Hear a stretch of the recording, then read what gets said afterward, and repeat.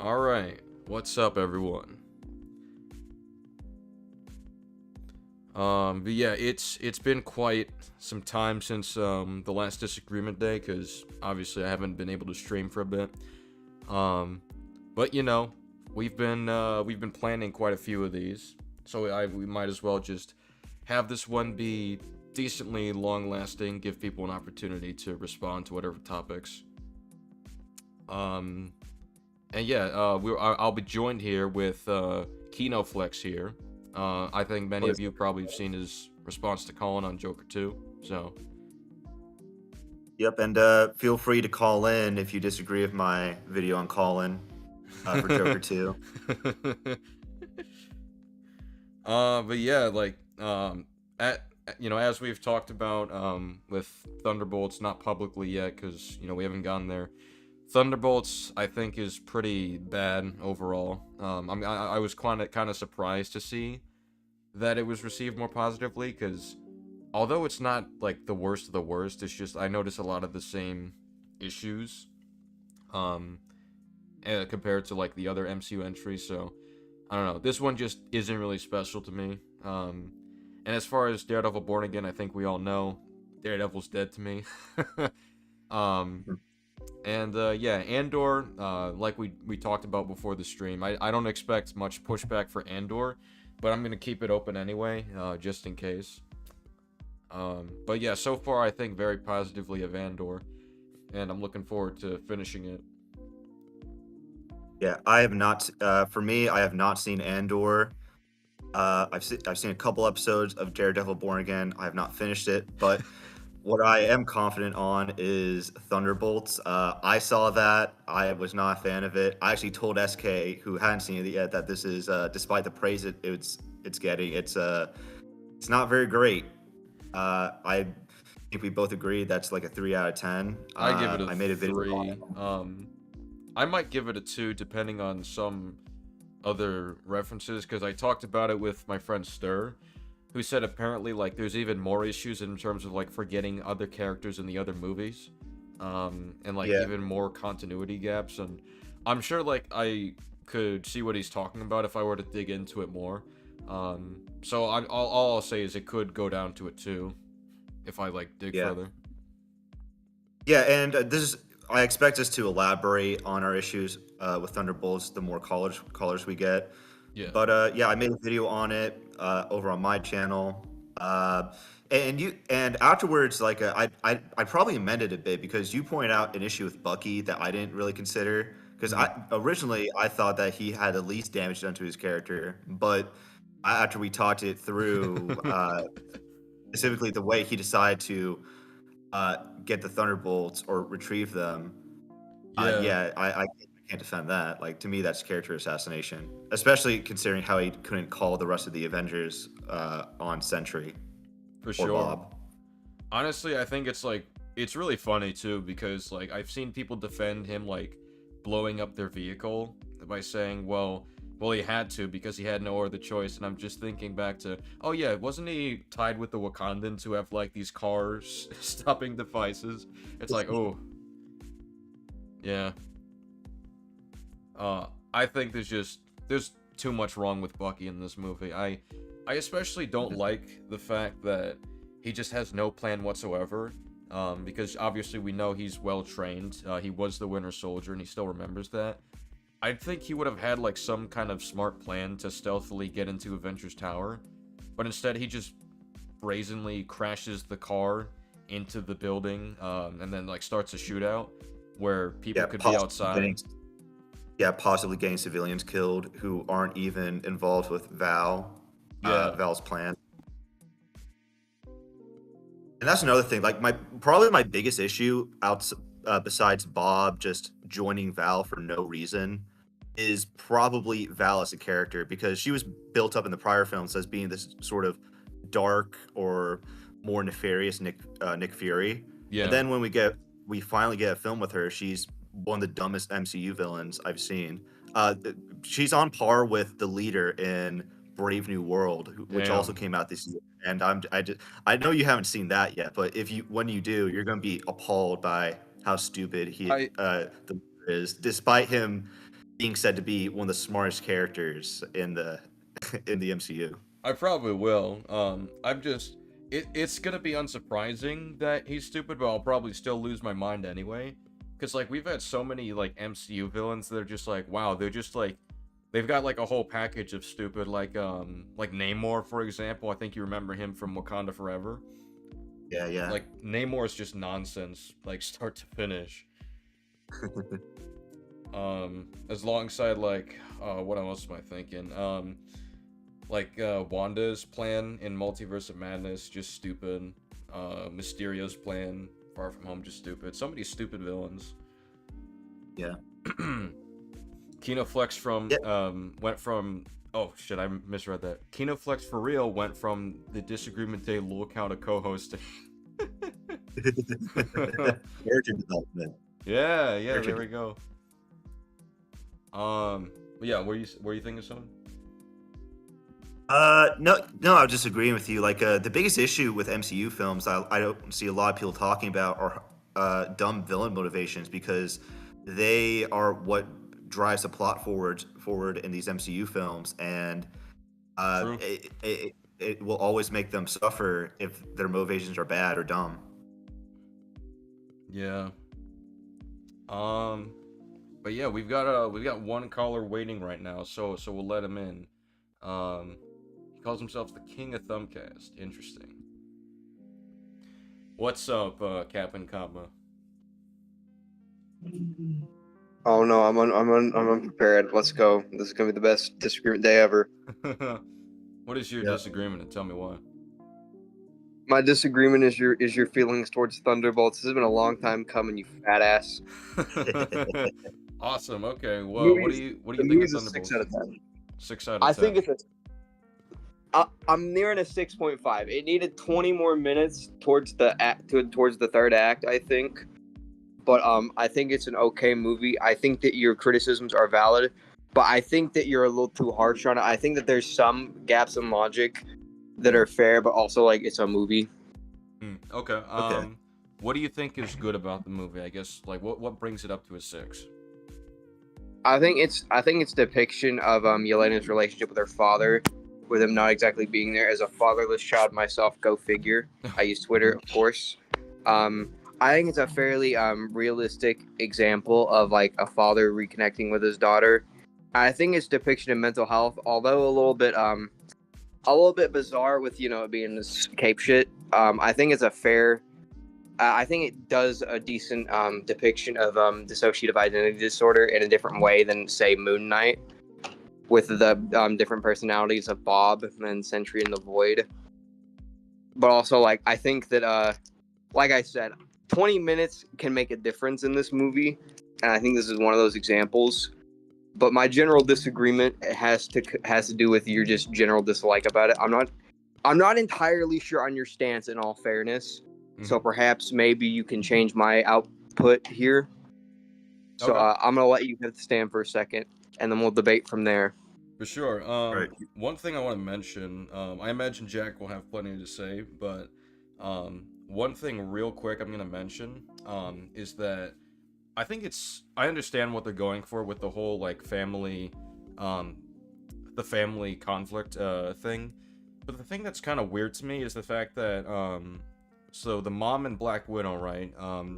So when I first watched Thunderbolts, I thought she straight up died because she wasn't in the movie. But then I remember back to like Black Widow, and it's like, well, no, she didn't die in the movie. So I'm just thinking, wait, so what happened to her? And she's just kind of absent, and there's no mention of her, or at least a meaningful mention, like to address like where she even is or how she's involved. So I think that part of it just makes it kind of incomplete. That's just a thought that I had about that. What they were trying to do with the family thing. But yeah, I just wanted to get that out real quick before Jack goes on. Yeah, yeah. I agree with SK. But first off, if I were to give any praise to the film, I would definitely agree that the chemistry the cast had between each other is pretty good in terms of MCU standards. I think they all complement each other pretty well. And but the problem I have with it is that in isolation, in isolation, there's no problem, but with the added context of their other appearances, they've pretty much been flanderized to a significant degree. And while there are like the moments between Yelena and Red Guardian are nice, uh, especially that one speech he gives her towards the end. Like other moments just make me just a bit frustrated because look at the Taskmaster, the way they handle Taskmaster. Now, granted, I hate this depiction of Taskmaster. I think everyone does. However, you need to keep in mind that once you establish a character, you can't just uh, throw what you've established away. And what they established in Black Widow is that this Taskmaster was brainwashed into being an assassin from a very young age, and so they were made into an assassin without their choice. And Natasha freed her from that control. And in this movie, that goes unacknowledged. And Natasha's sacrifice in saving her is kind of a waste. And so it's weird to me how Yelena doesn't really hold that against Ghost, or kind of just shrugs her shoulders at that. And yeah, like I said before, it's just a whole bunch of flanderization, and I would even go so far as to say character assassination for several other characters, which makes the whole film as a whole pretty disappointing. You know, I gotta agree. They did Taskmaster dirty. Even if I think that even if I think she had it coming, I hate this Taskmaster. But also, like, you don't just brush it under the rug. That's a damage control move, and I think that was rather silly. And I think that the fact that they acknowledge it like once in the movie is a little bit meh. But also, there's not a lot of relevance in it. But at the same time, with like Ghost as a character, like, why is she just killing people now? I haven't watched Ant-Man and the Wasp, so it might be within her moral compass, but I don't recall that being just like something established that she just would just kill that. Like, I don't even think they've established that she's working for Valentina. That's like my one complaint with the movie in general, is that I think that I think it wants to be its own thing while still having like context that's important to understanding certain characters. Mm-hmm.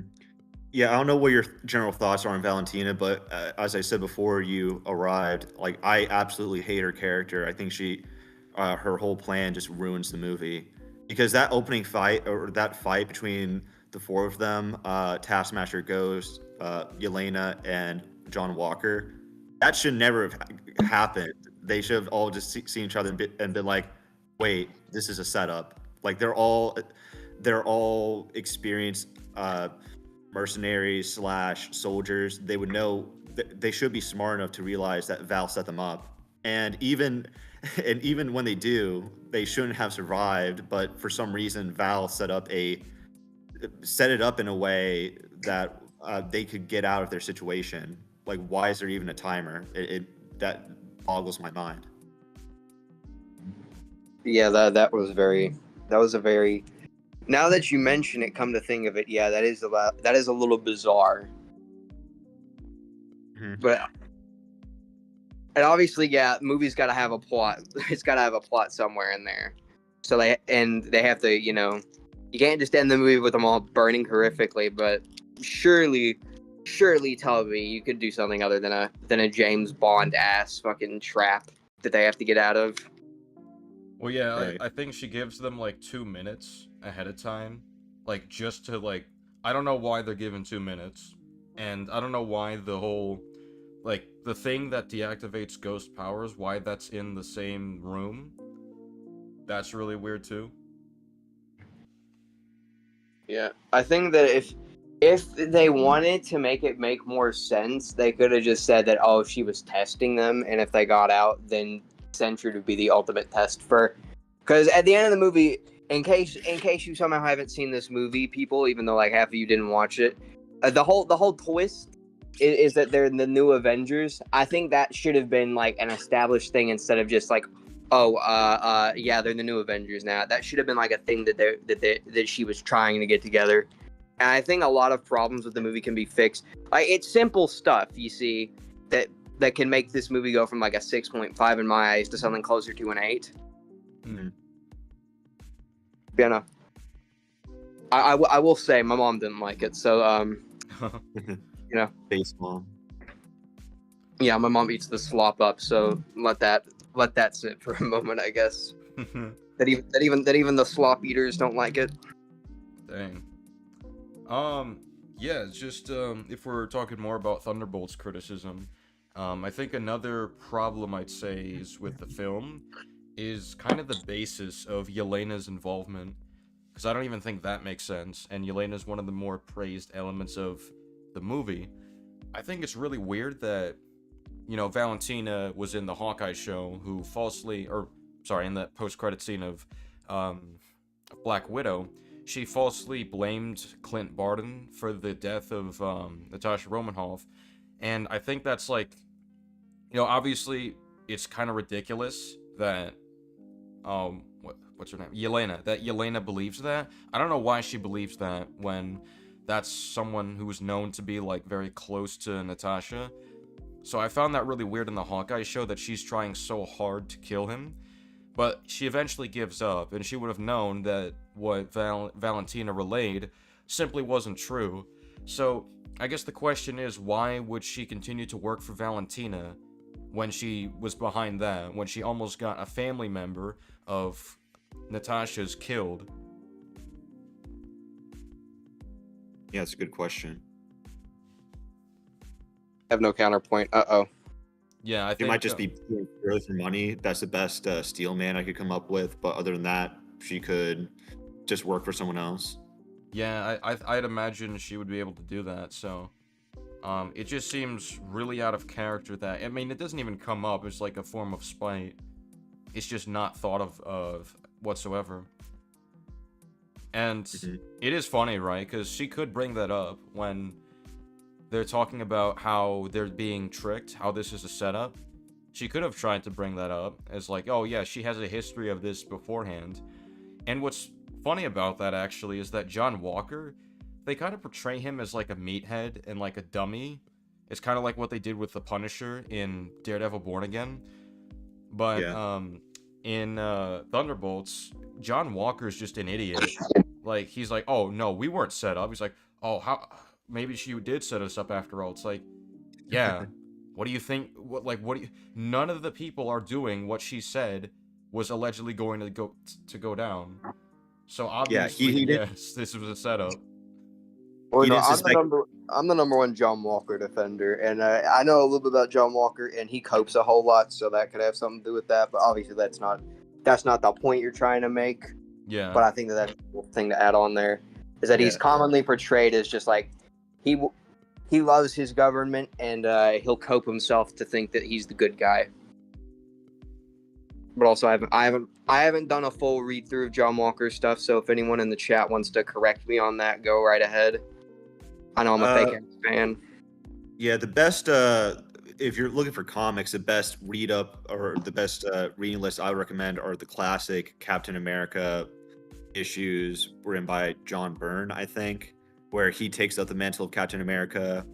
He and Battlestar take up the mantle and they become Captain America for a bit. And Captain America, Steve Rogers, just becomes the captain. He wears the black suit. And you get a couple issues of them fighting like their own respective stories, fighting villains, namely the Serpent Society. And eventually that leads to a climax where John Walker is driven mad because he couldn't handle his parents get killed because his villains found out that he's Captain America, and he just couldn't handle it. He has a mental breakdown, and he ends up finding Steve Rogers, and he just gives up the shield back to him. Interesting. Just really good storyline. I might give that a shot one day. Yeah, I forget which issues they are specifically, but you can probably find that out online. Yeah, okay. Yeah, but I guess the next point we could tackle is the mental health themes in the film, because here's my whole issue. I feel as though when mental health was a theme in films decades ago, it was used as a way to justify poor writing decisions. Like, say a villain has the upper hand on the hero. The film will just go, oh, well, he's crazy, he has mental health issues. so he just makes a stupid decision for no reason. And that was made as a sort of point of to demonize those with mental health issues. But now it's kind of the opposite in a way, where as long as you frame someone with health issues with enough empathy, then any dumb decision they make can be disregarded. And I think that's a kind of point we see that at several points in the Thunderbolts, namely with Bob for no reason joining Valentina, even though he knows that she was trying to kill him and his friends. Yeah, that was Yeah, nonsensical. that's a fair assessment of that situation, and obviously he can figure out his. It's not exactly. I think that they needed to get, like I said, 20 minutes makes all the difference. That's kind of the main point that I wanted to make in terms of my main critiques with it, is that the movie was just too fucking short for, especially for like an ensemble movie. You know what could be interesting? If we were to rework the motivations of Bob, what we could do instead is perhaps make the flow of events so that Bob knows that Valentina trying to have them killed. He knows that, but he just wants to use her. He doesn't confront her on that just because he wanted to use her as a means to like push his name out forward, right? And then once she's no longer of use to him, then like in private some way, he could get back at Valentina, and that could work because he would have the full motivation to push himself out there, serve himself. And I don't think it would really make sense for him to just become a sycophant for Valentina and just follow her orders just cause. I think thank you. I think he would just simply run with it for a bit, but if she asks him to do something that he doesn't agree with, he'll just be like, I don't have to listen to you. I'll do what I want. I respect these people. And what could be interesting is that maybe he takes it too far. The whole I want to be a hero for myself angle. And the people on the Thunderbolts point out to him, that's not the reason you should be wanting to be a hero, putting yourself out there. It should be because you want to help everyone else. And maybe he doesn't understand that. Maybe he's using the attention to make up for something in his life. That could be a more interesting angle, especially with the mental health themes. Hold up, his writing is this fire. I have nothing else to add other than SK. Fuck you. The Switch 2 is gonna be a sweep. It's gonna sweep you, motherfucker. You badass kid. Okay, but yeah, that's all I have to say. Happy Pride Month, guys. The King of Thumpcast will return. Don't worry. Awesome. Wash your hands. All right. Thank you for calling in. Yeah, thank you for calling in. We got Master Jedi Cat. We'll bring them in. Hello, Master Jedi Cat. What is your disagreement, and tell us why? It's gonna be a sweep. Hi. I wanted to discuss Andor. I Go for it. really like season 2. However, I think there are some issues in it. Overall, pretty good. Yeah, go for it. Just real quick, I've only seen like about half of season 2, so I haven't finished the whole thing. But when I was responding to that Star Wars girl, she had only covered the first 3 episodes, so I didn't need to watch the later stuff to address it. Yeah, I get that. I have a few criticisms of the first 3 episodes of the show, so we can discuss them if you want. Okay, go for it. Yeah. The plotline with the rebels capturing Andor on Yavin is too long for the purposes it serves. It is meant to show how the rebels are disorganized and at odds with each other, but this idea is relatively simple and didn't require the screen time it received, so it could have been shortened with the same effect achieved. On top of that, the rebels in this plotline receive very little characterization and development and are never brought up again. Cassian doesn't really get much character development either, if any. Okay. I guess to question you on what you're talking about regarding how much time was spent, were there any particular scenes that you think overstayed its welcome in I think it's episode 2 or 1, if I'm not mistaken. I can't remember. But like, which scenes did you think might have overstayed their welcome? Just as Um, examples. I think we didn't need the aftermath of the conflict between the two leaders, the two like leaders that emerged after the rebels started arguing. I think we didn't need them sitting in two separate camps for a long time and like starving and that kind of stuff because well what I'm suggesting is that, for instance, we could see them starting to um, shoot at each other, and then Andor uses that moment to escape and steal the TIE Avenger and leave. And the rebels eventually stop shooting and realize that their conflict led to them losing the TIE Avenger. So I think that would save us some screen time for other cool stuff that Andor has a lot of. I think I guess I obviously have only seen it once, so kind of going off memory here. So people in the comments, you know, feel free to correct me on anything if I'm misrepresenting anything by mistake. But as I recall, when showing the aftermath of some of their conflict, right? Because you talked about how it transitioned from day to night, right? Yeah. I think what that's meant to indicate to us is how, I guess, desperate but either side is in that situation. Just the timing itself is a visual indicator of that, and it shows the commitments towards this this inner conflict between the two parties. So I think that actually kind of aids the episode to focus on that. And I think, like, in order for, you know, a conflict between two factions to be believable, I would need to see, like, one, commitment to their ideas, of course, but two, you know, I would need to see through their actions that they are, that they actually take this seriously. And this eventually leads to them trying to find a resolution, because, you know, like you said, it's becoming, you know, it's kind of being dragged out, right? But I think that's kind of the point. They're understanding that it's becoming more and more dragged out, and there needs to be some kind of attempt at a resolution, some kind of ceasefire. And that's why they do the game later on. Yeah.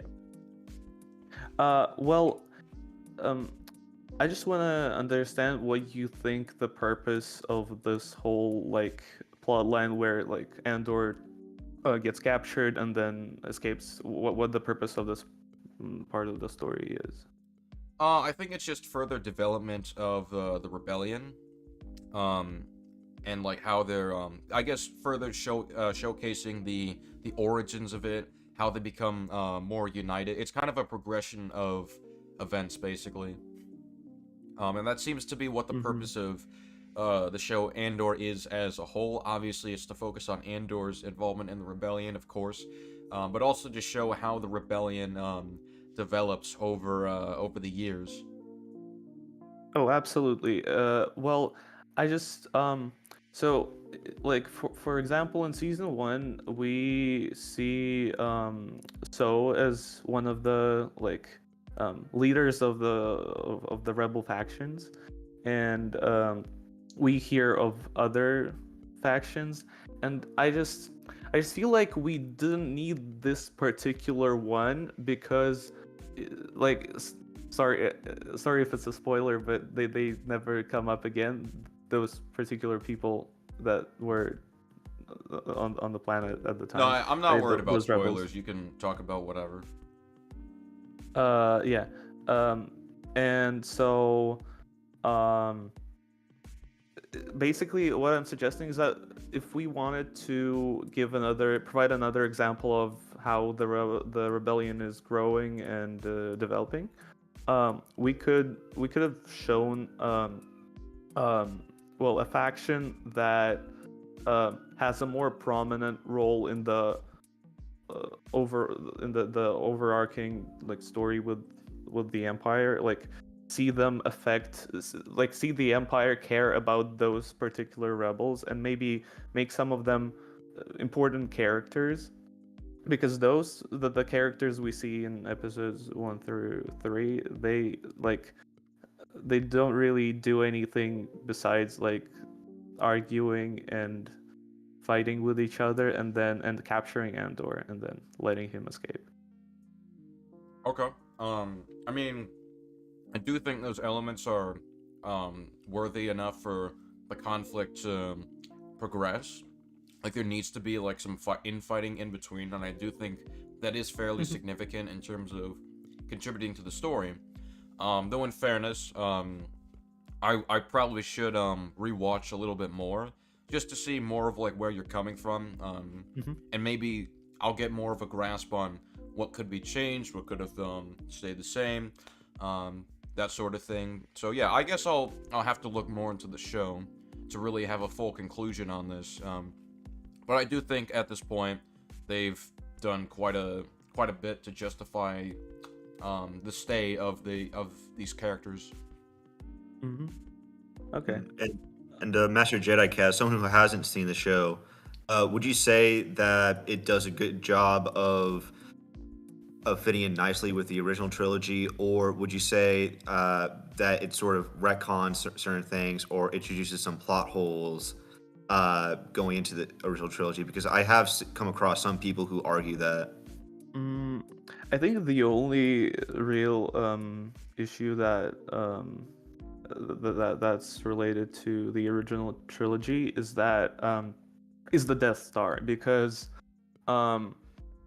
it is somewhat hard to believe that such a massive like space station has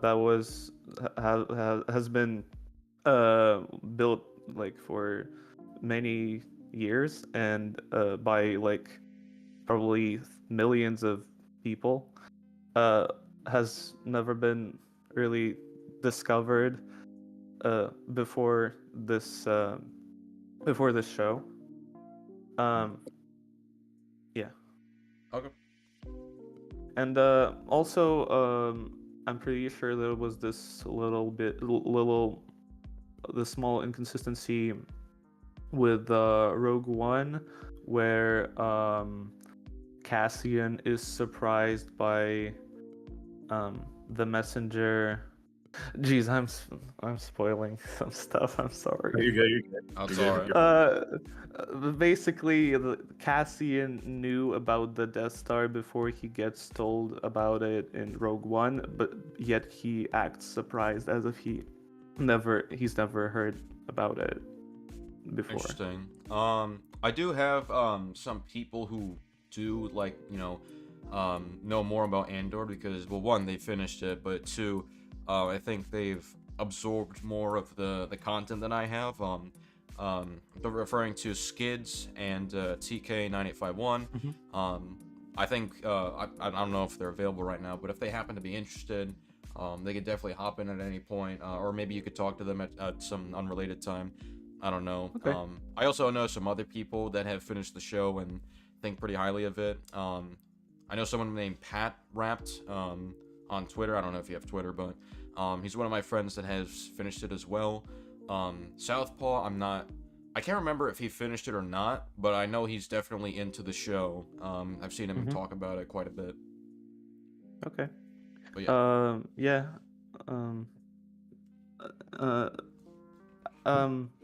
I also wanted to quickly mention a few problems with this Rebel plotline.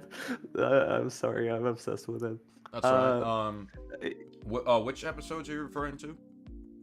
I think episodes 2 and 3 mostly. Okay. Yeah. So my issue is that let's mention one of the like obvious ones.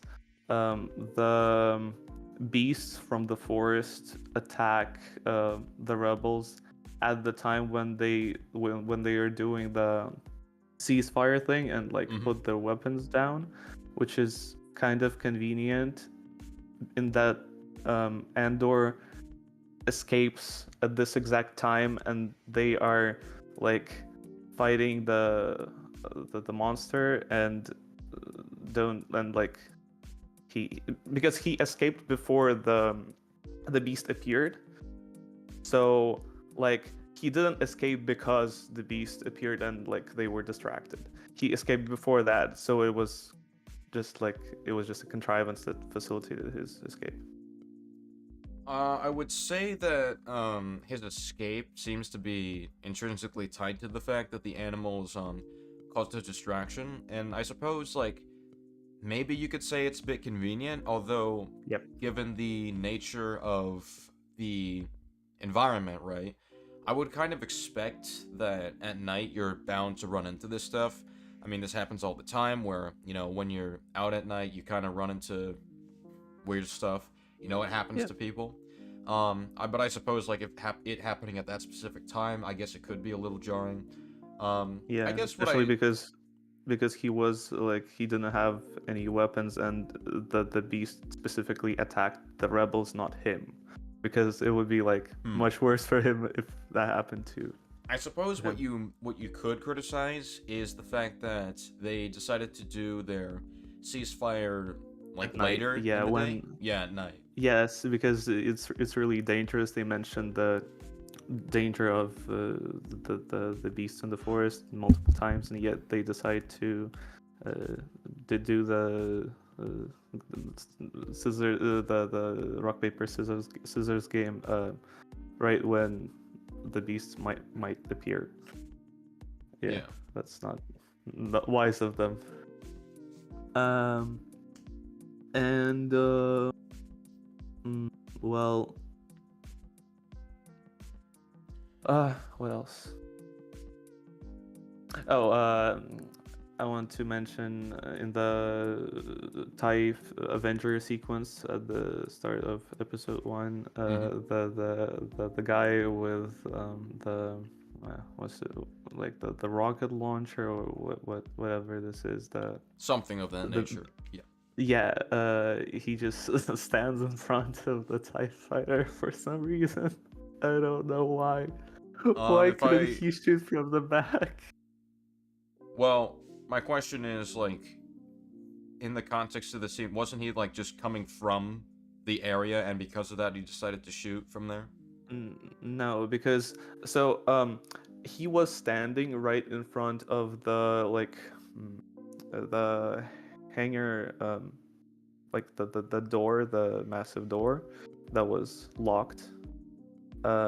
And so he didn't enter through the door. He came from the side or from behind. I don't know why he decided to stand in front of it, in front of the TIE Avenger, because that makes him vulnerable to the ship's cannons. Okay. I'm just gonna skim the scene real quick on my phone because I have it Yeah, up. sure. Just to see what you're talking about. And when he misses, he's like, no big deal. I'm gonna just reload it I'm right looking now. at the scene, right, and it seems to me like the glass area, or which I presume is the weakest material on the ship. It seems to me the glass is more prevalent in the front area, so I'm guessing that's the reason he would have went to the front. Interesting. Maybe. But I think even if that is true, it would make sense for him to stand like to the side and shoot at the glass area, not like almost in front of it. Sorry, what? Right. It would make more sense to shoot at the glass area of the ship from the side, like from a safe angle. My whole point was that the glass is just more prevalent on the front. That was why. Yeah, but I you brought that up. can shoot at the front from like from the side, standing like to the side, right? Well, wouldn't it be a little bit harder to aim at the front if you're like on the side? Perhaps. But like, okay, maybe he's he wants to shoot through the glass area, right? uh, doesn't he understand that the ship can like kill him in multiple in multiple different ways? Like it can It smash him, it can shoot him, it can do anything, and it takes quite a long time to reload the thing, and he just does it as if like he's not in grave danger. Well, I think the idea here is that, like, yes, he is putting himself on the line to do it, but I think from his perspective, if he doesn't do that, then he's just gonna keep shooting at them. He definitely could, because we've seen the ship turn around, and most of all, they don't want him to escape, because he could be a very important asset, and he's a massive risk to their security. And I guess to add on to that, sure that he could be shot down by the fire. That's that's definitely a risk there. But I feel like in order to like, if they want to get this guy, I'm not sure what other option would be more efficient to get the job done. Like someone has to do that job. He could shoot at the at the engines, maybe. Well, it would be difficult to shoot at the entrance, right? If No, it's like at the like I mean, he could like stand from the back and shoot at the engines. Perhaps they might be like vulnerable as well. well, like I said, the most vulnerable you're gonna get is like the glass area. Hmm. Because like if you get a really good shot, right, and it shatters the glass, like all that's gonna go flying in his face. Mm. Whereas if you shoot from the back, like even if you penetrate the ship, you're not gonna get him because he's not in the back, he's in the front. Yeah. Okay. Well, I'm looking at the scene right now, and like if he was standing at the like at the side of the door that Andor is trying to, Andor's gonna break in a few seconds. Like he's currently standing almost in the middle. If he was standing like to the side, the glass area is still like pretty easy to shoot at. Well, how so, right? Because the glass is like I said, the glass is generally in the front area. But he can still shoot at the front because there's a clear shot.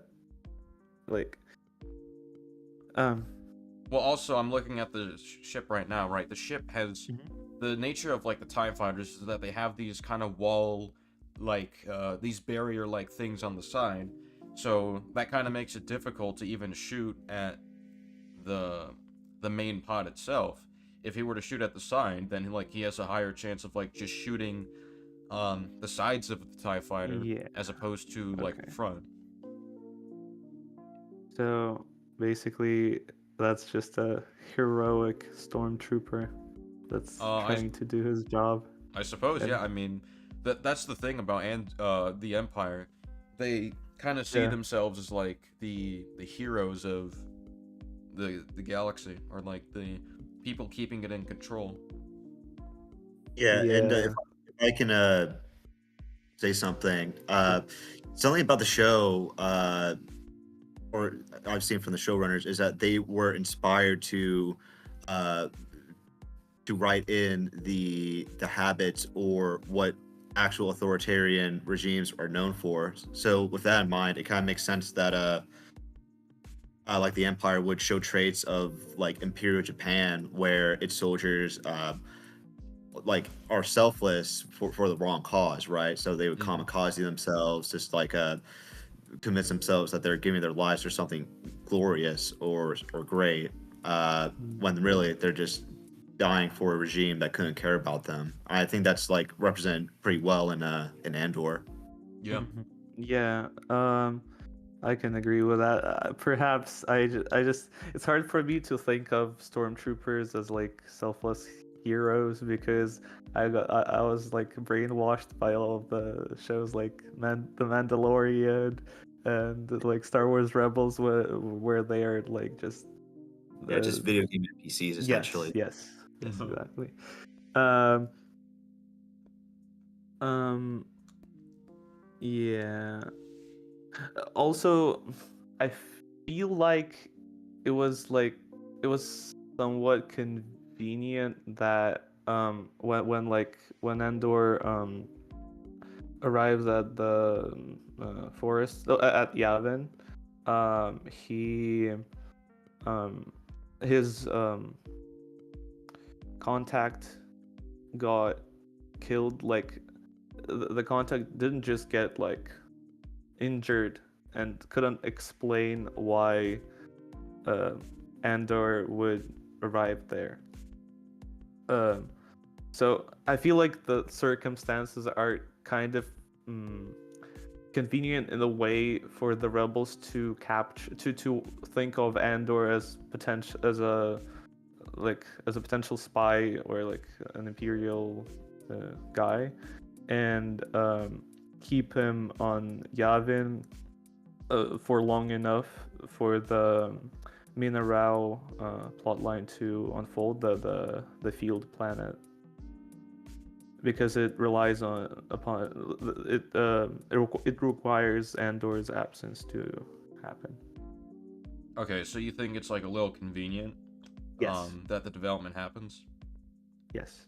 And by the development, it's like the idea that he can't make it back to the, Yeah, he makes it back to the field planet right on like he's absent for long enough for the conflict with the Empire to occur, but not long enough for his friends to get captured and or killed.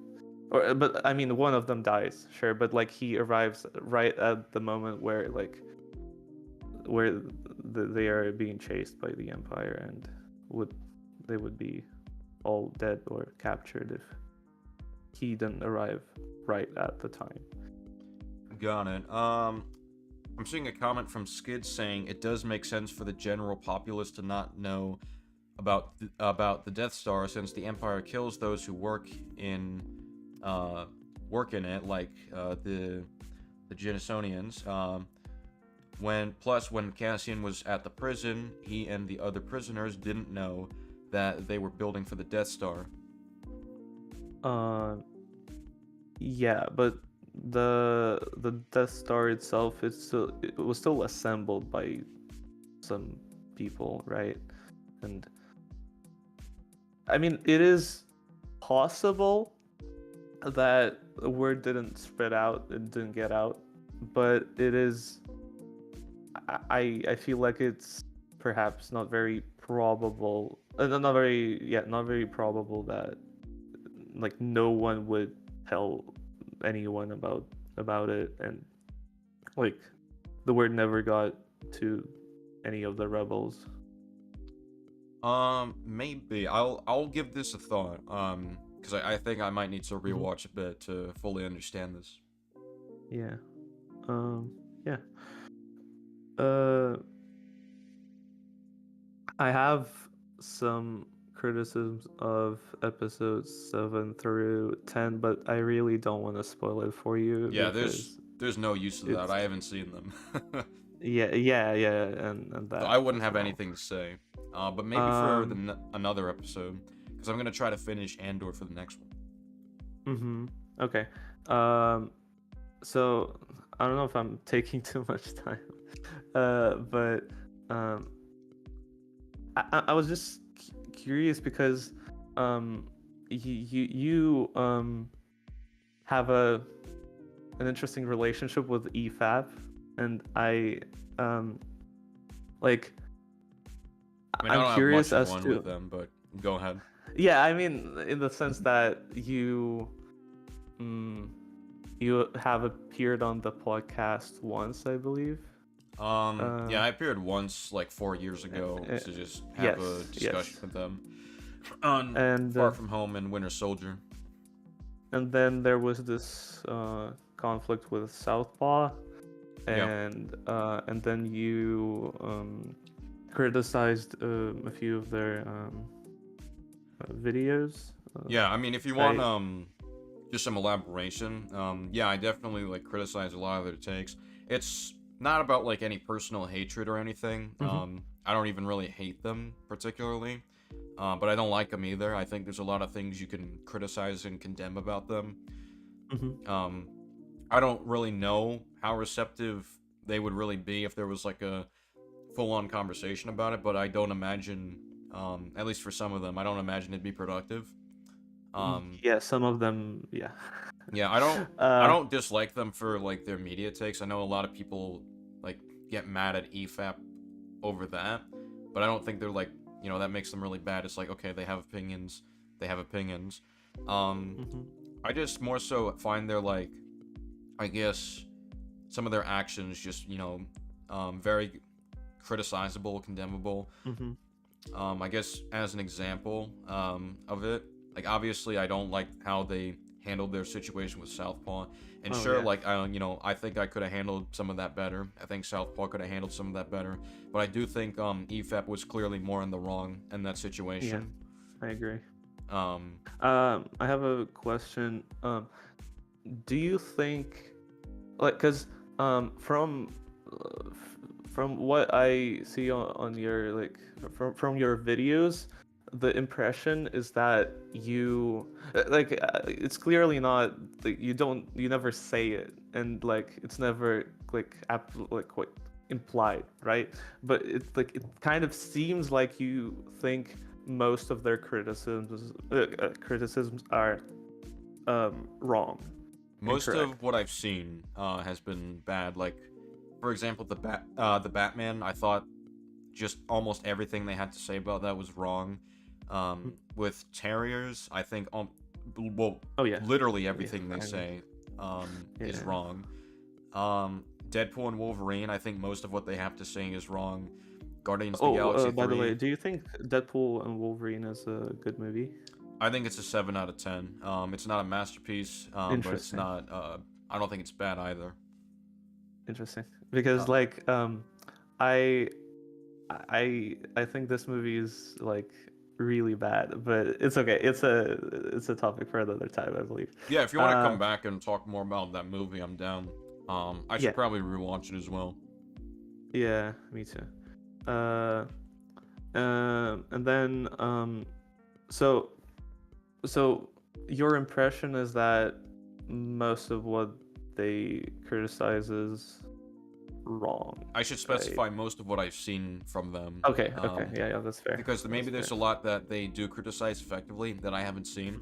I wouldn't know. I will say though that I did, out of curiosity, look at their criticism of Daredevil Born Again.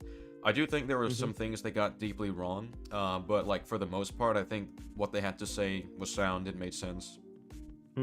Okay. Yeah, because I'm not like I personally I'm a fan of EFAP. I don't think all of what they say is right. Apart from that, right? But my impression was that sure they do make mistakes sometimes, a lot of them, like a lot. Yep. But like overall, I feel like the majority of their criticisms are valid. Okay. That was my impression, because like I didn't watch all of the EFAPs, but I think I watched like maybe 100, 200, something like that. Yeah, I'm not an avid watcher, so I wouldn't know. I can only go off my experience. So. Yeah, that makes sense. Are you familiar with The Little Platoon and Random Film Talk by any chance? I've heard of them and seen some clips, but otherwise I don't really know. If you were to ask me to like talk about them in detail, I couldn't. Yeah, I get that. I just quite like them and want to know if you disagree. But it seems like you don't know them. I couldn't like give an opinion, really. Yeah, I'd have to watch more. That's fine. And I think Thunderbolts is bad. I was gonna ask what you think is good about it too. I give it a 3. And it could be a 2 if I dig more. Yeah. Yeah, I was gonna ask what you think was good about it and potentially disagree, but you did the same thing when you were talking to Captain. Captain Cabo, Sorry. yeah. Yeah. So I feel like we're on the same page here. And I think Daredevil Born Again is absolutely terrible. Yeah. I at first I thought it wasn't that bad, but I quickly realized that it was really not. And the only thing I kind of disagree about the show is how Daredevil like I think Daredevil in those circumstances he could have potentially thrown Bullseye off the roof. I know that it is controversial, and I get that like consciously he wouldn't do that because he has the no killing rule, right? Mm-hmm. But um, he was. I felt like he was so emotionally like. What I'm saying is that if this story went in a different direction, if it explored the topic of like fighting the unconscious and like trying to understand what you can do with it if it's like if it's going against you, like how he unconsciously like his moment, like his anger in that moment was overtook him for just 1 second, and he like threw Bullseye off the roof, and like No, I get that angle. Yeah, I get what they're going for. My problem is that I just don't think Matt is capable of acting that way. That's not an impulse he's capable of, and the reason for that, which I've talked about quite a few examples in my Daredevil Born Again video, but I think a good example would be the fact that he didn't try to kill Dex at the church, when there was a point where he absolutely could have if he actually tried harder. Another example I do would you like think to... so? Yeah, there's two other examples I'd like to bring up, actually. Okay. One would be the fact that he didn't try to kill Dex in the fight with Kingpin. He didn't try to kill him, but also the fact that despite him insisting that he was going to kill Kingpin, he was defending Kingpin from being killed. If he really had it in him to kill Kingpin, he would have just let Dex stab him over and over again, and kind of let him finish the job, which would make it easier for him to get out of the situation. So for that regard, I don't believe that he's capable of doing what he did to Dex in Daredevil Born Again. So first I want to comment on the two on the previous two examples.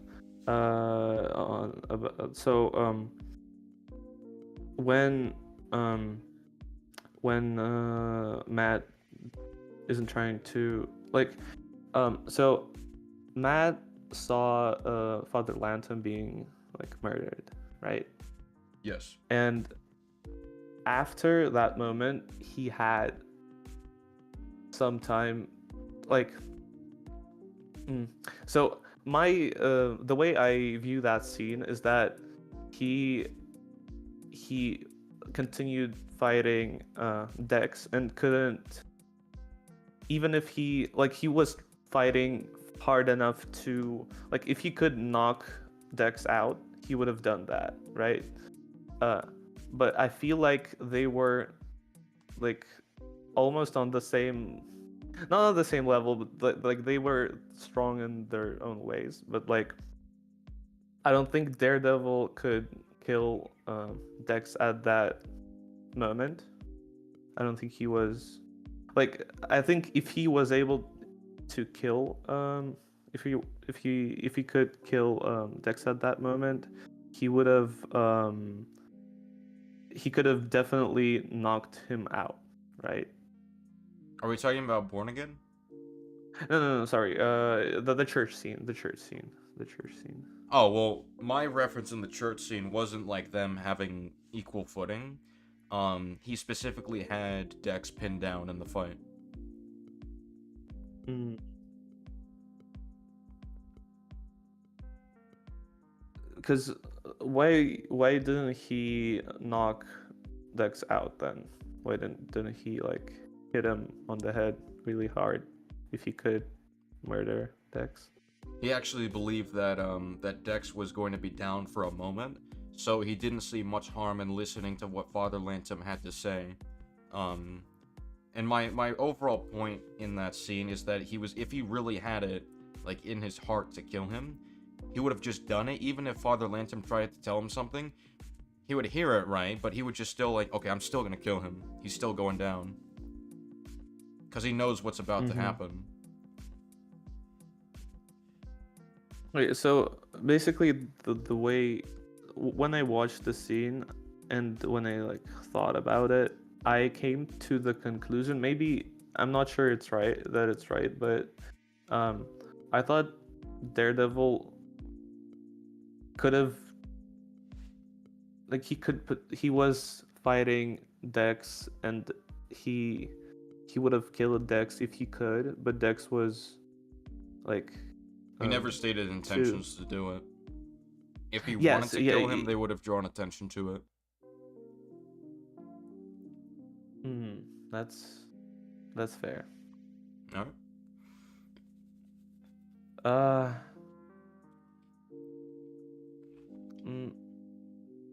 Like maybe he had this impulse in his head for a second, but then he like overcame it.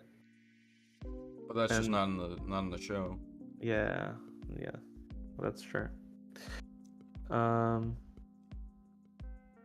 Yeah, and like they could recontextualize that later, but it wouldn't be.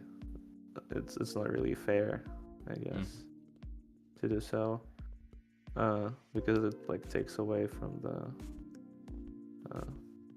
the original show's payoffs, perhaps.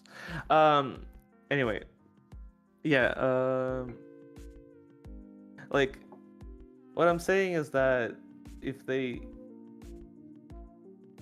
try to recontextualize it in a way that Daredevil has a like sometimes anger just overflows and he cannot control himself for like a split second, but then he after something like horrible happens to him, but then like in a few seconds he becomes like conscious enough to control this anger. And if they explored that, if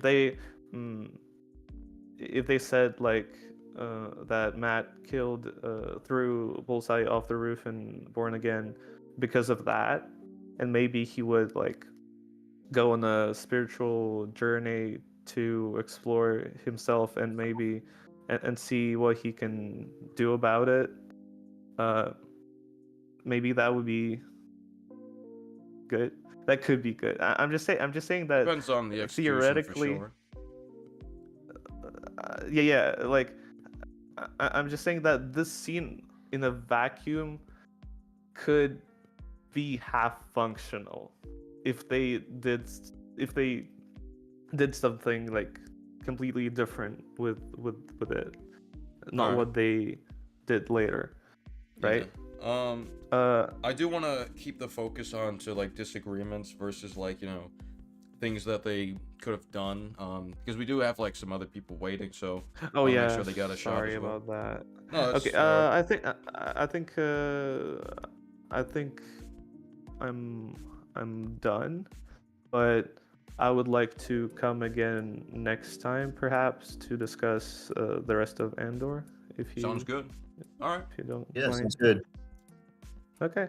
All right. Thank you for coming on. Thank you for having me. All right. Thanks for coming. See you later. See you guys. Bye. Later. All right. Anchor Being was next, as I recall. What is up, Anchor Being? Oh, am I in or? Yeah, you are Hey, in, you're my in. guy. Oh, okay. Well, first of all, SK, in regards to Thunderbolts, what if I told you that I like the person who made it? Therefore, I think Colin would appreciate that argument, you know. The forehead appreciate. I was gonna say though, like in fairness, I do have a legitimate disagreement to one point specifically what you said to I think it was Kaba earlier, Okay, what's the disagreement? which was like where you said something about like Bucky could call the Avengers. Technically, I mean, like okay, in fairness, I think I get what you mean. Like you could probably call in Sam Wilson or someone like that, but like the Avengers as a whole, post Endgame, which I know we all love here, it just don't exist. Well, so that's like I understand that, but what I mean is like all the other heroes that still Oh, do sure. exist, and Yeah, or To go in a- Wakandans even. yeah, I mentioned the Wakandans as well, and just to get into a Yeah, you wider mentioned issue. Wakandans, which, like, yeah, which to be fair, I did think you meant like other heroes, like you could have. Yeah, that's what I mean. That's what I mean. Wolverine, And I do think it is a wider problem that the Avengers weren't that they aren't a thing, because Sam as Captain America would have seen that as his responsibility. So Yeah, Well, have you seen Brave New World, or do you know what happens in it? I haven't seen it, but I've heard that he at the end tries to establish them, but it really doesn't matter. Yeah, Because this is 4 years later, and this Falcon and Winter Soldier, that was only half a year after the events of Endgame. So by then, like Yeah. come I guess it was 2024, I'm assuming. In Yeah, 2024, 2025, they should have had the Avengers established, but they don't. I mean that's kind of the MCU's fuck up, to be fair, that they didn't have like a proper Avengers film before. For sure. That's why I think the premise for Thunderbolts doesn't make sense. The new Avengers should already be here. Yeah. This could have been their defining moment to form. Yeah, the this could have Avengers. been like the big. This or Secret Invasion honestly should have been like the big moment you introduced them. Mm-hmm. Have fun with that nugget. By the way, that one is extra ass. Yeah, that'll be fun. Jack can attest, I guess, if you've seen it. Yeah, it was ass. It was dookie. All right. We got any other disagreements? No, that's pretty much it. To be fair. All right. Sounds good. Hope you Yeah, have a good I one. saw it in humanity. Thank you. No, thanks for having me on. Yeah, Appreciate thanks for it. calling in. See you Later. later. See you. I believe Gaming Rift was next, so I'll put him here. Yep. What's up, Gaming Rift? Shit, hold on. There's a delay.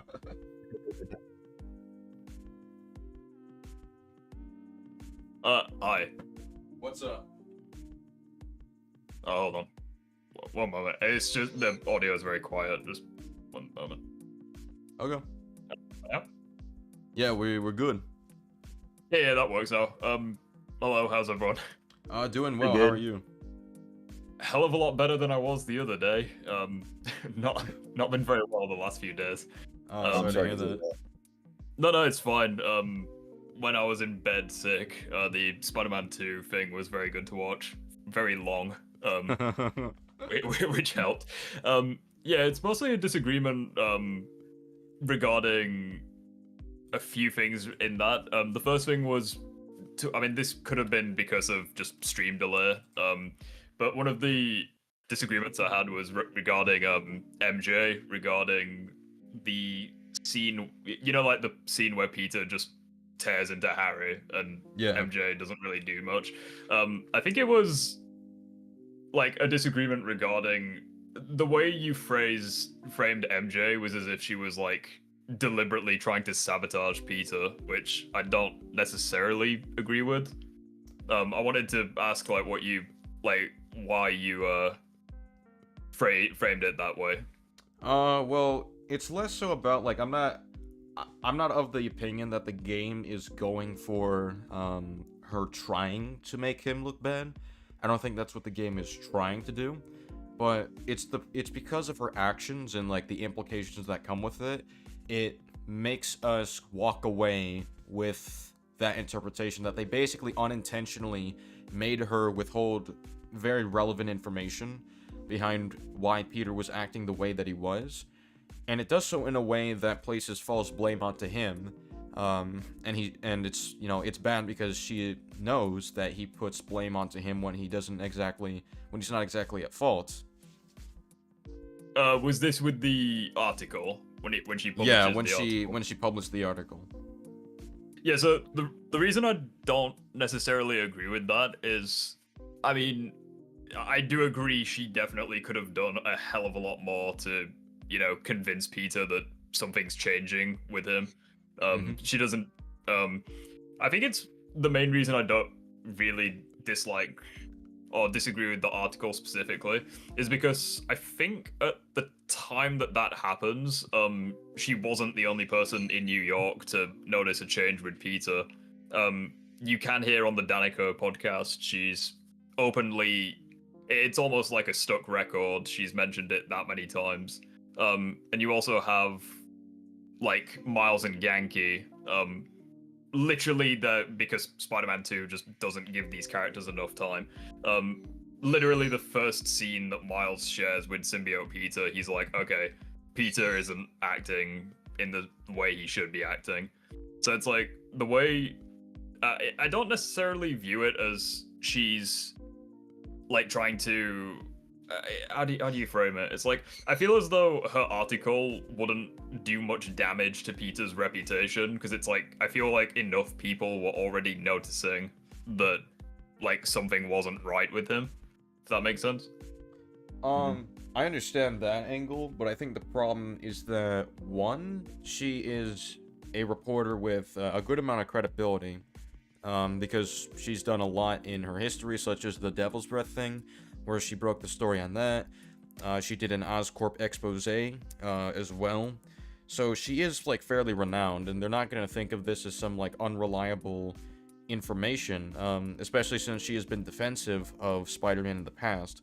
And I think another angle we have to consider this from is that although, yes, there are other sources out there trying to report on what's accurate, not everyone follows the correct sources. Some people can be misled.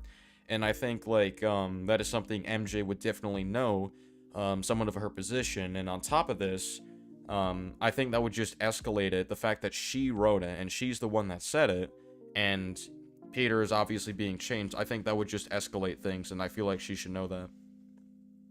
But it's like, wouldn't things escalate anyways?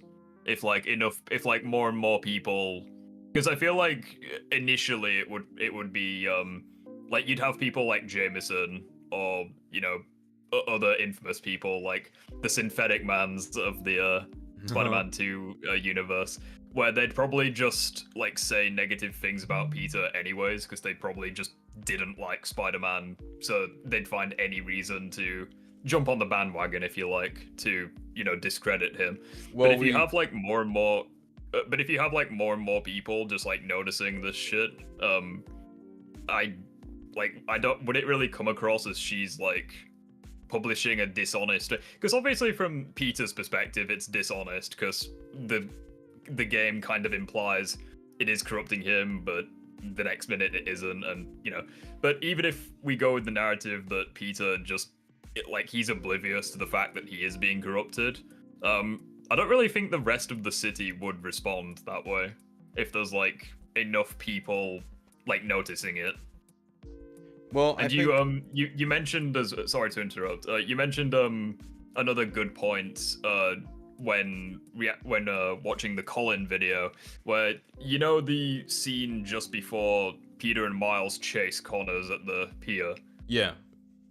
You mentioned that people, especially in this verse, like when it's set, people would have like CCTV evidence, possibly people like uploading it to social media, of Peter just roaring like an animal and brutally assaulting like the hunters, for example. I just feel like enough people would like not really be surprised, and I feel like the only one who would be surprised is Peter because of the symbiote's supposed influence on him. Well, I think something that's definitely important to account for is that there's people like in the comments section of that article that were actually convinced by it, where they're like, oh wow, I didn't realize he was like this. I used to be a supporter of him. And I think that's really going to stand out to people that MJ was a supporter of Spider-Man, and is saying all this like it actually is him doing this, and is neglecting the context of him clearly having changed. That's one angle we have to consider this from. But another angle is that Peter is not going to see it this way. He's not going to be thinking in his head, okay, well, maybe the public won't believe this because of this, or maybe this won't stand in the long run because of this. That's not how Peter thinks, especially since he often blames himself to an irrational extent, and that's something that MJ would know of. So I don't think MJ would believe this would help in that regard. In fact, I think from MJ's perspective, this would actually make things worse with them. And we do have to account for the fact that he says, your job is to write the truth, and she says, I did. Basically saying that she apparently believes that what she wrote is the truth when it's really not. It's like the way that I interpret that scene is basically like going over the events that happens. It's like she tried getting Peter's opinion of the article after the fight with Lizard, and Peter just shuts her down, and she's clearly unhappy about that, but she's like, all right, whatever. But then like later on, I think it's that same evening, it's been a while since I've played the game, Peter's like tearing apart the hunters. He acts like an animal in the tunnel. He should have killed her. It's a miracle that she survives that. But regardless, at that point, even if like she brushed it off as Peter just being reckless because he was stressed about Harry, it's pretty clear that at this point he is not acting in character, like something's horribly wrong. But I'm fairly certain even after that, you see like Peter's on his phone and she tries getting his attention, I think, and he doesn't respond for a while. So the way that, and I feel like the game does a pretty terrible job explaining this, but the way that I interpreted it was, okay, at this point she is aware that Peter is legitimately dangerous, and he's not like got back in contact with her. So for all she knows, he could have literally just become a monster if he's not like responded to her. And the way that I interpreted this was she posted the article as like an attempt to get him to snap out of it. So when he's like, oh, your job is to write the truth, and she says, I did, that's kind of how I interpreted things. Well, like it was kind of like especially since oh, sorry, I'll let you go. Oh, that's all right. I think like if the idea is for him to try to like snap out of it, I think one of the key things that's important to talk about is the consequences of it, not necessarily in a way to publish it, to smear him, which that would only escalate things if like he's getting public backlash because of it. If anything, it would be better to have this conversation privately. I mean, that's just a common thing with people in general. Whenever they have conflict, something they commonly do is keep it between them, keep it private, as opposed to getting the public involved, because that would only make that would only draw unwanted attention. And I think that's something MJ would definitely understand. And yeah, I think like if we consider the information that she extrapolated, she knows that like the symbiote is like because remember, Peter says MJ and then, you know, he's like run or something, right? You can kind of tell that Peter was trying to say something, but then he was just knocked back out of control. So she would have reason to believe that Peter is clearly being controlled and he's not actually a monster, or at least there's a chance that he isn't a monster. So I think someone's got echo right now. But what was I about to say? Oh yeah, but I think like because Peter tried to kill her, I think that's something she definitely should have mentioned if she really wanted to snap him out of it, which didn't happen. And I definitely think once again, like with the whole you know, public angle, it only adds unwanted attention and only adds unwanted pressure to the situation. Yeah, I agree.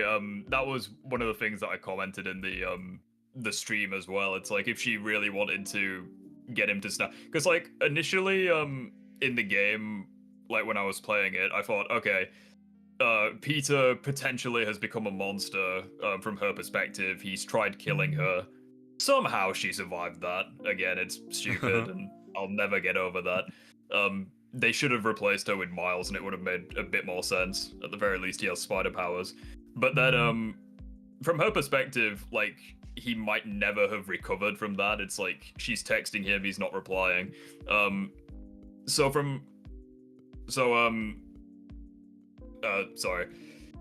I feel like she posted the article mainly because at that point it wouldn't have made much of a difference. Like, if you have like a rogue Spider-Man clearly acting like no better than Rhino, for example, like he's out of control on the loose.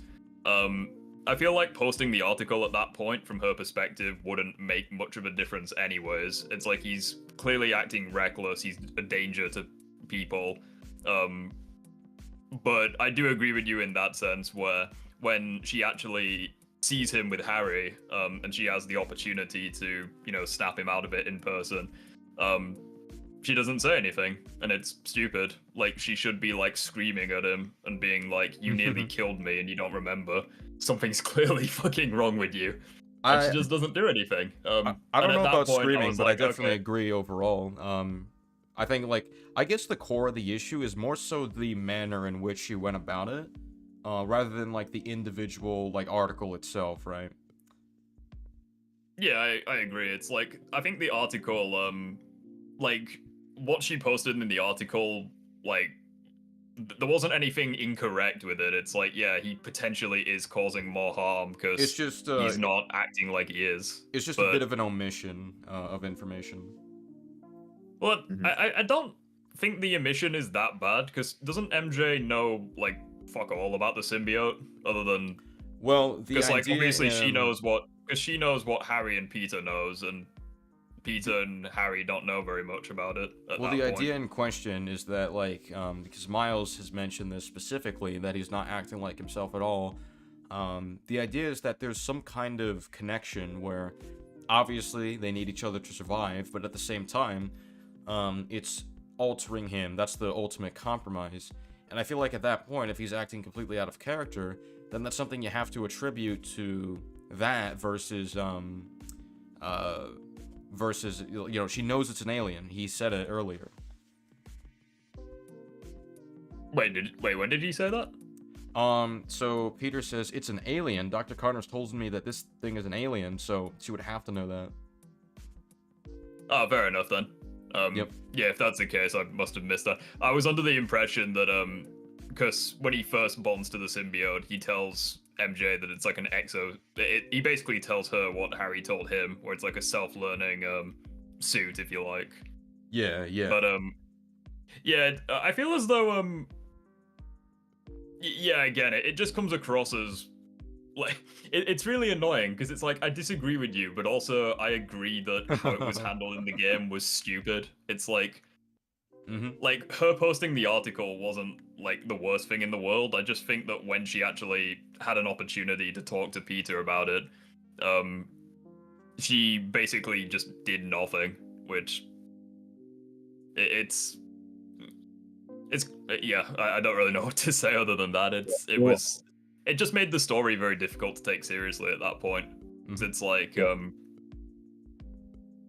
because the way that I figured it would have changed the scene was, like in Spider-Man 3 when Peter like slaps MJ and he immediately just breaks out of it and he's like, oh shit, something's wrong.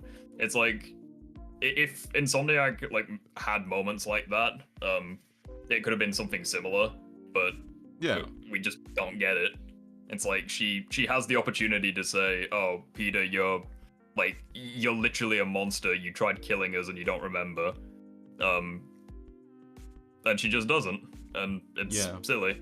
But, I think another element to this that people dislike is that MJ's character in this game seems to be backtracking her character in the first game, because her whole story arc in that game was spent showing Peter that she's just as capable in her own way without powers, and that she should learn to and that he should learn to trust her more, and that's how the relationship ended up being. But when he trusted her in this game, he ended up getting burnt a little bit, and that's due not only because she wants a promotion and to raise awareness of Peter like acting dangerously, but there's also like some pent up frustration as well, with the recognition he gets as Spider-Man, as seen in the Scream boss fight. So I think people were just a bit perplexed by that change in her character. Just to get my 2 cents out there. Yeah, was this when she's like screaming at Peter with the With Scream symbiote? Yeah. Yeah. That again, it is what it is. It's nice talking about the Scream fight without bringing up the other arguments that people have made about that, where it's just strong female characters and all that shit. Critical drinker arguments. Would you necessarily say that that's like MJ regressing as a character, or well, not regressing, but well, yeah, I suppose regressing. Or would it just be a case of kind of like with the black suit, where she's just saying everything that she's buried deep down, kind of like with Peter when he had the black suit? I think it definitely depends, but I think in her case, it's based on insecurities like that she actually has. But the main problem is that like these insecurities in particular have been overcome in Spider-Man PS4. That was the whole point. Yeah. And Peter also overcomes like his like character flaws in that game as well. But it's like with the black suit, how they kind of go with the idea that he like regresses as a character. Would you say that that's a similar thing with MJ, or yeah, is that, I would say they both share similar issues as far as how it's done. That's fair.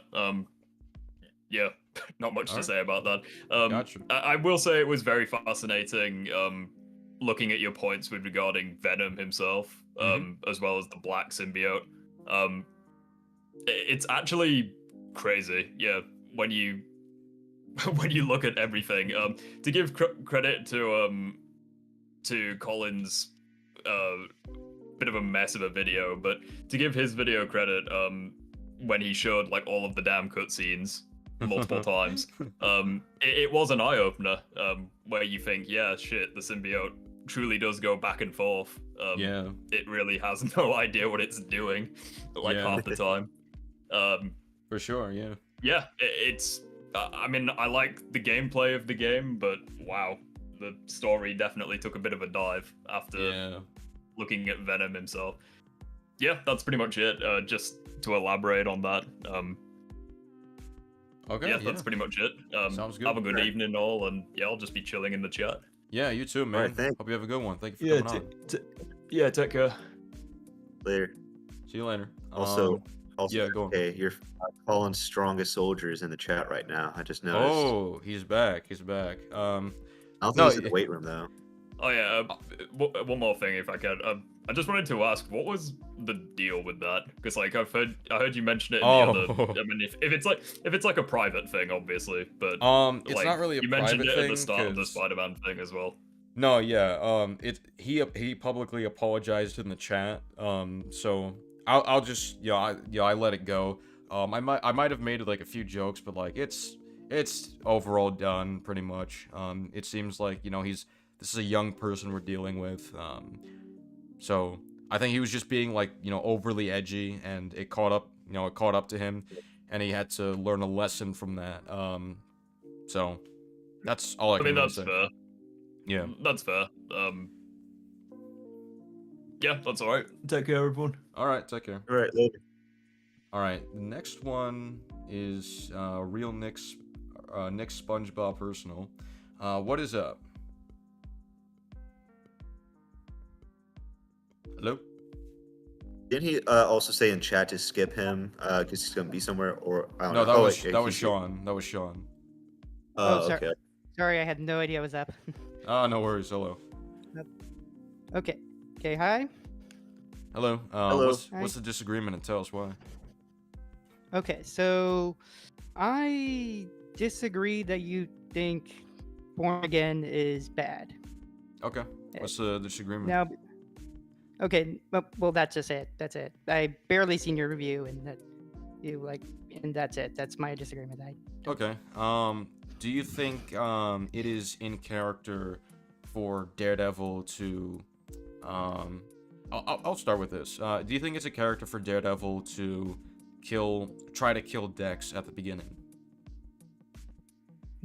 Um, yes, but he is emotional after seeing Foggy almost die, right, and then die.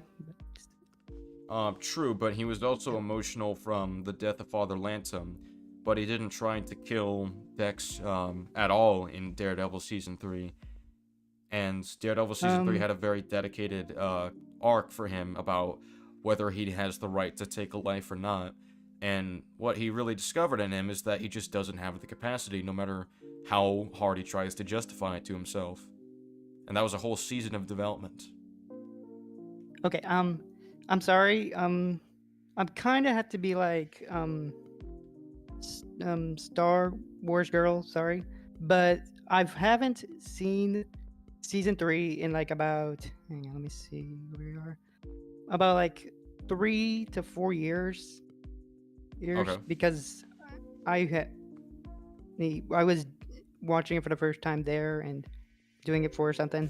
Okay, so then I guess as far as Daredevil, maybe I'll just hold off on that as like a disagreement. What I would just recommend is, well, for one, I would watch the original Netflix show once again, because I think, well, one, it's a great show, so I think you'll enjoy it quite a bit. But two, No, yeah, I have seen it, but it's like but again, it's like it's been 4 years. No, yeah, but what I was getting at is And that plus, I think, I was watching it like a weird way, but that's how I watch everything.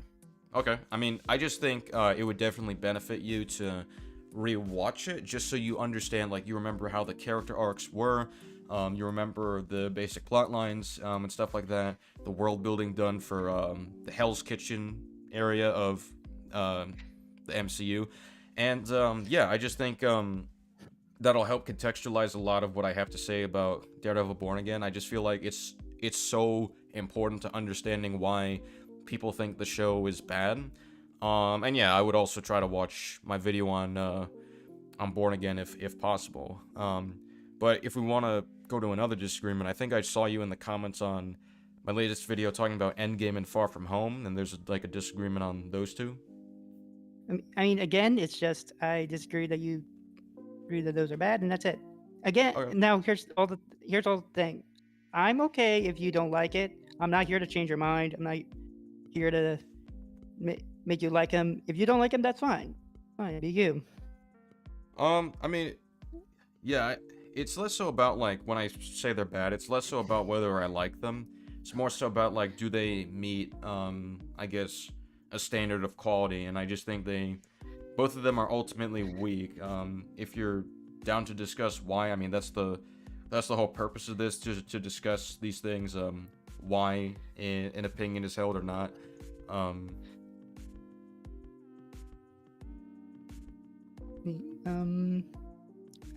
mean, just like I said, it's just I haven't seen much of your thoughts, and I like them, and that's it. Okay. I guess to share some about Endgame, right? I think a big problem in Avengers Endgame is that the time travel plotline doesn't make a whole lot of sense. I think one of the glaring issues is the many time travel decisions that they could have made. Like, for example, the fact that they're just like, oh, well, they only have one round trip each, but for some reason they don't try to get more Pym particles from the past to replicate more and more and more of them. They basically have an infinite supply of Pym particles, but for some reason they don't get like 50 of them in the past. I think I heard this argument before, and I think I also heard it in the same place get rebutted or fixed. Well, what's the rebuttal? And that I think it was like they're trying to do this as fast as they can, and they're not on a time more limit because so, it's time travel. I mean, no, but for themselves, really, not basis on there's something big happening and worried about that. It's more so themselves that they put themselves on a time limit, not the world's in danger and they need these quickly. Well, they're not putting themselves on a time limit. They don't need to. No, like rush no, it. like no, like like, have you ever like put yourself on a time limit, even though it is really, really unnecessary? I'm confused here because it is necessary, because if they run out of pim particles, they're stuck and they can't go back to the present. No, that I understand, but man, but like, and like even then, I feel okay. Now it's hurting my head now. Here, I mean, that's kind of what thinking about Avengers Endgame does. It's kind of a mess. you just put me into that cycle, but yeah. Plus, right now, as far as I know, I think that Tony just thought of that in the spot, but like thought of it of when the pin particles would be, and him and Cap went there. Well, that's kind of a problem as well. Like the Avengers aren't thinking on the spot. These are very long planned, calculated decisions they're making. Well, thinking the spot after Loki got. Well, that's my problem. They need to be Space time, thinking. so- They need to be thinking before they go and time travel. Well, you always have a plan in action, but then it goes awry, and then you just try to think of the plan B. Yeah, but my point is, why isn't it plan A to get more pim particles? Yeah, that is still not. I don't understand that either now. Okay. That's just the start of the problems with their decisions. Another big Okay. problem for them is, well, I guess I'll talk about one in particular that really damages Nebula and Rocket, and it's the fact that they decided to go to Morag. They thought it was a good idea to go there, where Peter Quill was going to get the Power Stone, and they proceeded to like knock him out, which could get him captured or by like Korath and his gang, because they show up very soon afterwards. That's one problem. But another problem is that if Peter Quill doesn't retrieve the Power Stone and he doesn't succeed in the film, then he can't succeed in forming the Guardians of the Galaxy, which means they can't succeed in saving Xandar from getting destroyed. So that's a big problem for both Nebula and Rocket. Okay, wait. Is this actually not implying the whole time travel thing that they set up earlier? They said earlier, like not implying that like each and every time they ruin their timeline, it's actually just splitting a different universe. No, not... but that's my point. They're allowing a planet in another universe to be destroyed, which I don't think is in character for them.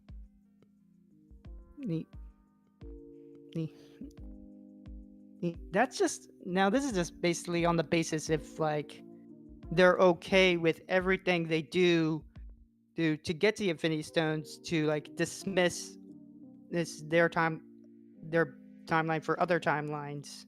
But they don't have to. That's the problem. They don't have to screw over a planet for this to happen. Oh, now just thinking about that does hurt my head. Thanks a lot for that. Well, like, if I were to give an example, right, they could have went after Thanos when he had all 6 stones at Wakanda, where he's busy, like, getting stabbed and has a speech with Thor. You can have Thor from the future just go up behind him and actually go for the head this time. Okay, that one I don't think I heard that one's a new one. And I feel like that one just to tell me that they could not do all the back into the future stuff and they just wanted to do fan service. That just sounds like they're trying to do that, and yet I just like the fan service, so I don't. I mean, sure, I understand, like, they wanted to do fan service, which definitely adds, like, to the experience. But the problem is that they were doing fan service at the expense of consistent writing for the characters in the plot.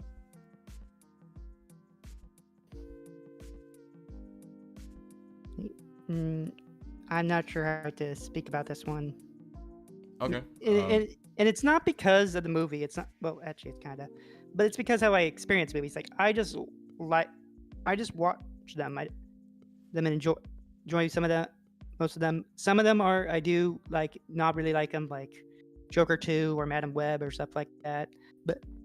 But most of these I'm just watching just to get out of my life, and I'm not watching to like really critique or rebuttal them. I'm just watching just to have a good time. The critique, it may happen. I might notice a plot hole, or a problem with the movie, but I'm just watching just to have a good time, really. That's fair. That's understandable. I would still say though that like movies they're kind of meant to be analyzed and dissected, and I think the movies that age the best are the ones that still stand the test of time upon further analysis and dissection. So that's just how I view, I guess, the judging movies as a whole. Yeah, if I were to ask a question, do you hold some movies in higher regard than others, even if you generally like them? I think you mean a bias. That really depends.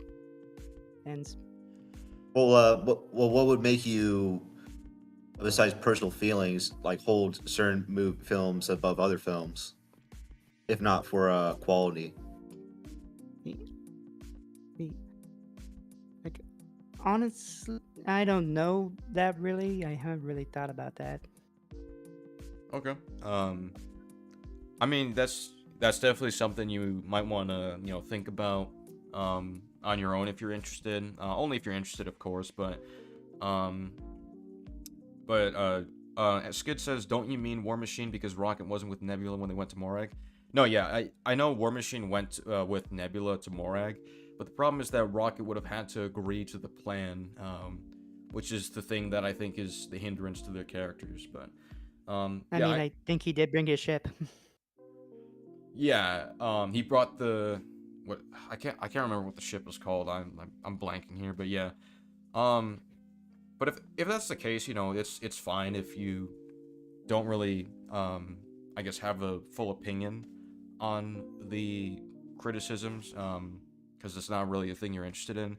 But I guess like the whole goal here in Disagreement Day is to get like challenge for some of the stuff that we've said about stuff, whether it's whether it's in defense or to criticize something. Yeah, it's all just tells me I'm not really that prepared. I just That's okay. know that I just know that I just agree that you don't like this, don't like that, and I just like it, and that's all. All right, that's Not really. okay. That's totally fine. I'll try to get someone else in here because we have quite a bit of people waiting. But thank you for coming on. Hope you have a good day. Thanks for calling in. Yeah, have a good day. You got. I don't know if Jan wants to if Jan has a singular disagreement or just wants to chill. We can drag him in here for now, just to see. That sounds good. I'll also drag in Shaw reviews at the same time. Yeah, I might have to leave at like 5 my time to go to work. So, Jan, I don't know if you're free, but if you want to take over for me, if SK wants to go longer, appreciate it. Sure, I can do that. Epic. How longish are you planning to run for, SK? I'm not actually sure how long this is gonna run for. If I were to predict, maybe a good 1 or 2 hours. It really depends on how many we have people. If we have a whole lot of people waiting still, then I'll just keep it going. Yeah, that's fine. It's just just for context, 3 hours from now is midnight my time, and I have to go to bed because obviously I have work in the morning. But Gotcha. yeah, Okay. I'm happy to stay on for a few extra hours. But yeah, we'll start with Sean reviews right now. Sean reviews. How's it going? Well, first off, I just want to say thank you for calling my name the correct way. Sorry, people tend to call it scene or whatever. So thank I've you for seen getting that it right on your mistake, first man. try. Yeah, for sure. Yeah, sorry also about the random DM yesterday. I just had a question I wanted to ask you Oh, privately, but I didn't see it yet, but I'll try to get to it at some point. Well, if there is one thing that I do slightly disagree on with you is that I do think you have a lot of good points. When you call Spider-Man No Way Home the worst Spider-Man movie, do you mean just movies that have Spider-Man in it specifically, or are we counting the SSU, the Sony villain verse? I'm just talking Spider-Man movies specifically. So Spider-Man Raimi trilogy, The Amazing Spider-Man, and the and Spider-Verse as well. With the Sony movies with the villains, I understand they're technically Spider-Man adjacent, but they're not really about Spider-Man. In fact, something I really don't like about them is that they use Spider-Man to get people involved when they're also trying to not involve Spider-Man. It's really annoying, but I don't know for a fact if if No Way Home is worse than all of those movies, but I definitely think it's worse than some. I haven't seen Kraven the Hunter, and Madam Web, I don't want to see that again. You're not missing much with Craven. Yeah. But like I was watching like your video on like Friendly Neighborhood Spider-Man, and one thing that I sort of see where you're standing at with the whole like Daredevil is out of character thing. And don't trust me, it's like I love Daredevil in the MCU, but I am willing, for me at least, this is just my personal stance on it.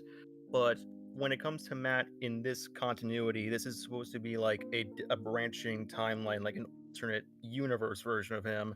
So I can sort of see him like, because keep in mind, since this show does confirm that takes place in 2016, this would take place a year after the events of the first season, and Matt doesn't have like his devil suit. He still is wearing like the black pajama suit. Yeah. So him to act differently than the one we know for him in like the Netflix series, I'm okay with, because again, this is a splinter timeline. It's not supposed to be like the same Matthew Murdock. Now, if it was Born Again and he's acting different in that show, then absolutely I would agree. But this is supposed to be a splintered version of him. Well, my point in saying that Daredevil is out of character, it's not necessarily about the Netflix show. It's more so in relation to his own character in the show, because he specifically says he's trying to get Peter to understand what's going on here, and he says, I know you're young and you're trying to do the right thing, but this isn't it. What I think is particularly out of character is, one, he doesn't try to explain anything to Spider-Man before the fight even begins. It's kind of the whole thing I talked about with Batman v Superman, where Superman just doesn't explain anything to Batman before engaging in combat. It's kind of the same concept there. It's just like, I feel like with Daredevil's character, with what the little they've established with him, it would 100% be in his interest to explain his side to Peter, which he for some reason doesn't do, especially since we're meant to believe he gathered some form of evidence. Yeah. And he is a lawyer still. I think we can still infer that. Yeah. I see what you're getting at with like the whole, he's trying not to, the whole BVS comparison. I think the one problem with that statement is that in BVS, the problem with that scene is that Superman can fly and can easily get away from, be away from Bruce and still be able to have a conversation, whereas with Matthew, Spider-Man can just like swing to him pretty quickly. So like it was more, I was sort of like viewing it as him like trying to defend himself in that scene, because he's not the aggressor, it was Peter. Yeah, but there are times where he's like speaking to Peter at the beginning, where he's just making jokes or quips or whatever. And I think if you're gonna use your opportunities to speak with him when he's a very difficult obstacle for him, why not just explain your side like mid-fight while defending yourself? Yeah. Okay, that does make sense. One other thing that I do see is that like when it comes to Friendly Neighborhood Spider-Man, is I do agree with like a lot of your complaints about it. I do think it is still like, at the end of the day, like I do think it's a problematic show, but I think it does like a surface level job where I'm like, I can somewhat enjoy it despite its issues. Okay. I mean, I definitely understand enjoying it, because I enjoyed it at first, but then as like more episodes released, I enjoyed it less. And definitely just rethinking a lot of the episodes, it's not something I would want to rewatch on my own, really. I think it's... Yeah, I can say maybe like it'll be like that with me when I ever rewatch it, because it's not gonna top Spectacular. Yeah. Yeah, I was just gonna hop in a sec. I think it's worth clarifying, just for anyone who may or may not be listening, to having a thing be good and being able to enjoy a thing, two very different things, right? I really don't like Taxi Driver, but I recognize that it's a very good movie. Conversely, I recognize Batman and Robin as a really bad movie, but I really enjoy it. It's two modes. How dare you slander Batman and Robin? That's slander. I said it, to be clear, I said it's not very good simply because it's fucking amazing. So, just merely call it very good. Embarrassingly enough, that was my first Batman movie I watched in full as a kid. Dang. What do you mean embarrassing? What do you mean embarrassing there? It just means you're the Messiah, man. Exactly. But like one thing I was curious to ask was that like in your like response to Critical Drinker about Thunderbolts, I believe you said you didn't really enjoy Thunderbolts that much. Yeah, I didn't really like it. I was Mhm. curious as to why, because I thought, for me, as someone who had no interest in the film at first, I saw and I was like, wow, I'm actually enjoying it. Sure. I think like to summarize my issues with it, on my first watch, is that I think the world building is really bad, and I think the premise of it just doesn't work. The idea that there's no Avengers, even though Captain America was established back in, like 6 months after Endgame, because Falcon and the Winter Soldier happened. And it was Captain Soldier, America's Captain America's responsibility is to lead the Avengers. So I think it's a big problem for Sam's character that he just didn't establish the Avengers. That we needed Valentina to do that. I also find it silly at the end where apparently Sam is like suing them for taking the name. I think that's just nonsensical. I also think like some of the characters in the movie are just either like deeply misunderstood or they're flat. And I think especially at the end, like all of the Thunderbolts get character assassinated at the end. So How so? Like with them working for Valentina? well, yeah, it's them working for Not holding Valentina. her accountable for anything. Yeah, they don't not hold her holding accountable. They let her off. I think that that's a fair criticism. My interpretation, I could be completely wrong about it, but like when Elena like whispered into her like you're our bitch now, I interpret that as like she wanted to get payback for like basically all the shit that Valentina put up with her at first. Again, I could be mistaken, but like that was like how I interpreted the scene.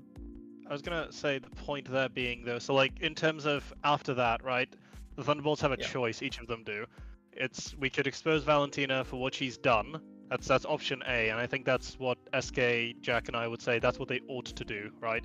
Instead, they choose to do basically, I would argue, the second worst, which is, we are going to vigilante style, quote unquote, hold you accountable in a manner that we deem fit, which isn't exactly becoming of the arc that they went on in that movie, which is to say they do things for the greater good and for what is right.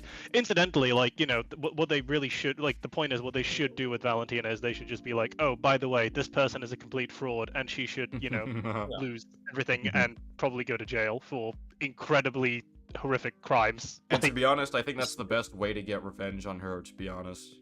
Yeah, exactly. I find it strange that Yelena would content herself with just because I thought like the whole point for all of them was like relinquishing the kind of petty on some. It's like a very petty vengeance, if that makes sense. It's like, oh yeah, we own you now. Yeah. But I thought the whole arc of the movie was like they're moving beyond that, especially with like Yelena at the beginning. Her direct like impetus is she wants to be more of a hero, and yet the decision she makes at the end is one that is more becoming of like kind of the sort of character she was already. Wouldn't you agree?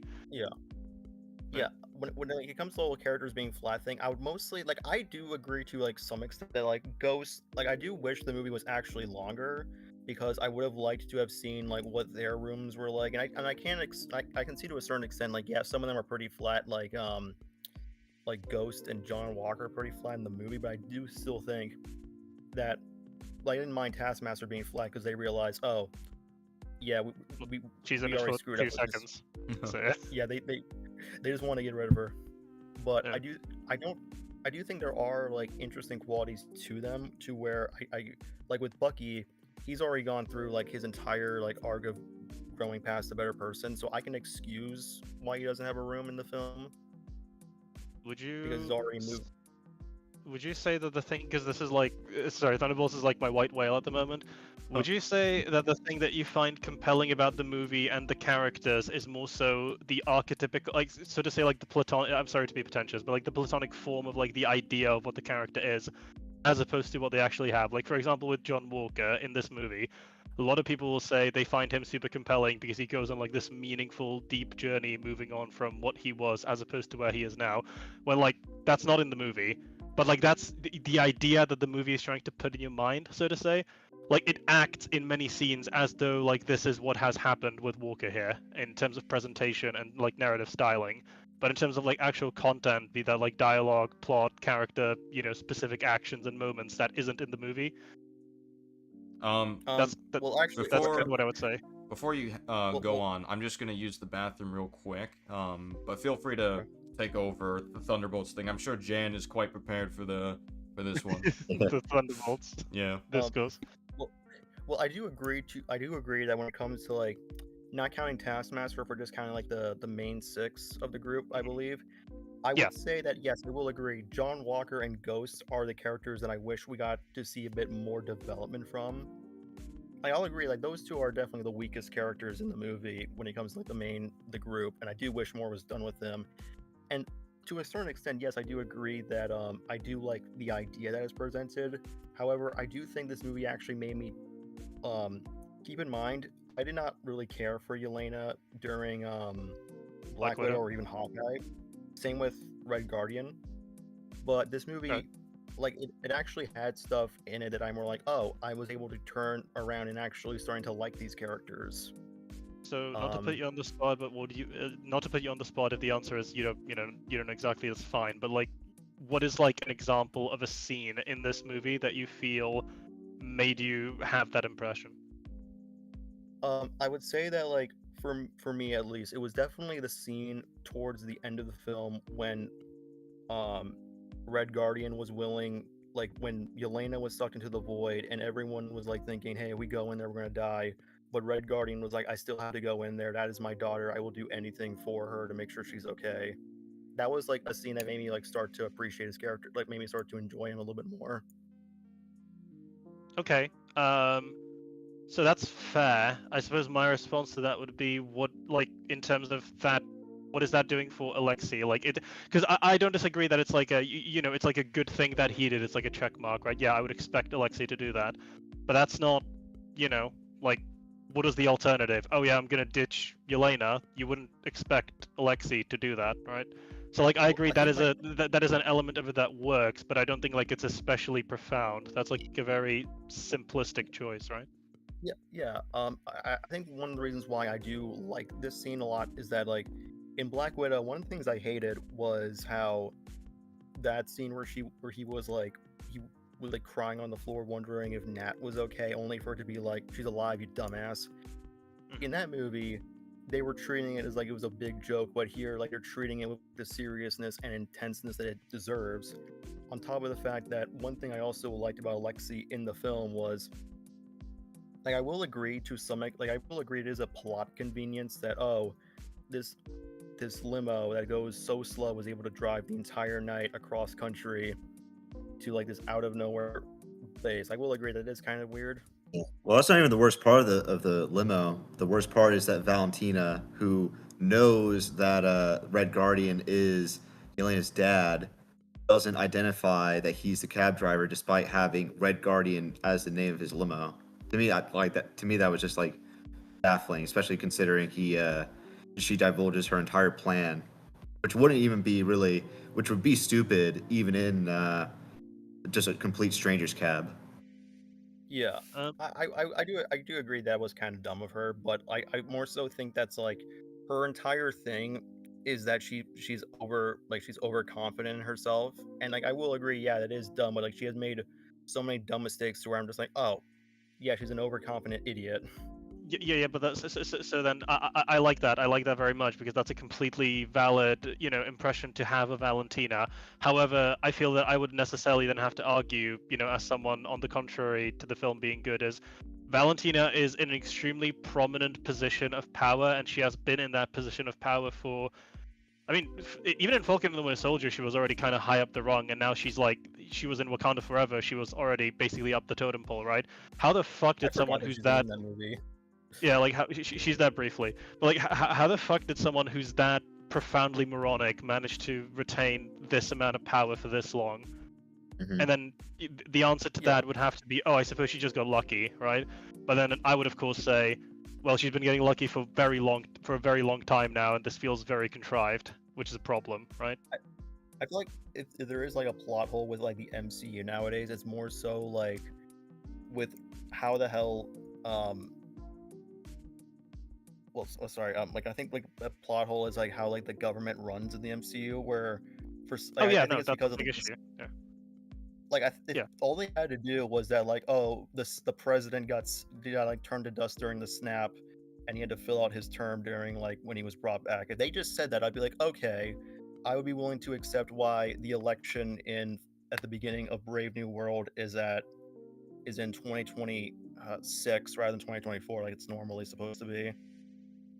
Yeah, and so like that, and that would of course fall under, well, I think SK already highlighted that's like what we call like world building concerns, right? Which I agree, the MCU has now. I think I would argue worse than ever. They have always had them, but now they've been especially, egregious to where even like the average moviegoer is being like, what the fuck is happening, right?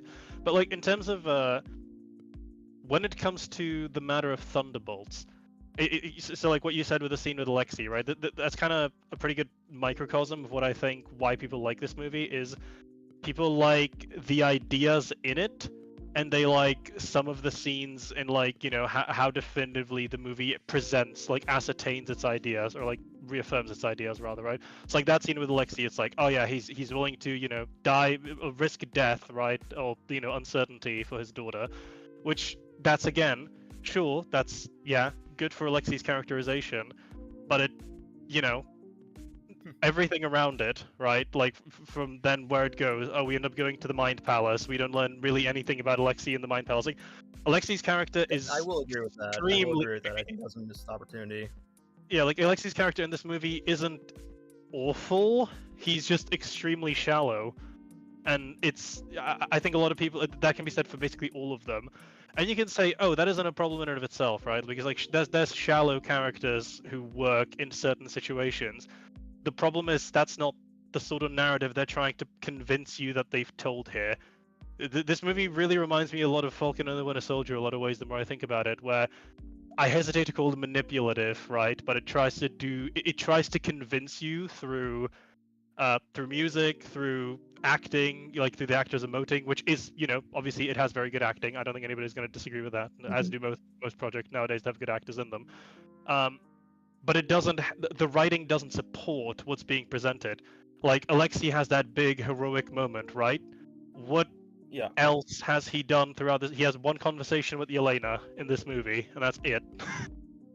Sorry, two. One at the start, and then one like the very big like the big payoff speech, right? The like big payoff. Like he has two conversations, not one. Yeah, exactly, and that's like kind of my point. Like the rest of it, he's funny, goober Russian man for the rest of it, right? And it's just like, oh.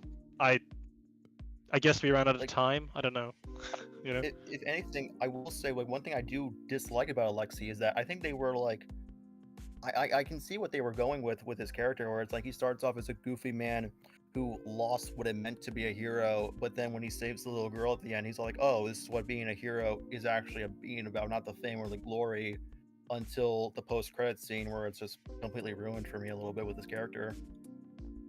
Like this is also to say Alexei in no way really reconciles with all the things that happened in Black Widow in this movie either, right? He's let off the hook for a lot of the decisions there, including but not limited to all of the people that died in the prison escape.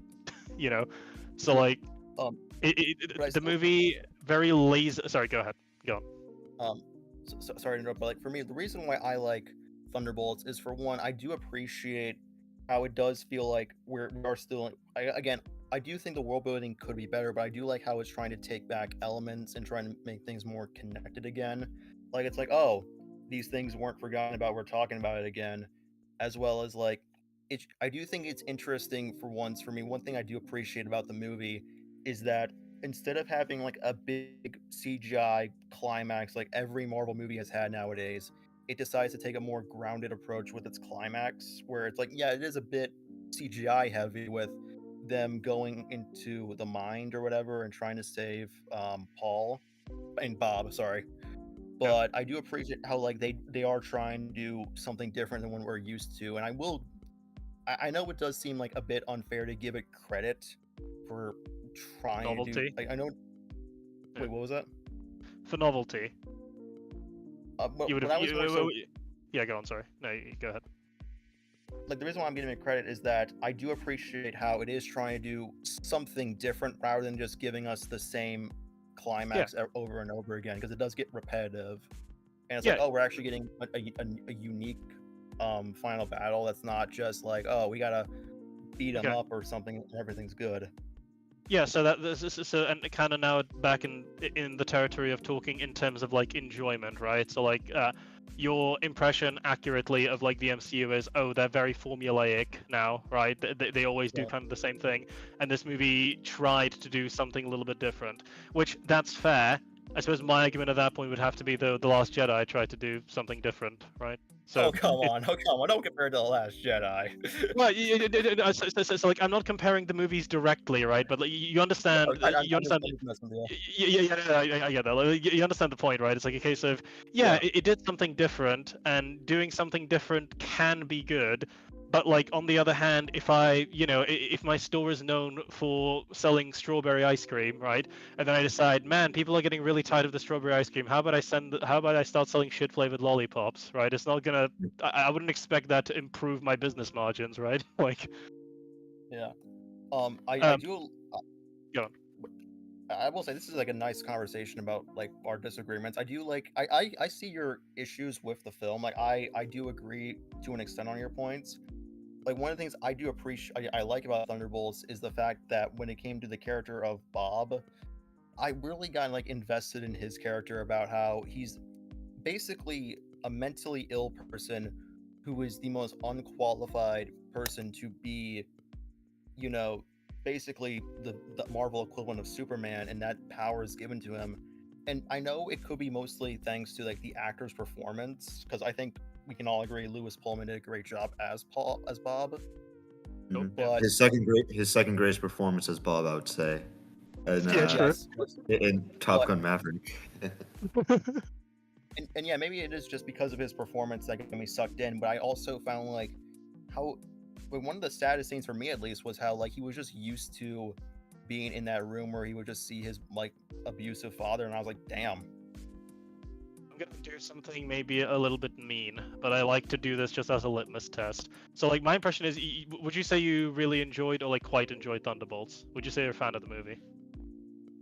I don't think it's the greatest thing in the world. Like I wouldn't say like it's not on the same level as things like Winter Soldier or I would agree it's on the same level as the Winter Soldier, but that's besides the point. Sorry, no. carry on. It's not as good as Winter Soldier in my opinion, but I do think it's at least as good.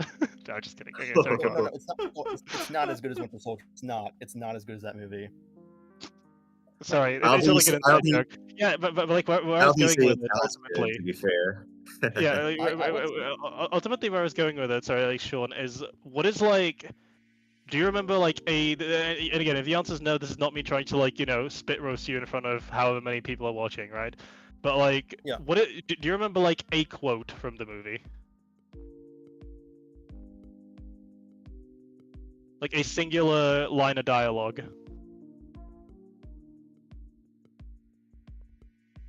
Okay, I'm sorry. Like Yeah, no, that's fine. If the answer is no, that's okay. Because like my point isn't to say, oh, you're such an inattentive piece of shit, right? That's not what I'm saying. No. Like what I'm getting at is movies that I watch that I enjoy. I generally remember like, and this could be down to everyone's personal stuff, right? But like there's a reason people remember quotes from Lord of the Rings. There's a reason people remember quotes from the original Star Wars. There's a reason people remember quotes from even like generally passable movies, like Mission Impossible Fallout. It's a case of, you remember the Batman, people remember quotes from that, right? But like from most of these Marvel movies, I hear people constantly, not like meant as you, but I hear people, especially with relation to like Thunderbolts, talking constantly about how important and how great this movie is, and all they are referencing is like ideas of like how they felt about certain characters in it, but like they can't tell me one thing that the character said that made them feel that way, which leads me to believe it's all in the performance, it's all in the the panache, the smoke and mirrors. Now, there's nothing wrong with you enjoying it, and this is just between the two of us.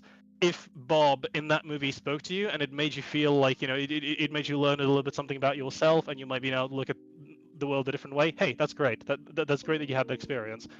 I'm not trying to take that away from you, but what I am putting forward is that you could probably find a character like Bob in other pieces of media. So, for example, my first reference would be like season 1 of Arcane.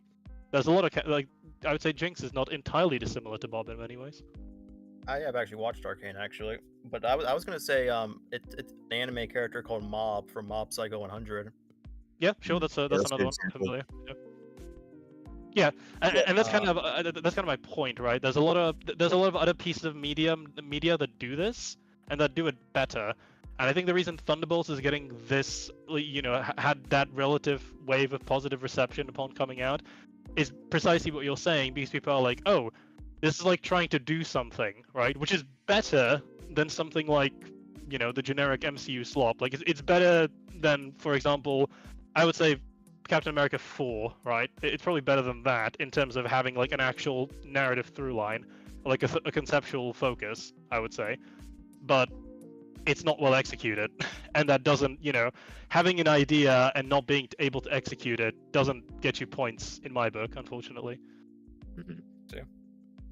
Well, I don't want to take too much more time since I know there's like a lot of other people who are waiting, and I'm sorry to any people who are watching who are so good. in the waiting room. I just had like a lot of like wanted to know more about like why you disliked Thunderbolts, because you didn't really go into it in your video on Critical Drinker. What about Critical Drinker's video? Sorry, I was zoning for a sec. No, it's like the reason why I asked about Thunderbolts in the first place was because, oh, right, okay, yeah. Now I remember. Was because like you said you didn't like it, and I was like, oh, I was just curious as to why you didn't like the film like I did. Gotcha. But I just want to say thank you for having me on. Like, this was actually like a very nice, like, civil conversation. Yeah, for sure. I thought this was pretty good. Yeah. I just hope I don't get eated in the. I haven't checked the chat, but I just hope I don't get eated in the chat. Chat's Nah, mostly you're fine. chilling. Okay. But still, thank you again for having me on. And but yeah, SK, I sent you that DM because I was curious about something. For sure, I'll take a look at some point. All right, well, have a nice day, guys, and I'll hopefully see you next time. You too. Pleasure talking to you, man. have a good one. Have a good one. All right. Who's next? I think Jan was next. If he wants to, if you came yeah. for a disagreement, or if you came to chill. I was kind of just looking to chill, but I'm also fine. We can talk about it was like Arcane related, Arcane season 2, because I think that season was a piece of shit. And I don't remember Arcane season 2. I'm not gonna lie. There you go. Okay, fine. Another internet argument won, because my point was going to be that it's extremely rushed. So. Yeah, Jan wins the Arcane debate by default. I win, yeah, by doing absolutely nothing. I'm like Luigi, right? The greatest Mario I character. know Colin made a video defending it. Season 2 of Arcane. Hey, well, okay, yeah, well, Jack, we were talking about that podcast idea you were saying. Oh man, you're just gonna bank off the opportunity of just responding to him, because those I don't know, those tend to get traction, responses to Colin. Yeah, well, my next video isn't going to be Colin focused, but it is going to be a response video to a certain video calling Invincible bad, specifically because of gay sodomy, as they like to say. But to be clear, Jack explained this to me. All sodomy is gay, right? Even if you're fucking a woman in the ass, that's still gay, according to this individual. Wow. That's wild. That's wild. Yeah, but I'm putting the same amount of effort into this video as I put into the Colin video. Should be around the same length or more. I finished up the 12-page script on June 1st. I am down to the last 5 pages. Then I'm going to do some editing. Should be out in a couple days, so keep your eyes out for it. Sounds good. I think the next person we had here was this person in the middle, so we'll drag them in. Hello. Welcome. Yes. Hey, how's it going? Hello. Hello. What's your disagreement, and tell us why? Oh, sorry. I'm a fan. I'm a huge fan. Oh, okay, great to hear. Thank you. Anyways, I didn't actually have any really couldn't think of any disagreements until I thought up while this stream was going on, and one of them I'd say is let me think about it. Hang on, give me a second. I gotta let dogs. Damn dogs. What the dog doing? What the dog doing? What the dog doing? What is his opinion on Andor? There you go. Okay, I'm back. Anyways, welcome back. Was talking about the Friendly Neighborhood Spider-Man show. Remember that? Sure. Remember the thing you covered? Yeah. Well, Well, let's just say that I kind of disagreed about the whole wokeness about two ways. The way you said, like when the actor for Peter said that it was not going to be woke. Oh, And yeah. how everyone got upset. Yeah, no, I kind of I was defending him on the basis that people were referring to him as a racist, which I think is ridiculous. I don't think he was a racist. I know. I'm just saying that. Given like what was happening at the time, they probably considering with like guys like Neurotic and Critical Drinker, they pretty much thought it was the same thing when it came to that. Like they would just get up, like once they heard that, they just jump for joy. Well, like they were not like. Well, the problem, well, I guess to address, because I imagine, yeah, that probably is what they thought. But to address that, like, I think the problem with content like Nerdrotic and Critical Drinker isn't necessarily that they're saying things are woke. Like, I don't think if you obviously woke is like a meme at this point, but if you're like using it as like an actual criticism of something, I don't think it is inherently bad unless you're just like making stuff up or you're making inaccurate points, which is something Nerdrotic and Critical Drinker, from what I've seen, they tend to do that, or they tend to make points that don't have substance to them. So that's why, like, when I see them use the word woke, or when I just see it in general, I kind of just laugh at that. But then, with the guy, Hudson Thames, that was his name, the voice actor for Friendly Neighborhood. From what I could tell, his point was more so that he's glad the show wasn't woke, as in, he's glad it wasn't, like, performative. He's glad it was, like, sincere about its ideas. Yeah. If someone like criticizes something and says it's not like sincere with their ideas, I wouldn't use the word woke because it's so tainted at this point. But if someone means to use the term in that fashion, then I don't really see a problem with that. People. And I'm pretty sure that's how Birdman would Hudson hate to Thames was disagree, using though. it. So I don't think that's like racist for him. Yeah, I'd say that Birdman would disagree with that. He's. Well, what did Birdman say about it? No, like he's already started a video series essentially on his channel, like he's pretty much cracking down on grifters, pretty much. I've seen one of them and I thought it was pretty funny and entertaining. But like, yeah, I don't know what he would think of it. All I would say about that is like, I think it's just, I think it stands to reason that Hudson Thames wasn't being racist at all.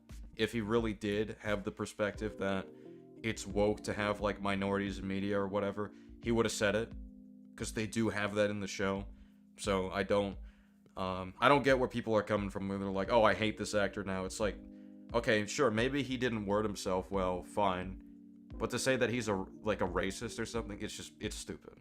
I found that baffling when I read that. Yeah, what typically when I talk to people in regards to what the term woke means, it's performative or contemporary politics in a show, movie, or game where it doesn't really fit within the story. It's like sloppily put in there, and I think that's an issue. But I understand that the term has its weight with it. So when I try to write scripts for films or reviewing films with those problems, I make it a point of not using that term because I want to actually lay out what those problems are and why it doesn't work specifically. Like a good example would be Glass Onion. A lot of people would in Critical Drinker sphere would call that a woke film. I guess I would call that a pretty, instead of like calling it woke, I would call it like an example of rainbow capitalism or something, because that seems to be a term that resonates more positively with people who would normally be turned off by the term woke, because it's still across the same ideas, but again, just doesn't really have the weight or baggage behind it. I also think it's better for just specificity of like what you mean and what you're trying to get. I think the person randomly moved. I don't know what happened. I'll just move them back. All right, welcome back. But yeah, I do agree that I think that's just a more appropriate way of going about those issues, because I think the problem is that people get so caught up in like terms, especially misused terms, that it gets to a point where it's like, okay, we just need to explain the problem and then discuss why it, like, you know, damages the work. I do think like some of the, I can't remember what examples that were talked about.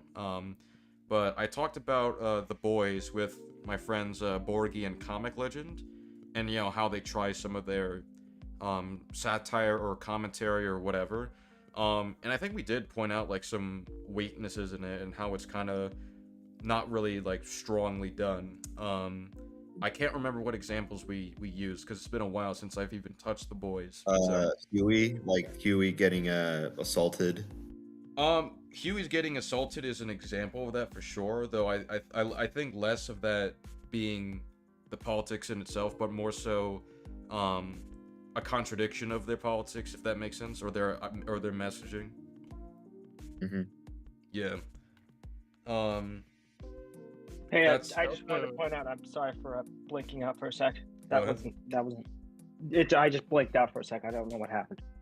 Oh yeah, basically, Jack was explaining that like he obviously knows like there's a way you can criticize like, you know, performative usage of politics in media. So he tries to be more specific about why it like doesn't work. I think he used the term rainbow capitalism to try to explain it. Yeah, typically when I come across people who are on like the more progressive or left side of the political spectrum, they take that term more warmly than a term like woke, even though they both communicate the same thing. Yeah, so I wouldn't just describe a film as just rainbow as an example of rainbow capitalism or wokeness. I would obviously elaborate on it, but depending on who I'm talking to, I would use that term as a quick way of explaining a broad way of explaining my issues with it. Also, I was gonna say it's been floated a couple times with like woke being a meme word, but I think it's worth emphasizing why. It's because that word literally doesn't mean anything until you understand what the person is referring to with that word. Yeah. When Hudson Thames says the show isn't annoying and woke, that could mean so many different things, and I feel that whoever that's why it was bad for him to use that word. It wasn't smart. Yeah, exactly. Yeah, it wasn't smart, but then I would also argue that, you know, the people who released it, it's like a case of, oh, well, you're kind of, you know, you're not doing very good journalism by not immediately asking, what do you mean by woke, sort of a thing, right? Like, yeah, I thought it was very disingenuous for like discussing film, and I'm sure there are other like publications that have done this, but I thought it was really disingenuous of them to just be like, oh yeah, this is what he said, and they didn't show like the rest of his statement where he talks about sincerity in the media. They didn't show that when they posted it on Twitter. They just showed like the one part where he said woke, and they even tried to say woke has been used as like a dog whistle for racism or whatever to like imply that he's a racist. Yeah. It's just scumbag journalism. Yeah, they also used it for you know, like they kind of sorry about that, but they also used it for you know, like I think they also used it to get people on their side, you know, like right wingers, conservatives, or grifters. Yes. You know, a great number of like, you know, this isn't to say that it was just like the left-leaning publications going like, look at this fucking asshole. Like, obviously there was a lot of right-leaning publications that go, hell yeah, one of us, you know, sort of thing. Like, the point, of course, is that it kind of proves itself, doesn't it? How like that word means nothing when everyone from across the political spectrum was using that for a completely different, you know, reason, to make it seem like the show is going to be a particular way. Right.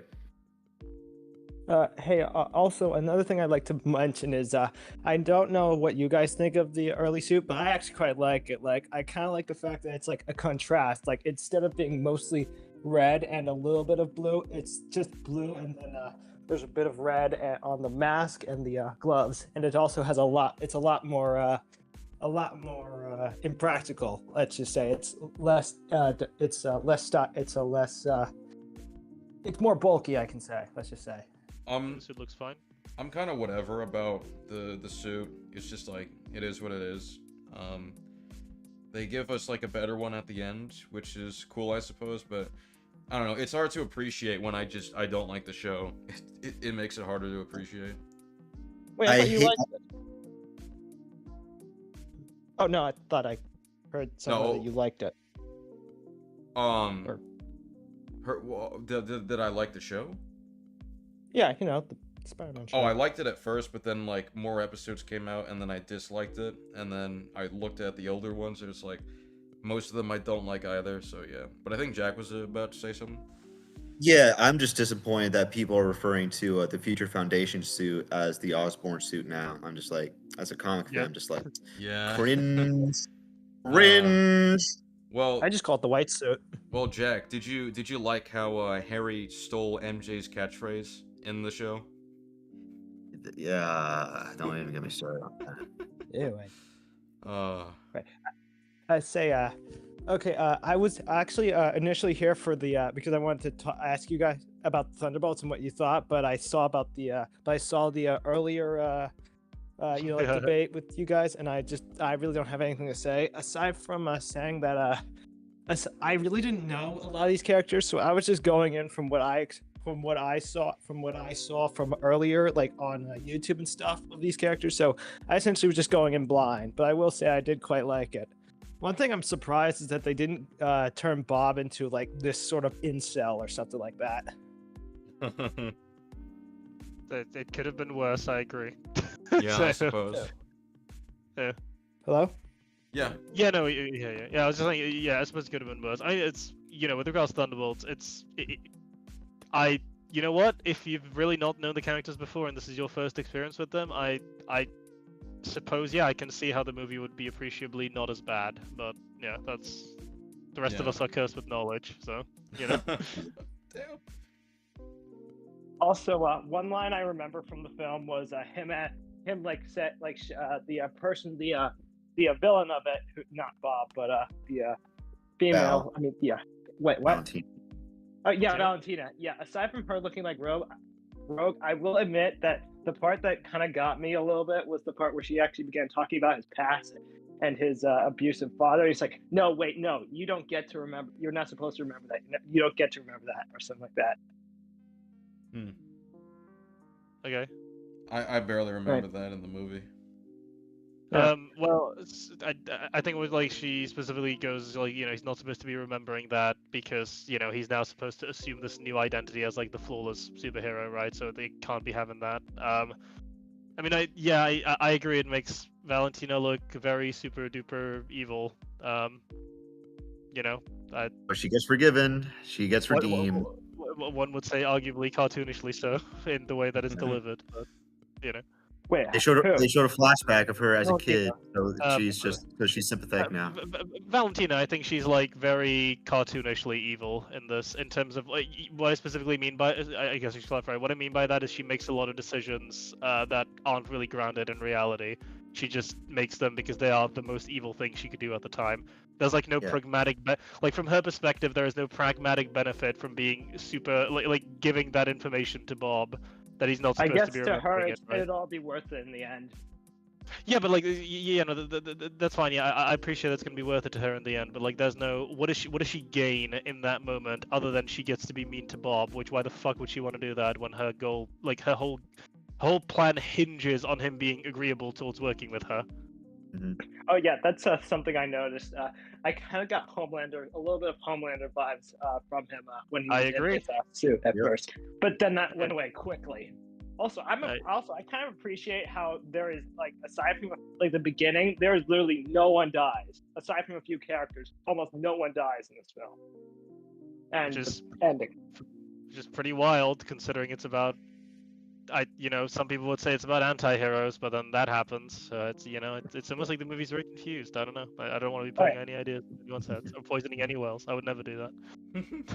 Also, I kind of saw the ending where she said you could see the ending of her saying like Valentina. I mean, what was her name? The main character. Elena. Oh, Elena telling Valentina that she works for them now. Like she's like, it's pretty much her. Like that could mean that she's gonna tell them. Like anyways, but at this point, like she could, like they have like the authority over her, so they can tell them and they can still keep their position. So I agree that could happen. If the movie wanted you to think that, why would they do that? Like what benefit is what this? What you're proposing essentially is, even when she says "we own you," that could still mean behind the scenes Yelena went and handed Valentina to the authorities. Yeah. Yeah.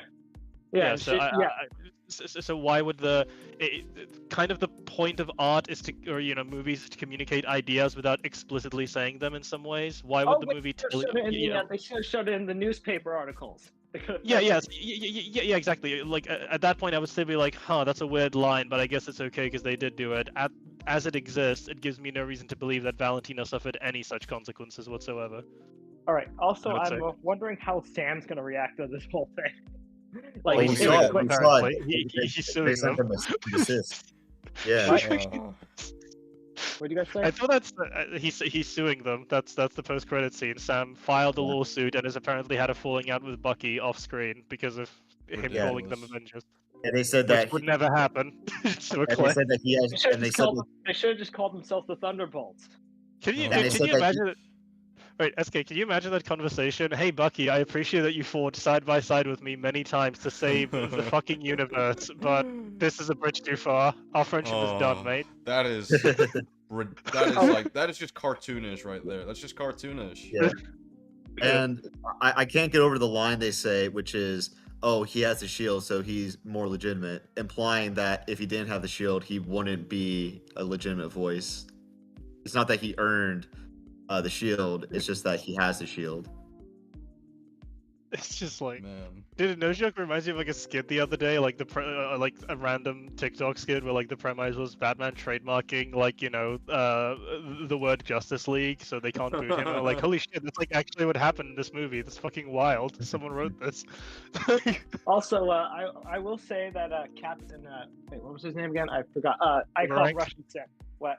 Wait, Captain what? Red Guardian. Oh, Red Guardian. Yeah, he was fun. I hate to say it, but he was my Sure. favorite character. He really did live up to the name of being essentially Russian Santa Claus. And I will admit the part where he lost what was her daughter's name again? Yelena. Elena. That was like that actually kind of hurt a lot. That actually hurt a lot to see. Okay. Also, has anyone noticed that Valentina actually kind of looks like Rogue a little bit? Like, I if don't they know. actually didn't. I think she know. looks like Elaine from Seinfeld. If that's True. right. Wait, does Elena from Seinfeld look like Rogue? No, I'm at Think the about streak that. of hair. I'm at the brown and the streak. Oh of yeah, hair. I get. Yes, she has a white streak in her hair. Yeah, no, I agree. Yeah, if they didn't say her name, I would have sworn it was her. And if she actually wore gloves, then yeah. You ever see again, Rise of I- the Guardians? Yes, I have. There's a Russian Santa Claus in that. Oh, I know. Alec Baldwin. Yeah, I will He's gonna say kill- though that He's gonna kill you if you're on the naughty list. yeah, I will say though, for mutants in that world, I don't think it would be that much big of a deal, like in their world, considering all the stuff that happened. I mean, I can would think, understand. but Marvel civilians are really dumb because the Yeah, writers I- made them. Profoundly stupid, yes. Well, yeah, they voted for Wilson Fisk as the mayor, so. I know, yeah, I was gonna say. And Ben Ross. And Ben Ross. They voted Ben Ross for president. Dude, what do you think Fisk's like? What do you think Twitter thought about his mayoral campaign? I wish that was in the show. Like just random tweets of like bots spamming hey, vote for Fisk. It'd be if you really want meetings, I'm awkward gonna that be- you I'm have gonna tweets go from out, tweets okay? from Hawkeye's official account just saying, "Oh yeah, I have proof of what he did. Here's a video." I can't hear I you know, right right? now, so I'm good. Take it as a yes. Jan, you would get Okay, you would get influencers following him around playing tubas. Oh, I wanted to mention that earlier you said Madam Web was a part of the series of movies where Sony was making where villains were the villains.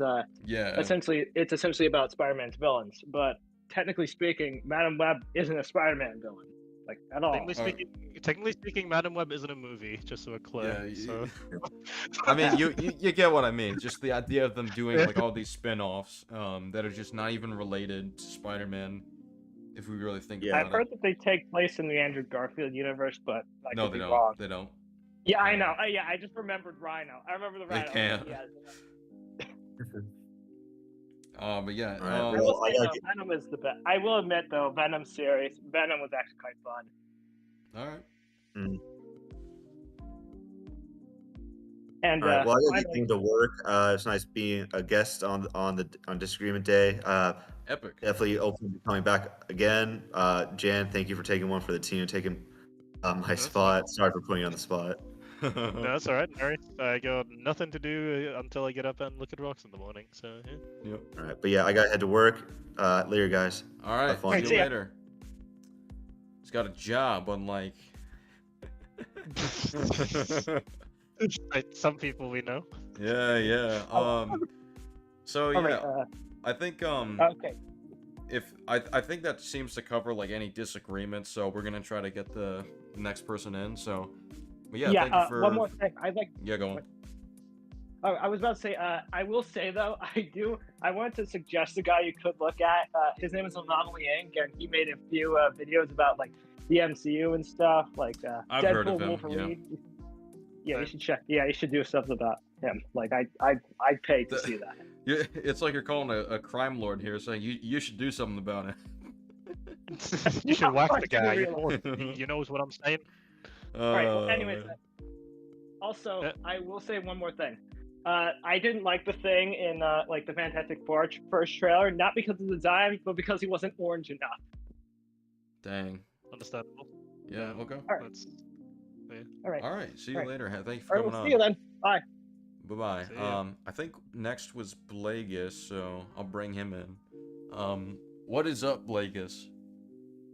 Not much. The stream is slightly out of sync, so I was a little thrown off by that. But wait. So If you're talking, we can't hear you, mate. You're lighting up, but I can't hear a word. I don't know if that's just a me issue. No, I hear him. Oh, you do? Oh, Yeah. I got him. Okay. I had him muted for some reason, preemptively. Alright. Apologies. I don't know why that happened. I had to turn you on speaker because I couldn't hear you for a second, Jan. But Sorry about right. So I actually have two disagreements, and one of them is actually related to something you said a few minutes ago about Thunderbolts. that. Okay. Yep. So, and by you I meant SK. But no, you said that you thought it was weird that the Thunderbolts at the end were like, yeah, I guess we're fine being the new Avengers now. Yeah. So the thing with that is, isn't it implied that doesn't Valentina have like dirt on them? Isn't there like a mutually assured destruction thing going on? They don't. They were originally gonna turn her in. Right. If she had dirt, I As an- think she would have used it on Bob. Yeah. As an addendum to Right. that as well, even assuming she had dirt, whose dirt is going to be dirtier, right? Their dirt on her, or like what? Because I mean, she did just nearly like inadvertently almost caused a major metropolitan area, if not the whole world, to disappear. So, you know. Right. I mean, I guess it could be. What was I about to say? I mean, it could be one of those things where the Thunderbolts try to be like, well, you did this thing with Bob, and he's like, why would you believe the Thunderbolts when they killed all these people? I didn't have anything to do with that. What are you talking about? Like, are you referring to The missions that Valentina sent them all on previously before the movie. Oh, well, I mean, again, they were all willing to turn her in, so I'm not sure what exactly that would change. And it doesn't really matter, because for Bucky is still committed to that. I don't think Bucky would care what dirt she has on them. Yeah. More And critically, I guess she doesn't have well- anything on Bucky, so. More critically as well, they have Mel, the assistant, who's Yeah, willing that's to true. who's willing to testify for them. So Mm. there you go. Right. Okay. And I also heard the argument that the Thunderbolts are morally ambiguous and aren't as like paragons of virtue. But I guess if they were about to turn her in anyways, regardless, I guess it is a little weird. Yeah, pretty much. Right. But yeah, anything else we got?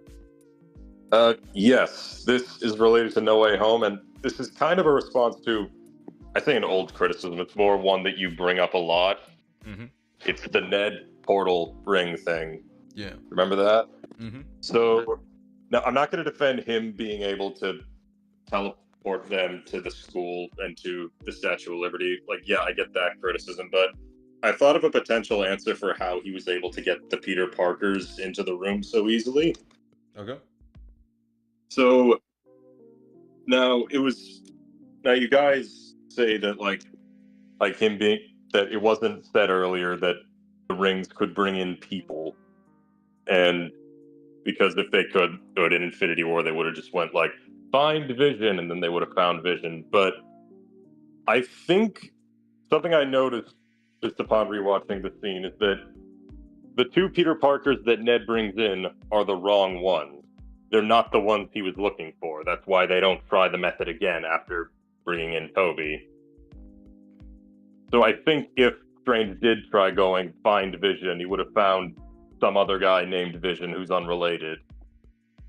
Well, wouldn't that certainly be quicker, even if that's the case? And Well, plus, it depends. how many people are named Vision, you know?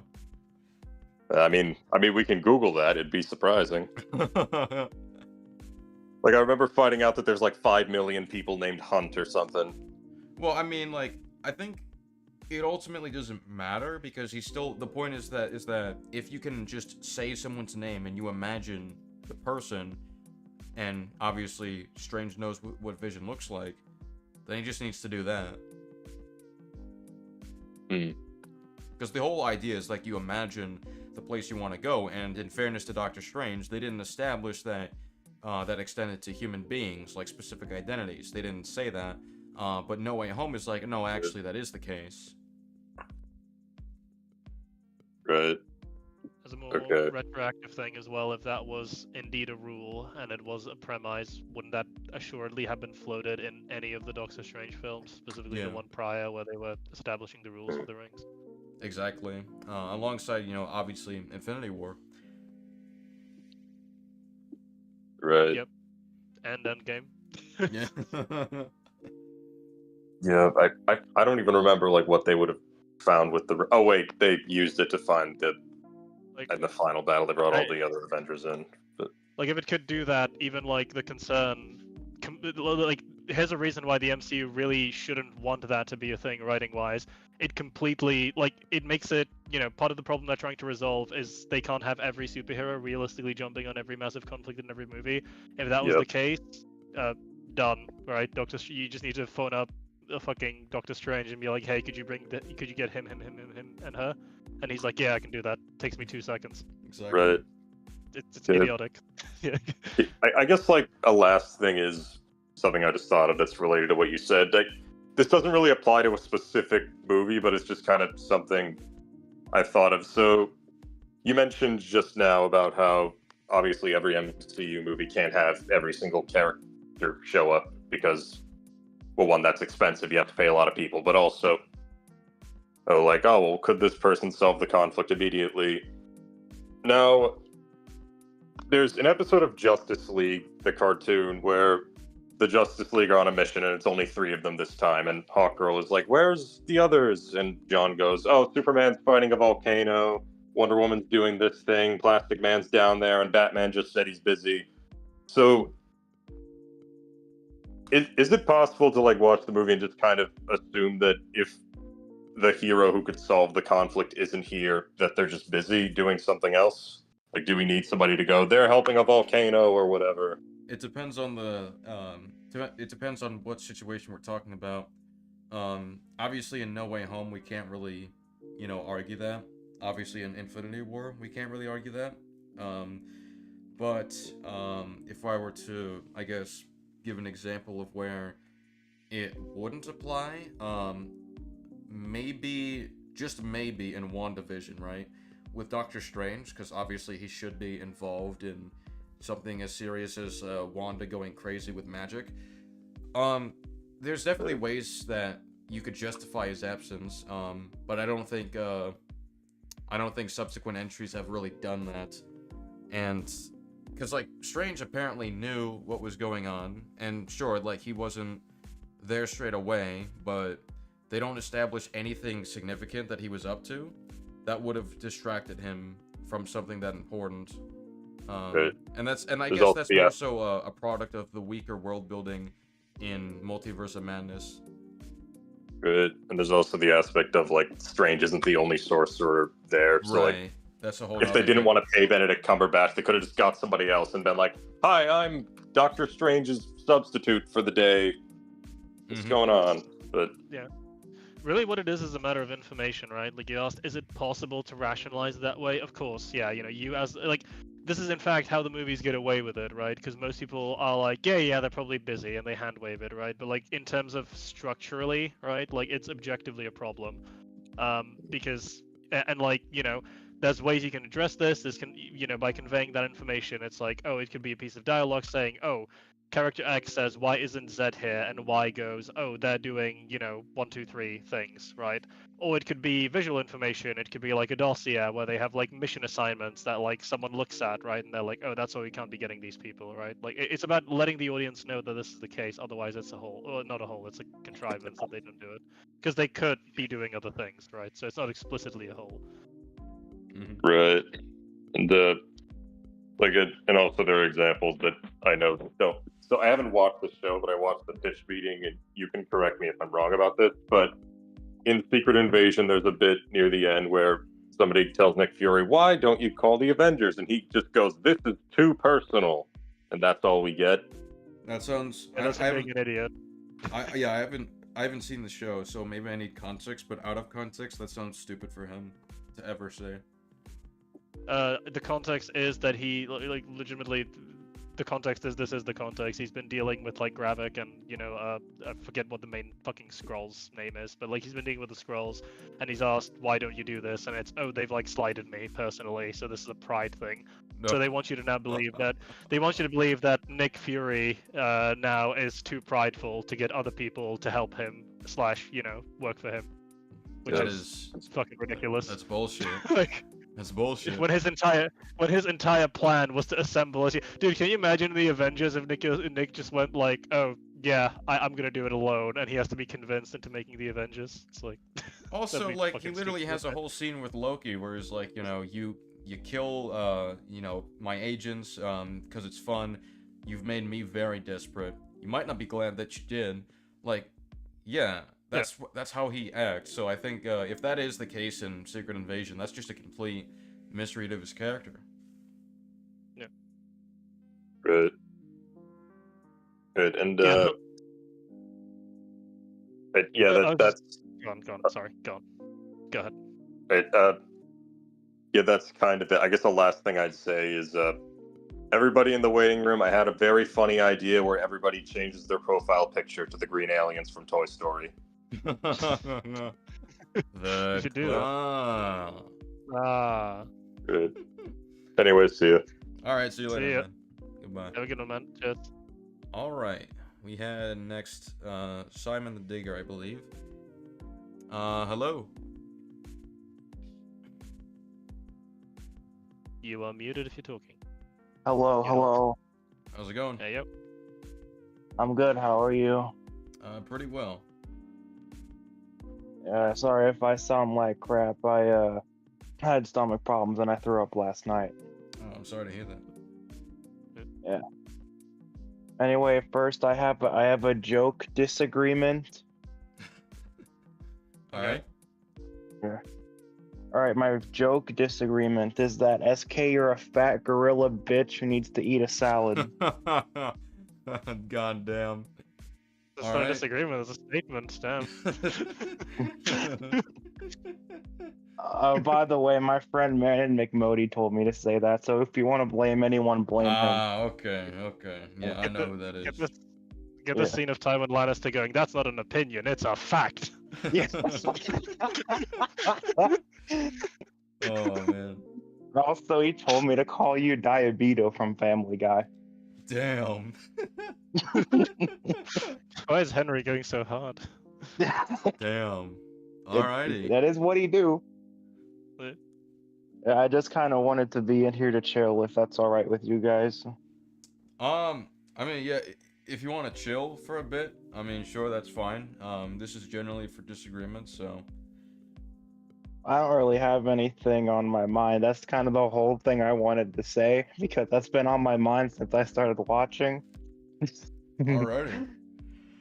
Paid agent, Oh, damn. yeah, I know, right? Hopefully he puts my paycheck in the mail tonight. Uh, I All don't right, know, he's well- Irish, so there's something else in your mail. I'm not sure if that's where you want it.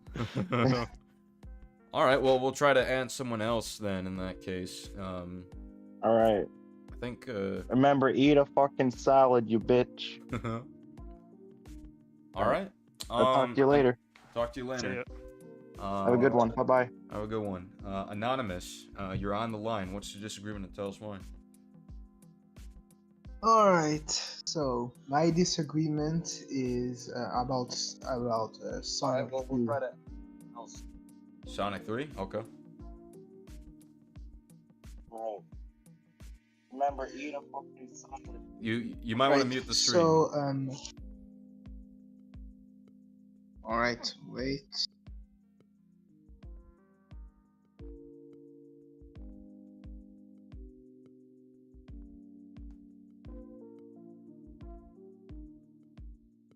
All right, I'm back in. So I wanted to talk about Shadow's redemption arc and how it was handled. And well, first off, I want to establish some grounds. Like, what are your general opinions on how it was handled compared to how to the original story of SA2 so that we can lay some groundwork first. I think it's kind of interesting that in some ways I prefer how Sonic Adventure 2 handled it in the story, but in other ways I prefer Sonic 3's handling of it. But if I were to say my opinions on their character redemptions, I think I like it more in Sonic 3. Okay. Well, why exactly?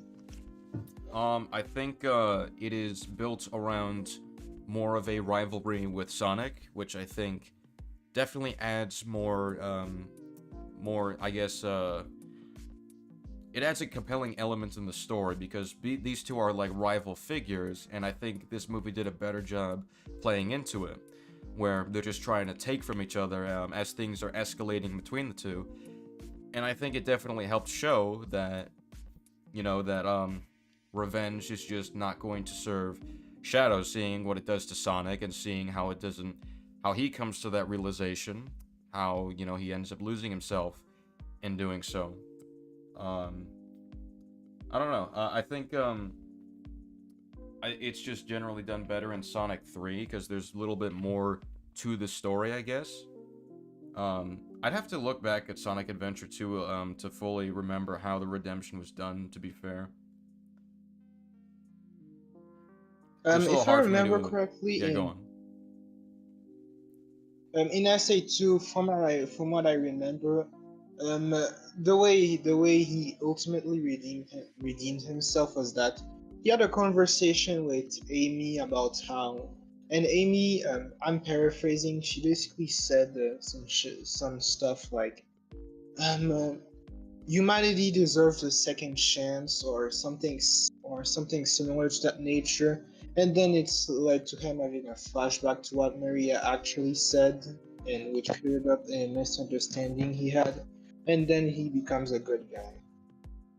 Basically how it happened.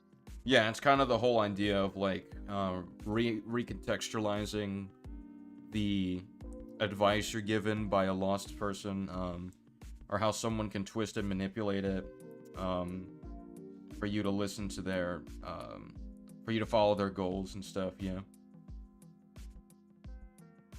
Personally, think that the movie should have been a little bit longer and have had more scenes with Shadow, basically realizing that his viewpoint was a bit wrong. I mean, I don't have that many problems with how the movie did it.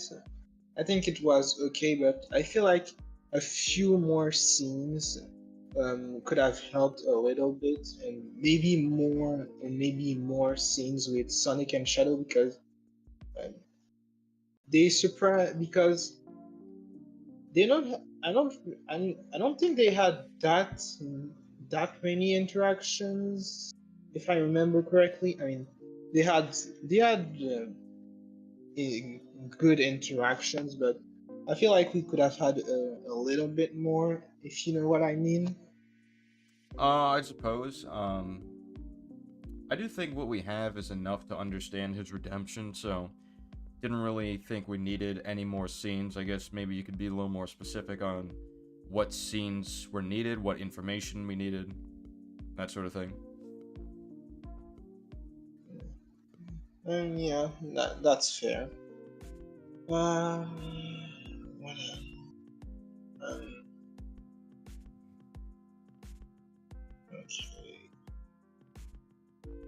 Okay, so I remember. So I was gonna ask you something. A while back, I wrote a comment about how I recommended you. I mean, not recommend, but I wanted to ask. I made a comment a while back in your. I think it was a video about when you responded to the that Star Wars girl. I said something like, can you check that video made by Just Bell about how Superman is apparently a man child? I'm not sure what Jester Bell says in that video, but I can definitely take a look at some point.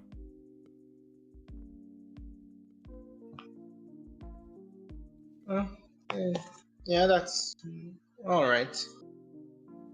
All right. Well, yeah, that's pretty much all I wanted to say, basically. All right. That was my first time. Yeah, and that was my first time on those types of streams, and I hope I can come back another time. For sure, yeah. Yep. All right, see ya. Have a good one.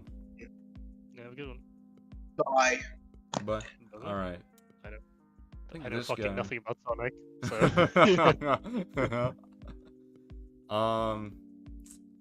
All right. Hello.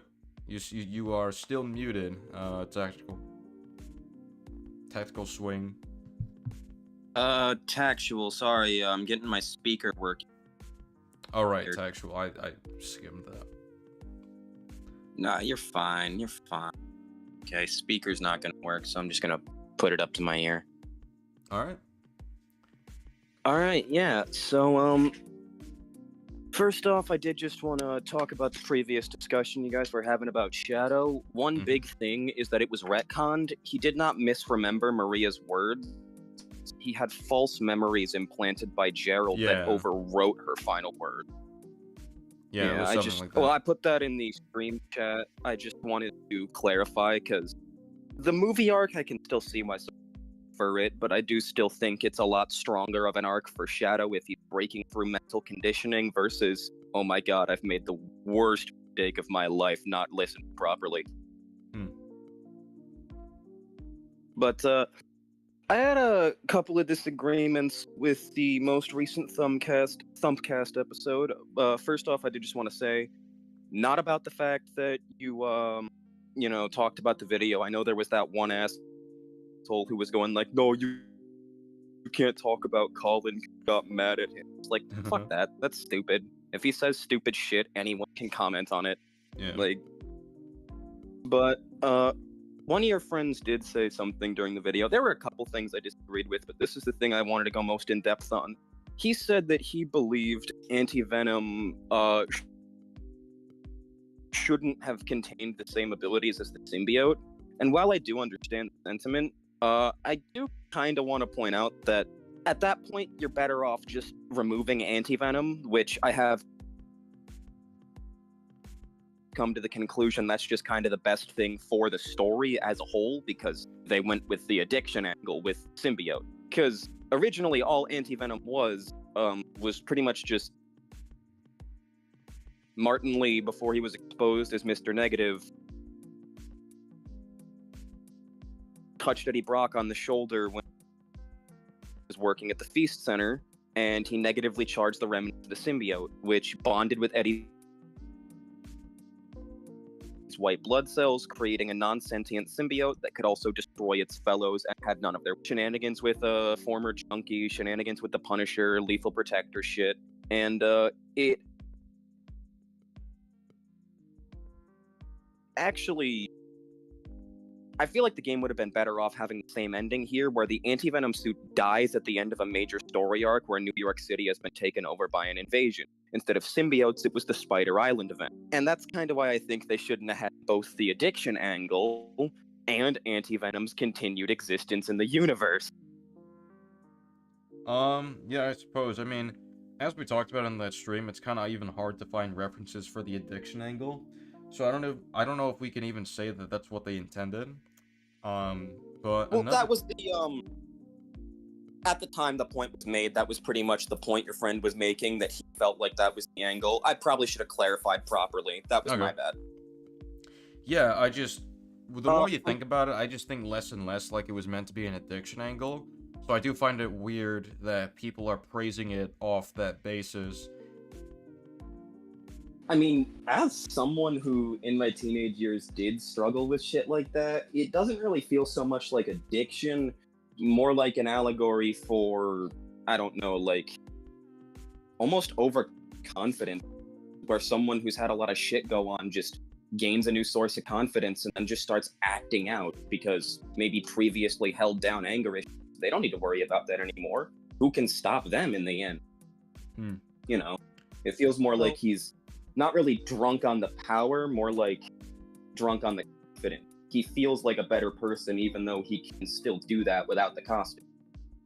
Well, broadly speaking, it's like what it's trying to go for, I think, is just a very fundamental idea in many stories. That is, it's like a shortcut, right? It's a material thing that convinces you that your problems aren't necessarily permanent or something that you have to deal with. I was talking about, but I understand that.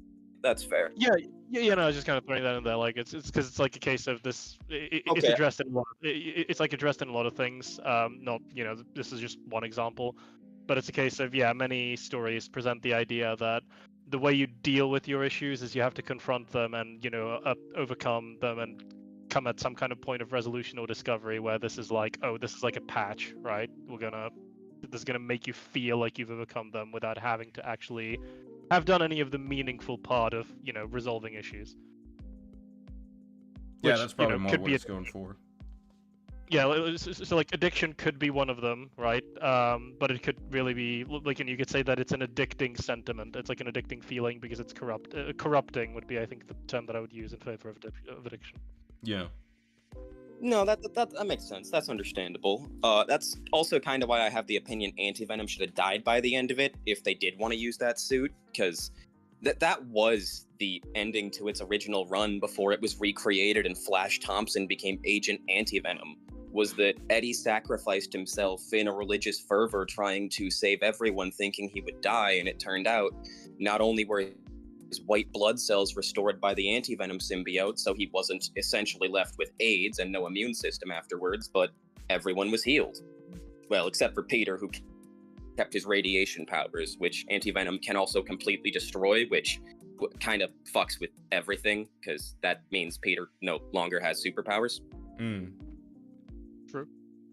Yeah. Yeah, for sure. Like, that is one big problem, is that just kind of makes him Venom now, but small. Yeah, I guess. And another thing is... Yeah, go on. I understand why you guys said it, but I do want to just make a statement. It can be very pretentious to do shit like invoke Carl Jung and stuff like that, especially if you don't do it right, like Colin in the video he cited did. But I do think it is kind of weird to just outright call the practice of bringing psychological themes into game analysis to be pretentious, which was said at one point. I'm sure you guys don't really agree with that, but I'm just going to give a quick rebuttal. My favorite franchise, the Persona series, published by Atlas, is literally entirely based around Jungian and Freudian concepts, and in my opinion, has very great character writing for what it is, and even has damn good stories that I don't even want to talk about, because if I spoil them, that kind of ruins some of the incentive to play. I mean, one of these stories has Hitler in sunglasses.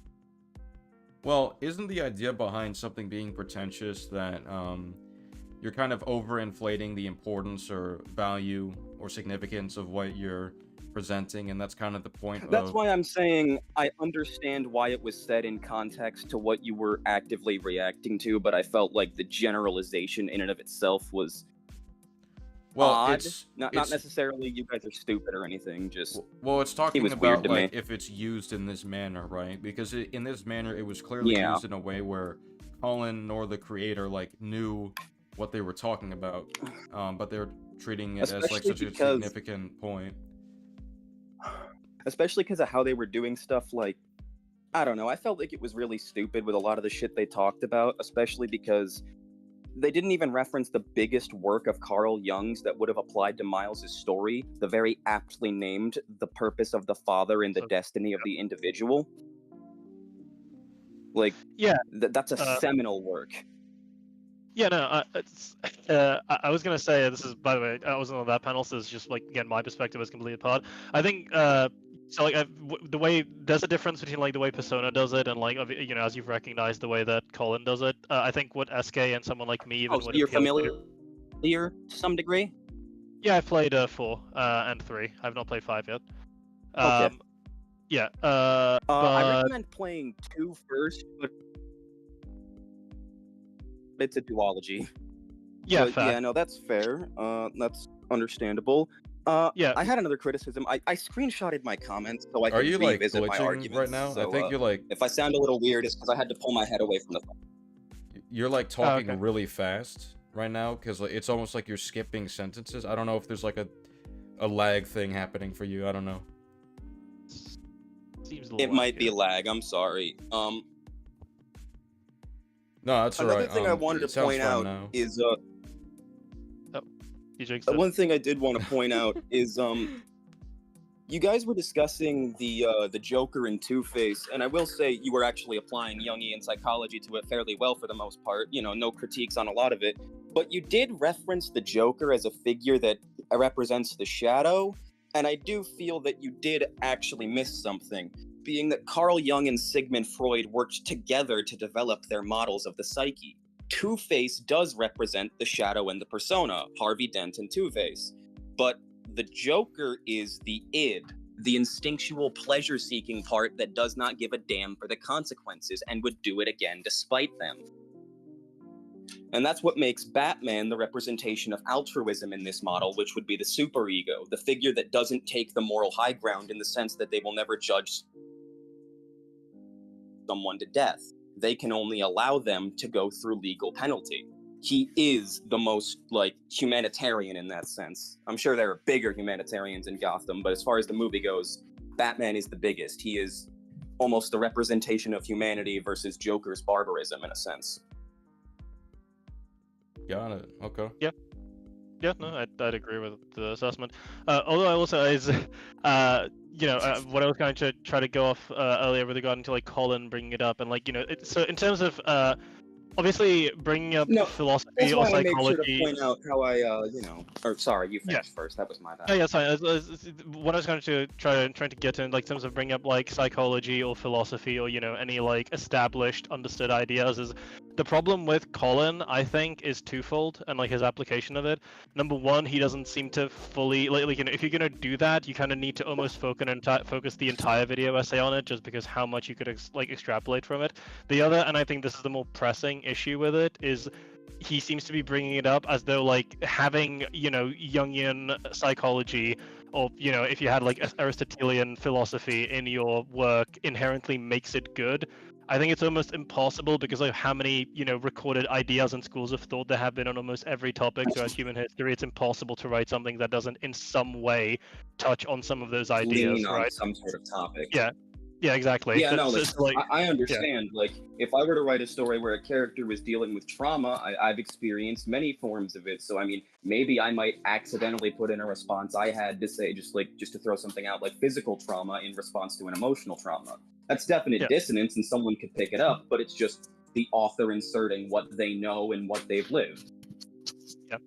Yeah, exactly. And like in a lot of ways, you know, That's particularly when it also comes to why I like, disagree with a lot of Colin's criticism, because he writes it as if he has like the power to change the story, where even when like you and SK will say maybe you could have done this instead, it's not a perspective of I know better, it's let's look at the events you set up properly and see what a better payoff could have been with what we have. Let's just look at these cards on the table and see if reshuffling them works. yeah. And I was also You gonna guys never say, really try and say fuck the plot. You say fix the plot. yeah, like we would like the plot to be.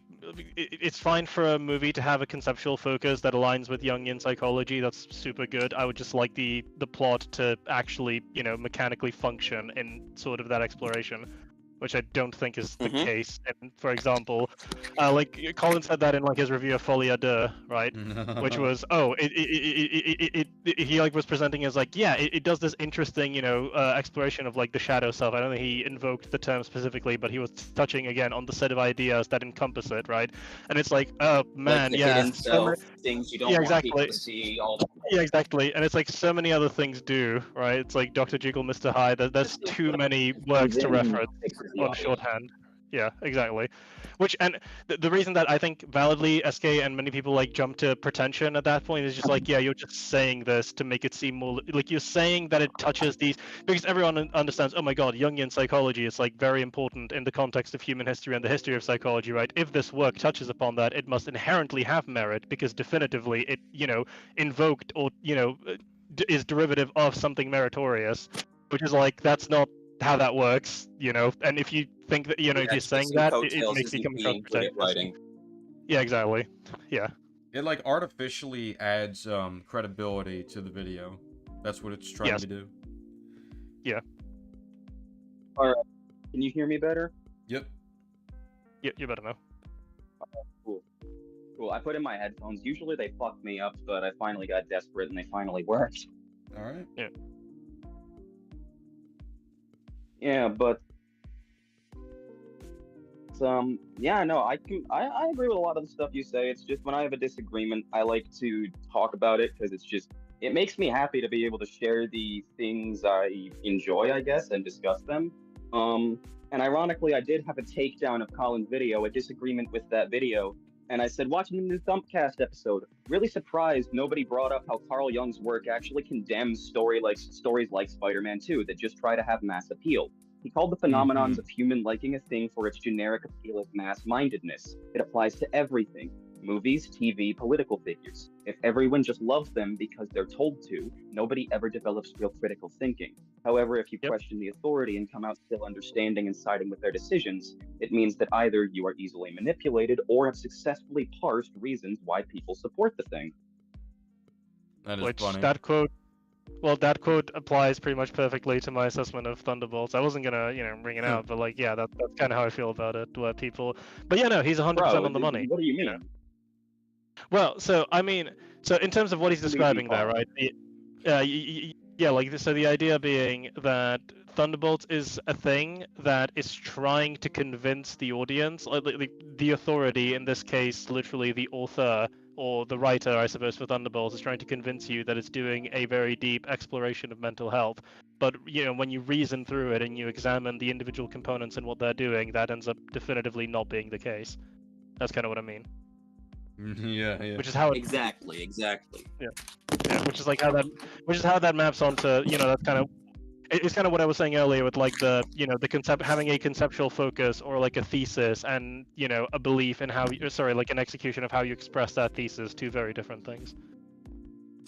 Exactly. It's like I've been trying to sit my ass down and start writing a book for a while, but I figure out general things I want, and I just don't know how to execute it, so I wait, because why would I start writing a story if I don't know what the fuck to do? I mean, yeah, there are some things I can write that way, but by the seat of my pants is not going to produce good work. Yeah, or like you redrafted, and this is like, well, I mean, for example, my favorite reference for this is always Multiverse of Madness is a good one. Are you familiar with like the context of how that movie was created, where it was being fucking written as they were filming? It's like, how the fuck could you ever expect to produce something good when you do that? Like,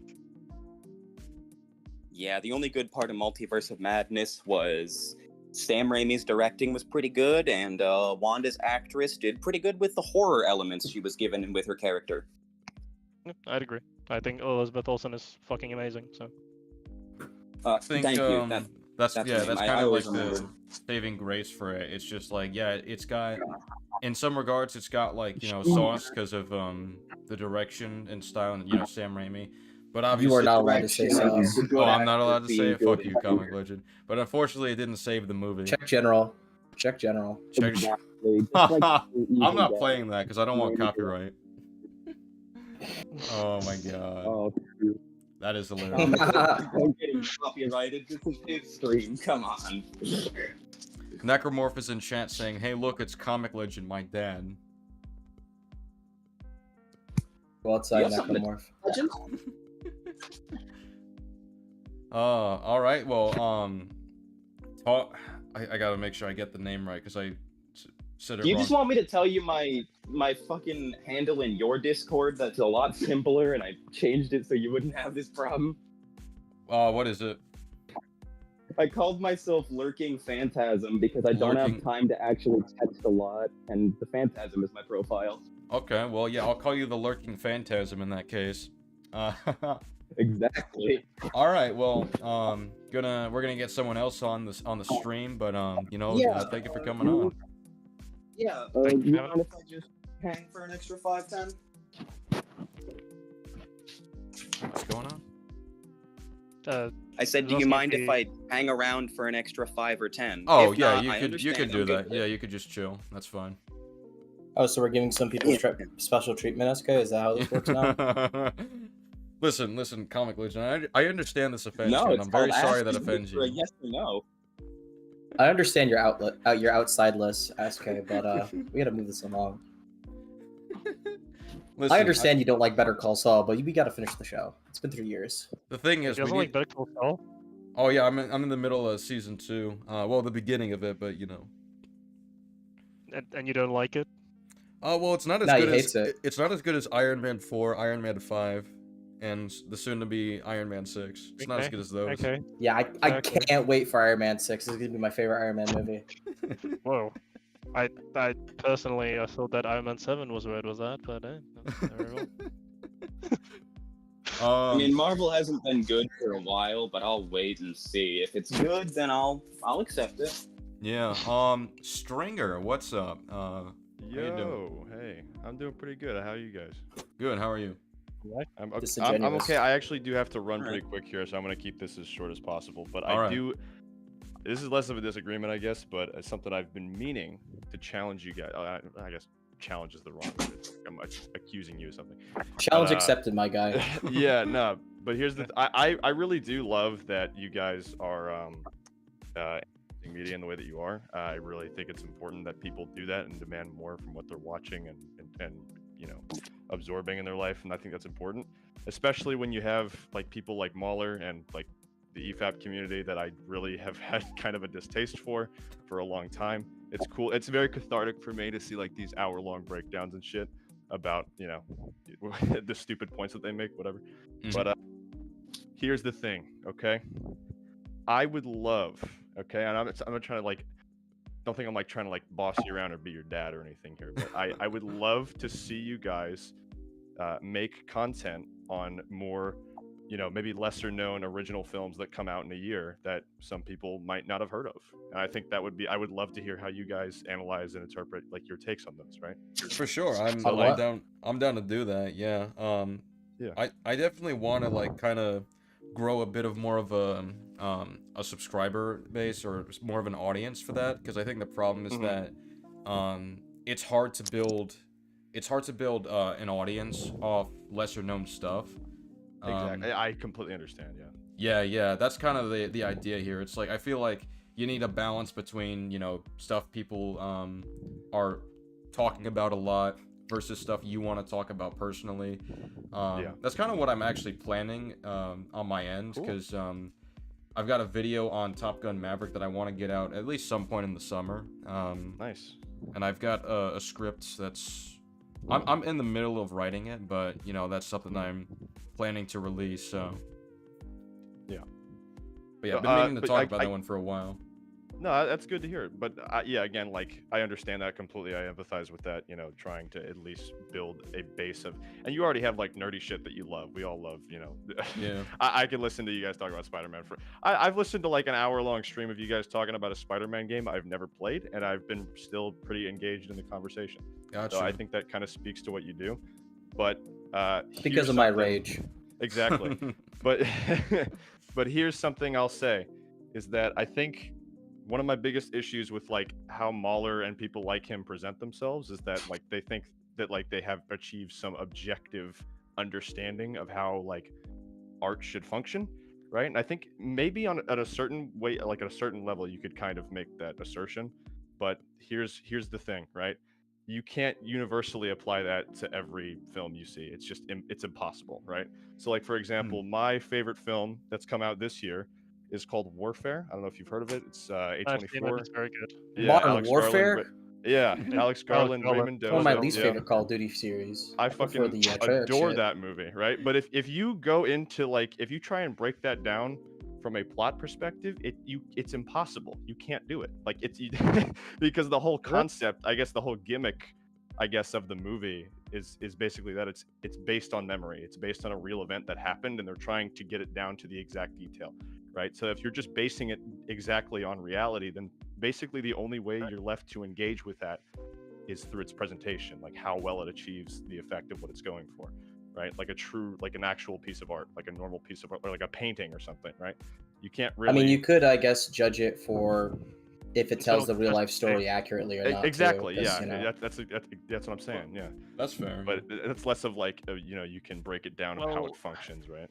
I do think I have a way to. Sorry. Well, hang on. Jan was gonna cut it. I didn't mean to cut anyone off. No, that's right. Yeah. Yeah, I was gonna say, if I could push back on that a little bit, I think that you can apply that. So when you say objective, personally, also I do watch Mauler's work, but and I do find some of it good, some of it less good, as with anyone. But in terms of you know, like judging things based on a standard, right? I think the standard that is most most possible to go for broadly across the medium is internal consistency. So with something like Warfare, you're correct. We wouldn't judge it like, you know, it'd be foolish to look at Warfare and be like, wait, what the fuck? This movie isn't giving me perfectly coherent information all the time, right? Yeah. But then where you're looking at the coherency for, really, is whether or not the movie is consistent in how it presents that information in a consistent factor. I know 100% that sounds worthy, right? But hence the difference between something like my favorite contrast is obviously Everything Everywhere All at Once versus Multiverse of Madness, right? Both have very out there and, you know, on its face ideas that necessitate some degree of difficulty comprehending or even incoherency, but it's how they apply that and how it's executed that matters. Especially when you're dealing with like a heavy thematic topic like something like the Iraq War. But yeah, continue. Yeah, exactly. Or like if your conceptual focus is just something incredibly abstract, like Lovecraftian horror, right? Like that's that you can have difficulty.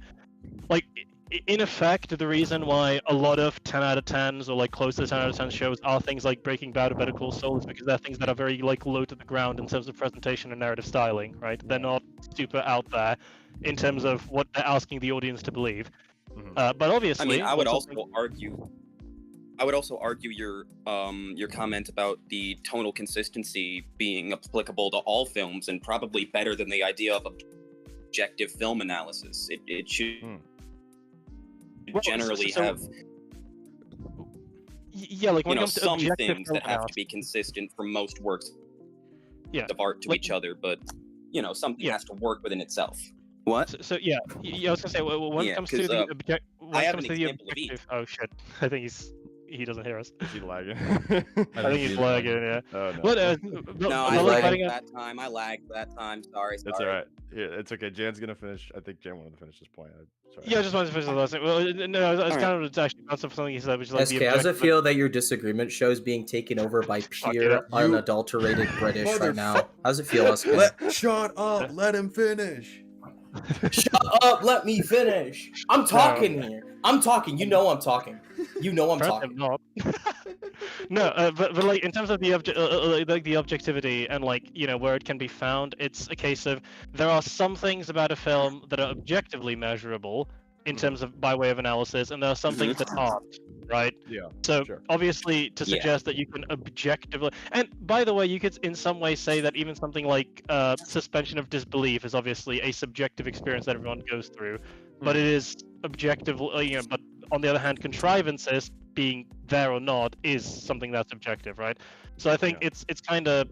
Yeah. You know, if someone did say like you can definitively prove an art piece is good or bad definitively, I'd say yes, but it would depend what your lens of analysis is, right? If your lens of analysis is this is like good because the conceptual focus is this, I'd be like, oh, well, at that point, that's you're appealing to your own experience, right? You're not actually trying to find anything that's broadly applicable or even definitively real. I get it. Yeah. There's stuff that I like just for the concept, but an example of something that has both concept and substance that I really liked was JoJo's Bizarre Adventure. When I watched the anime, at first I thought it was just gonna be exactly what people told me it was. Very, very large, probably gay men beating the fuck out of each other. Probably gay And then I men. found out it was just an incredible story. It was an incredible story. Bro, they literally pulled a historical reference to gay men by doing the he was never married trope with Speedwagon. There literally is, just for the 80s to 2000s, an inordinate amount of gay representation in this show, and it's honestly great. But back to my point, there are some contrivances, but I can honestly let it go because it's usually nothing too major.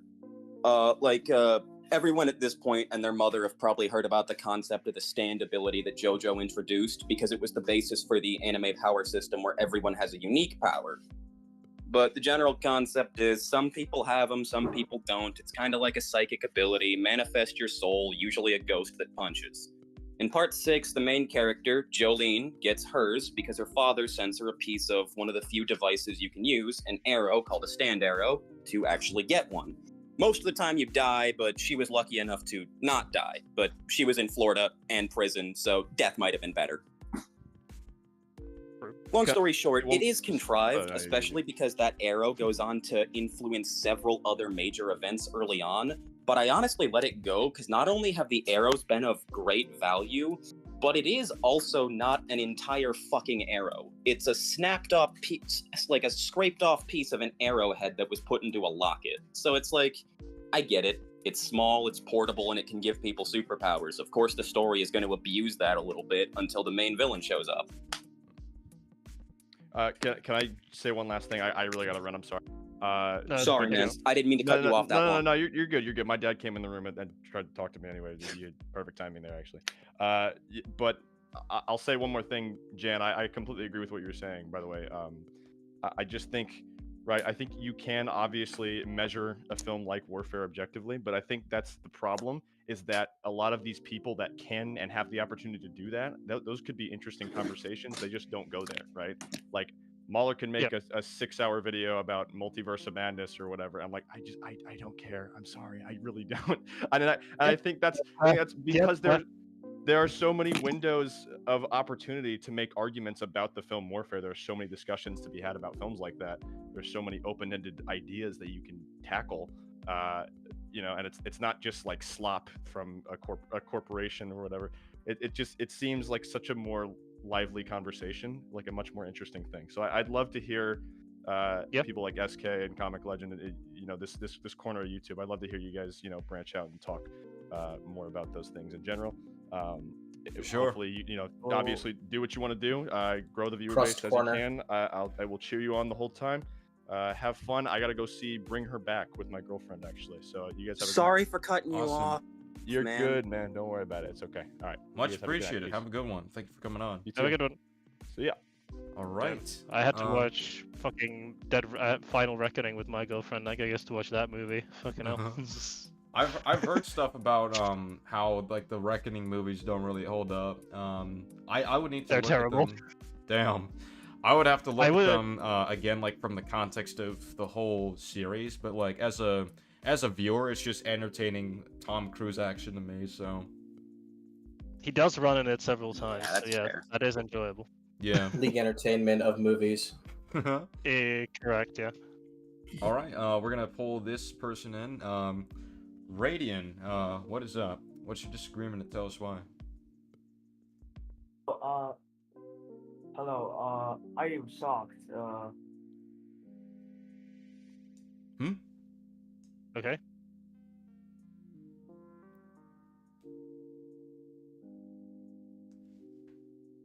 You're on the line. You're on the line. You're Hello, on You're the line. gonna fucking disagree. hello, everybody. Yo. Yeah. Yo. Yeah, we can hear you. Yeah, we can hear you. I'm saying that I was shocked that my request was accepted, but the reason why I came here, it's not for like being in disagreement specifically, but more of just wanted to talk about Web of Shadows if possible. I can't talk about Web of Shadows until I play it, which I could soon, but like I can't right now. What about Web of Shadows? I just wanted to say that the game is deeper than some people think, and I do genuinely believe that it's the best piece of Spider-Man media to like stand beside the other Spider-Man medias. It's a shock to me because Okay. from what I've seen of the story, it's not that impressive. I mean, it's not that impressive to the naked eye, but if you look deep enough, you'll find it that it's very deep in story. You know, in the prologue mission of Spider-Man Web of Shadows, the first mission ever, you see Spider-Man basically swinging off of this building, and you see him having like hallucinations of people talking to him, and these people talking to him were dialogue in the game that were present. And one of them, very special, is Felicia talking. Is Felicia talking? And you know, for Felicia to talk and to have a present role in this scene, that means that Spider-Man did a black suit option. Not only one black suit option, but multiple black suit options in the canon story.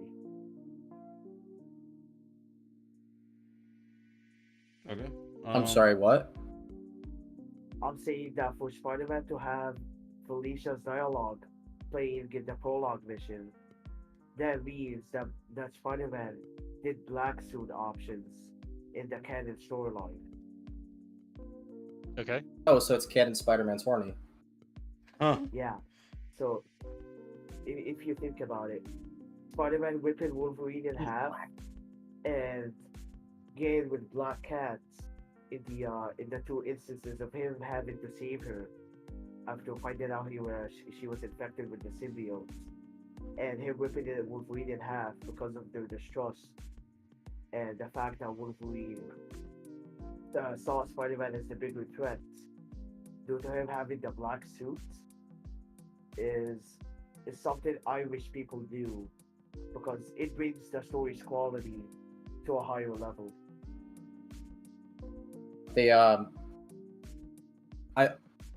Are you understanding this, SK? Is this just me? Am I just being slow today? I'm kind of understanding it, but then again, it's been a while since I've gone through Web of Shadows. All I can really say is I that. think what he's trying. Go on. I think what he's trying to say is that in the canon of the story, it looks almost guaranteed that Peter made Felicia choices, which, as you pointed out, very horny. Good choice, Peter. But he's also saying that that may potentially mean that it's canon where you fight Wolverine and end up ripping him in half due to the mistrust that's been sown between him and Peter for the entire game up until that point. For Wait, one how of the does Black Suit Black choices, Cat one because means that the Wolverine one I'm is pretty sure he's canon? I saying don't that's one of the understand. choices that determines getting the ending with Felicia or whatever. I didn't follow the entirety of the logic. I'm just summarizing what I did catch because it seems like I got a bit more than you guys did this time around. Well, I'm just not my sure. Impression was, my impression was just so my impression of the argument was Spider-Man Web of Shadows, which I have not played and know nothing about, has Spider-Man and have Felicia, like, there's a cutscene, I presume, at the start where Felicia says something and that's paid off later in a fight with Wolverine, and that makes it amazing. I couldn't really speak. Well, the story is about an invasion of symbiotes, and Peter gets infected by it too. And essentially, it's like a morality system. You got to choose if you're only going to use your own power and be a hero, or if you're going to give into the easy black suit route and do more villainous shit, stuff like So that. it's like Infamous. Yeah, kind of like a choose your own adventure style game, but not like Telltale where your choices don't matter. You actually have a massive impact depending on what you do. Okay. Because from what I know, there's a heroic ending, get the girl, a villainous ending where you get a girl, and then a version of each where it's just Peter and he's like on a more solitary path, which, you know, depends on how serious and fucked up that is with the ending. Also, do you guys know that in the time span that when the Shadows was made, Venom was captured before the Civil War? By then, I think Venom was captured, and his symbiote left him for having cancer, and it went on to Scorpion. I think Web of Shadows takes place in that time span, but instead of the symbiote basically leaving him for Scorpion, it plays into Eddie's plans of wanting revenge on Spider-Man, explaining the ambush at the very start of Web of Shadows, and explaining why the symbiote tried to bond with Spider-Man, but Spider-Man broke free. Yeah, I don't fucking nothing about this game. Yeah, I so, don't really have much to add right now. I've not played it. I looked it up, and the only thing I found about it was an IGN review where the tagline is, "At least it's not Iron Man," which I thought was pretty funny. So I thought I was gonna bring that to the stream's attention, but that's it. Sorry, I'm a poor interpreter. No, you're good. I understand what you're saying. It's just I legitimately I don't. You could be talking to me about building space stations on Mars. I just don't know much about it. I'm sure it's possibly correct, but I've not played this game and I've not seen the story of it. So yeah, sorry. And I mean, one last you can question. correct me if I'm wrong. Or sorry, you continue. No, my bad. You can continue. You can continue. I was trying to say that I thought your overall point was that the story is deeper than a lot of people give it credit for, even if you got to look a bit harder for it than you reasonably should. Yeah, that's what I mean. Okay. Yeah, no, I got that. And to which the response. Sorry. Go ahead. Let's go. Yeah, no, go ahead. It was gonna be something else. Yeah, I was just gonna say to which the response from me would have to be I've not played it, so I wouldn't know. But I don't know if Comic Legend or SK have more. Yeah, I just don't have interest right now because I have yet to go through it again. I intend to at some point and then have more detailed notes, but I just have nothing right now, so there's not much to proceed with. But I did want to suggest, right? Jan, what do you think if we watch Colin's video trying to respond to Critical Drinker's Thunderbolts criticism? Oh my gosh, bro. Don't do that. It'd just be funny if he just didn't do a good job defending it from him. I've seen like. I think it'd be funny, SK, if you got out of drama. I'd be down to do it. I've seen like 3 Colin videos, and I wanted to fucking kill myself every time. Maybe we shouldn't do a 4th then. Maybe there's a suicide risk here, SK. Maybe we gotta stop. Not to drama beef too hard, whatever, because I don't know the guy that well, but his videos are incredibly meandering and shockingly bad at explaining his points. So. Damn. I just think it'd be really funny if he did a bad job countering it. So I don't know. I'd be down to watch it. Sure. All right. Well, I'd be down for that. I'm gonna put it in the watch together thing because Andrew Cuomo. I'm gonna. Let us mute through this? COVID. It's playing a fucking ad and I don't want it to play it. It's calling bad. A great You can click the 3 circles and you can block specific ads. I can't mute it. I can't mute. Oh wait, hold up. Oh no. No, I can't mute it. Okay, so this is gonna be awkward. I'm just gonna pause. Raiders. No, okay. Here's what I'm gonna do. I'm gonna mute my desktop audio for now, and then I'll just play it, and then I'll unmute it, so no one can hear the VC temporarily.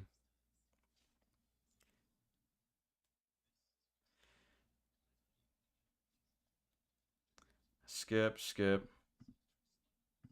Alright. Alright, are we in the... Because this Discord thankfully has, a watch together option, so probably just fit, here if you can join it.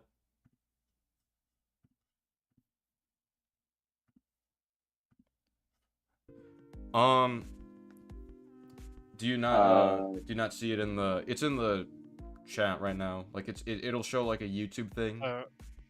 Give me a sec. I don't see it, I'm afraid. One moment. Then again, I don't have the chat brought up, so that might explain a few things. Yeah, I got it loading on my end. I did not Messages prepare failed for to how load. the format would be, Also, I'm but glad. that's alright. Also, I'm really it's- glad you guys have me on. Yeah, you know, for sure. You guys talking this much about media, Spider-Man media specifically, gave me enough courage to come up on VC and talk about my passion through the Weather Shadows. Like, I genuinely can't have enough of you guys. Awesome. What piece of? Which chat is it in, SK? Sorry. It's in this one specific. So if you see that there's a VC chat, right, and there's an activities thing, it lets you do activities in the VC. Oh, 1 second. Activities. Okay, it's gives me suggested activities. I'm to do YouTube. Are you talking about the watch together thing under chill together? Yeah, that's what I said. Yeah. Should be down there. Did you hear it? Did Oh you hear wait, it? is it in this? Yeah, it's in this. This server or is it in This oh, server. this one? I only see the weight room and the chat room. Okay, you know what? I'll just do a watch together. Why not? We'll do it live. Fuck it. Did you start it? Did you start? All right. I'll cancel the YouTube activity thing. What?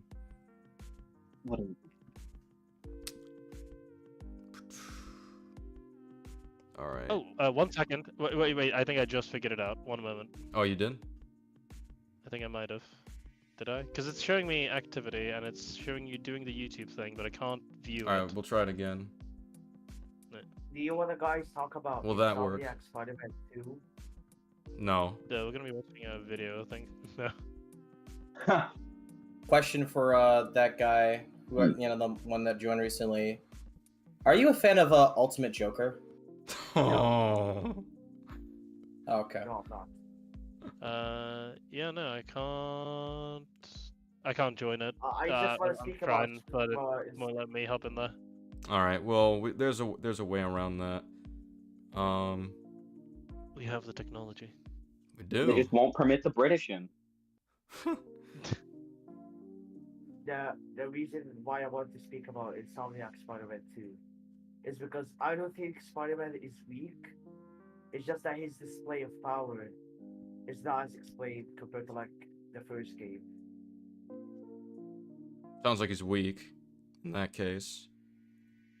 I mean, At least he's not weak. or at least they show him to Definitely be weak, right? Like if a tree falls in the forest and no one's there to hear it, doesn't make a sound, sort of a thing, right? Like if we don't see him as strong, why would we think he is?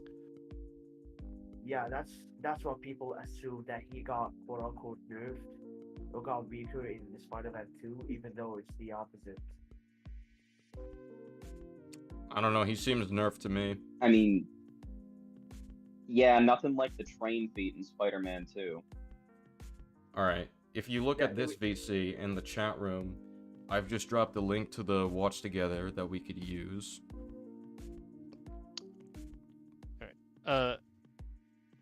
The problem I seem to be having is I am unable to load the chat in the chat room. When I do it, it just gives me a fail message. Could it be a permissions thing? It's Oh, okay. Maybe it is permissions. In that case, I mean, mine's just if it's a watch together, you can just DM it to me, right? yeah. That will Well, I'll put it in. I'll put it in general at first, and then I'll delete it later. Okay, I'm in. Okay, let's meet. Is it? Can you guys still hear me? We can hear you. Yes, as a matter of fact. Yeah. Okay.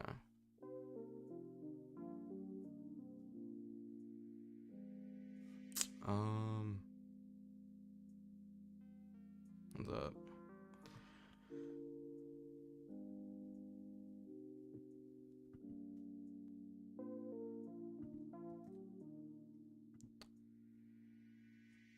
Hello. Oh shoot! Who is playing that? You psycho. Yeah, I played it on accident, bro. My bad. That's all good. Alright. I'm gonna mute it just in case, because people keep playing it.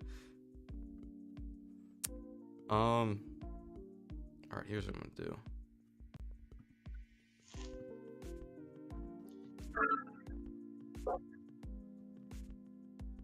Close.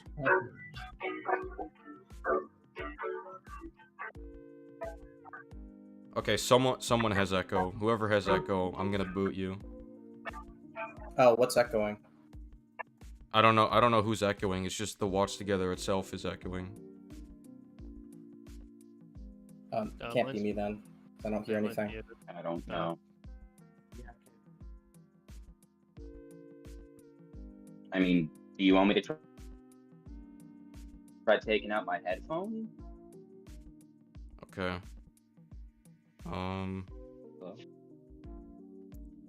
Just showed a whole bunch of shit that I didn't want.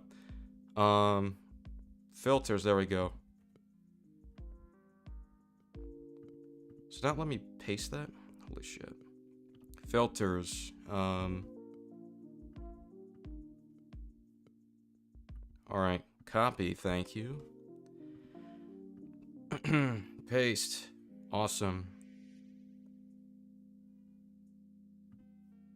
No. Okay.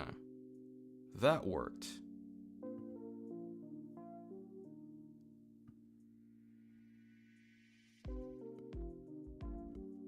Alright. There we go. That's good. Alright. I just need to snatch the link and we're basically good to go. Perfect. But yeah, where is it? Oh. There we go. Okay. Alright, I don't know if this is gonna be good or not. I just think it'll be funny if it's bad.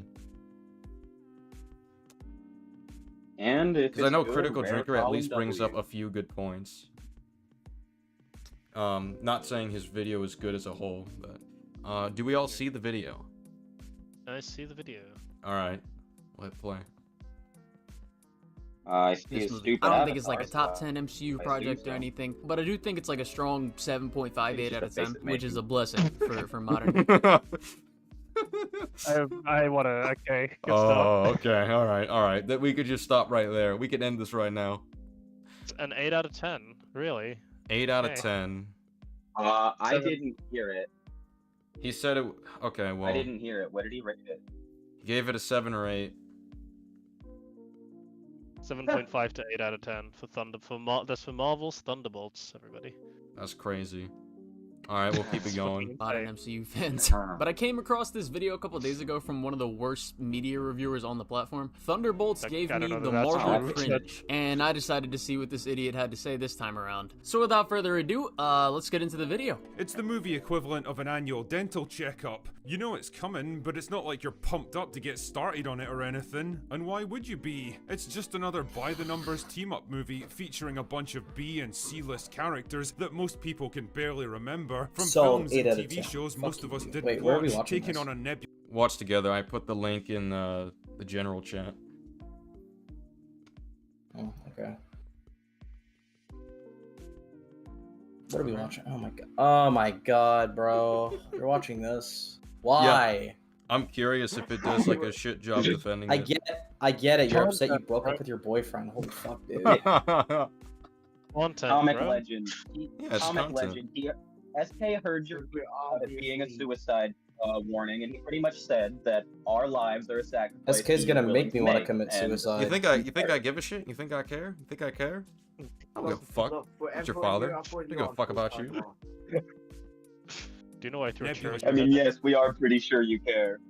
All right, we'll keep sure it about going. that? Let's let it run. Threat that's poorly explained in a series of action scenes that look like they've been done a million times before. Not exactly compelling stuff. Wow, so we're already starting off the video, just like so many of his other dogshit reviews, and, you know, just like one that I've already, you know, responded to in the past. Almost every single thing he just said is a blanketed statement with no explanation as to why something is actually bad, which is one of my least favorite things that I come across when looking Okay, I'm sorry, why does he talk like me at 16? Why don't you wait till he gets to his other points? I didn't even talk about this section in my video because it was just useless. It's like, all right, I'll let him explain. So with regards to Colin, it's not Wow, really? You made that argument? My forehead's growing, guys. You made that argument? Wow. Well, with regards to Colin as well, it's a case of, I mean, poisoning the well, right? Where it's like, oh yeah, this guy's an idiot, immediately off rip. It's like, you know, I know that people do that, it's common. It's fine to have like a thesis statement at the start, but like, you know, maybe wait for him to start talking first, at least insofar as the video is concerned. Yeah. Also, like, what, you know, in terms of like, I guess with Drinker, I agree he doesn't have what I would consider good reviews at all. In fact, I'd say they're very shallow and generally very, you know, uncompelling. However, you know, he did articulate what his issues there were. It's a bunch of characters that people are indifferent to, or probably are indifferent to because they're not. I think everybody would agree the cast of Thunderbolts aren't the main line. When you say, you know, Marvel, these aren't the first characters that come to the fore of your mind avant this movie, of course. Yeah. And then the other thing is, you know, with the action scenes, I mean, if you've seen the movie, yeah, you'd understand that they aren't really super special or anything. Like, yeah. Critique videos and him saying, oh well, it's a movie about a bunch of B and C list characters that nobody cares about, as if Marvel hasn't done that multiple times already in the past. And him saying that that's not a counter. Like what? But also, it's also not his point. His point was so, like, to trace what he actually said, right? He said, people, you know, he wasn't excited to see the Thunderbolts, and he wasn't excited because it was a bunch of characters that are this way, and it, you know, is going to probably feature this thing that is a trope in Marvel movies. As much as I'm not a fan of Critical Drinker as a reviewer, that is a perfectly valid string of, you know, phrases. Like, that makes sense. Also, he just proved his Why point, would anyone saying that this feels repetitive. That's the same. You just proved that by saying, well, it's been done before. Yeah, and also, like, well, it's also not Drinker's only not. that. So, sorry, just one thing. He's not articulating anything definitively here. He's just saying that's his feelings on the thing. He's allowed to say that. Yeah. You know. Yeah, not to mention, not only is it, like, repetitive to have done this before, which Drinker is, like, you know, correct to say that it can feel repetitive to some, but if they've been using B and C list characters when they have a bunch of A-listers they could be using, yeah, I can understand where Drinker might feel like they're scraping the bottom. All right, dude, you are like lagging way too much. Have to. All right. We're just. I'll let your internet course correct. We're just gonna move on. saying that the main villain is poorly explained. Will he explain why he feels this way later in the video? Well, let's see. But is it really as bad as we expected, or does Thunderbolts somehow manage to pull off a surprise win? Well, let's find out together, shall we? Let's begin. The movie begins with Discount Black Widow, who's feeling sad and worthless because there's not much going on in her life outside of her work. And if that's not a neat encapsulation of modern feminism, frankly, I don't know what is. What? What?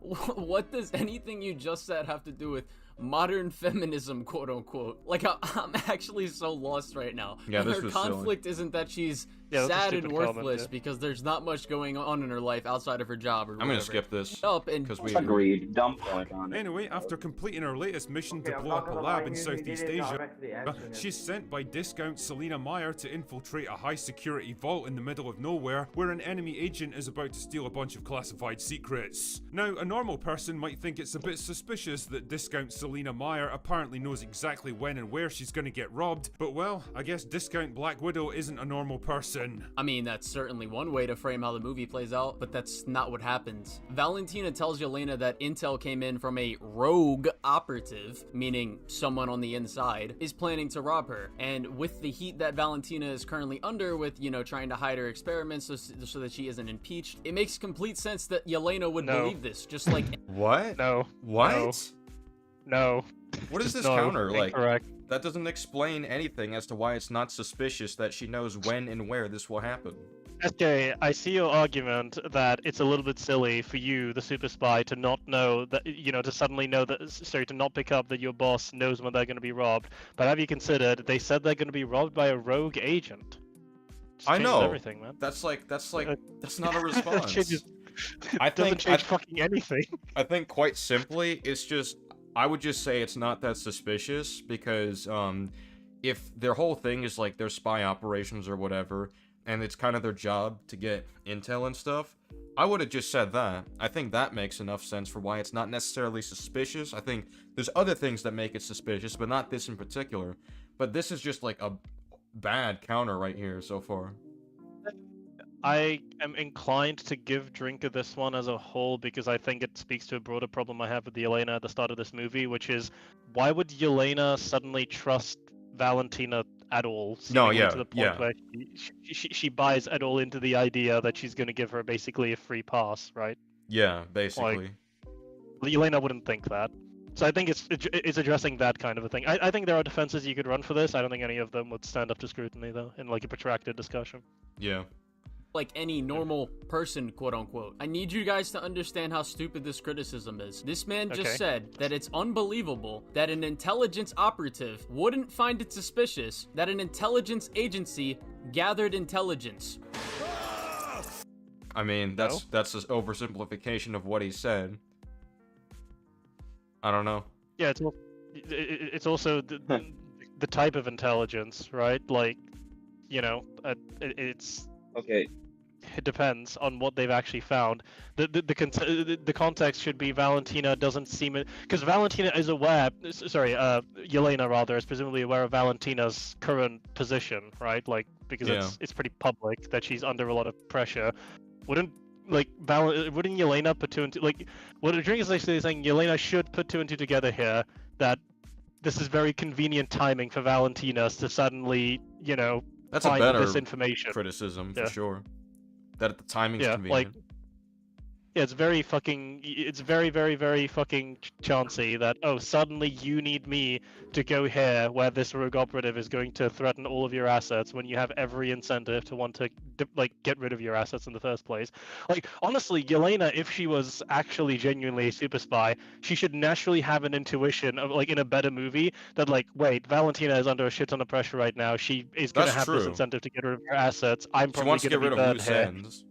So actually, when we think about it more, what Critical Drinker here actually made sense, as rare as that is for me to say. He just didn't explain it very clearly, He didn't use the best example. The best example just would be why would Valentina feel that she's secure at all in anything at this very precarious time for her employer, who is a black ops, like, you know, handler. Like is my lag fixed? Yeah, it seems like it. Just how dense can a person be? All right, But when she does get there, she finds John Walker, Ghost, and Task Manager waiting for her. It turns out they've all been sent here to kill each other in a kind of circular firing squad because Discount Selena Meyer is now under congressional investigation and has decided to erase all evidence of her dodgy activities, including everyone that she employs. Once they're sealed inside the vault, a self-destruct timer activates to vaporize the whole place. Not a great plan. Wow, it's lucky that they all happened to arrive here at the same exact time, otherwise this never would have worked. It's even more lucky that there was a 2-minute countdown to detonation, thus giving them fair warning and plenty of time to escape. It's even luckier that the power source for the sonic barrier preventing Ghost from unlocking the doors just so happens to be in the room with them. So here's this is incredibly stupid. That was like... Even after I watched it for the first time where I was more willing to give the movie grace, I was like, this is... insane. Flat on his face, stupid. This doesn't make any sense at all. You know, that is astronomically idiotic. only part of the video I really agree with. Yeah. I do think that the power source for the Okay. barrier being in the same room as them and the timer for the incinerator thing to warm up or whatever is pretty dumb. I even mentioned this in Okay. my video, and I also think another problem with this scene is the fact that there's like some plot armor for some of the characters with how the fight plays out. I don't think these are problems that are like, Correct. oh, man, Ghost this should movie kill sucks now everyone because of this. instantly. Yes. But as for them all being there at the same time, Yeah. one of his criticisms, I don't know how that would be contrived. Valentina could have easily Because someone can kill someone, leave, and then move on. Yeah. So, like, what happens then? Yeah. easily orchestrated them happens if all to be someone there kills at the around other the two same in there? time. So how does that not make sense? Like, even if you think about it for 1 second. Actually, as I was rewatching the movie for the next point that I'm about to refute, I thought of a slight defense for the incinerator thing. So with Oh, no. Valentina having this place as one of her, places of operation, an incinerator used to incinerate things, I would imagine that there would be people working on the incineration process for her. So I'd imagine the timer is probably a safety precaution, as well as the power source being in the same room as them. And also her... Well, no. So number one, he got it wrong. The power source isn't for the incinerator; it's for the anti-ghost walls. Why the fuck would that need to be in the room as a safety precaution for I anyone know. but Ghost? Is it like? Is the concern Ghost is gonna randomly wander in here, trigger the incinerator, and then the fucking walls are gonna activate accidentally, so she needs a prompt? And then like the second thing is, the timer being. It's not even a problem that the incineration's delayed necessarily. It's why the fuck is there a timer in the room? Why would Why they show them need the to know timer? that? Yeah, exactly. Like, because the timer's gonna get incinerated too. It's in the room. Like, Exactly. you need to replace it every time. What the fuck? It's so stupid. This movie is so. I'm sorry. Go on. Yeah. Her original plan was to have them all kill each other anyway, and she didn't expect at all in the slightest that they would start working together when they were literally all trying to kill each other. And What? Wait, what? What did she say? Sorry, what did Well- he say? I missed it. Can you play it Alright, back we'll like 5 listen seconds? again. as well as the power source being in the same room as them. And also, her original plan was to have them all kill each other anyway, and she didn't expect at all in the slightest that they would start working together when they were literally all trying to kill each other. And Okay, she's a moron. Yeah, because Yeah. that is correct. She's an idiot. She should 100% anticipate that these, because the way that she sells it is like, oh, they're fucking losers or whatever. It's like, okay, yeah, you can feel that you don't like them or whatever. These are extremely competent operatives that they're supposed to be anyway. Also, some of these people are well recognized, like John Walker. You see John Walker there, it's like, wait, what are you doing here? Why are you here? Yeah. Yeah, literally, and it's also just like based on their skill sets. It's like, Yeah, oh how yeah, would you explain that? they're dysfunctional or whatever. It's like John Walker. So like we have Yelena, super spy. John Walker, fucking greatest soldier to ever soldier because fucking Fatwas is stupid. But like yeah, like 3 medals of honor. Ghost, I don't remember Ant-Man and the Wasp, but I think she's accomplished something or another. And then Taskmaster is also like these are skilled people who could absolutely figure out that like the second that they all showed up, they should have stopped fighting immediately. Is my concern with Yeah. this. It should have been like, oh well, it should have been like, Yeah. whoa, time out. Who gave you this assignment? Valentina. Oh, well. Oh, well. There's the end of that. Right? Like. Yup. And she's monitoring the whole thing. And on top of that, she has backup ready that she can get there and did get there very quickly in the event that something goes wrong. So I don't really think this is much of a problem with the movie. What do you mean backup? You know what? I would have led with that actually. I would have led with the army of people. I would have, I know it's very easy to say from the comfort of my armchair that I could have come with something better than Valentino, the greatest super spy to ever super spy. But I would have actually had a bunch of people with guns waiting there on location in discrete areas and probably shot them. And I think that would pretty neatly tie that up. That raises another question, right? So, apparently she has an army of people to do all these shady things, but I thought the whole point of this was to get rid of people doing shady things. Yes. So, yep. all it takes is Uh, one you- person to speak up. SK, you need to understand just how fucking like the depth of idiocy in this. All right, so that's Exactly. point one. Yeah, like point one that. Point two, she's under a lot of duress and pressure. Is it ever addressed how the fuck she manages to discreetly mobilize what looks to be at least like a company of soldiers? I don't know With, how like, you could do that discreetly. I don't know how you could do that. With like equipment, like serious tactical gear. Also, And- Ghost can literally phase Cool. through. Humvees. What? Yes. How do you fight Ghost? How do you fight Ghost?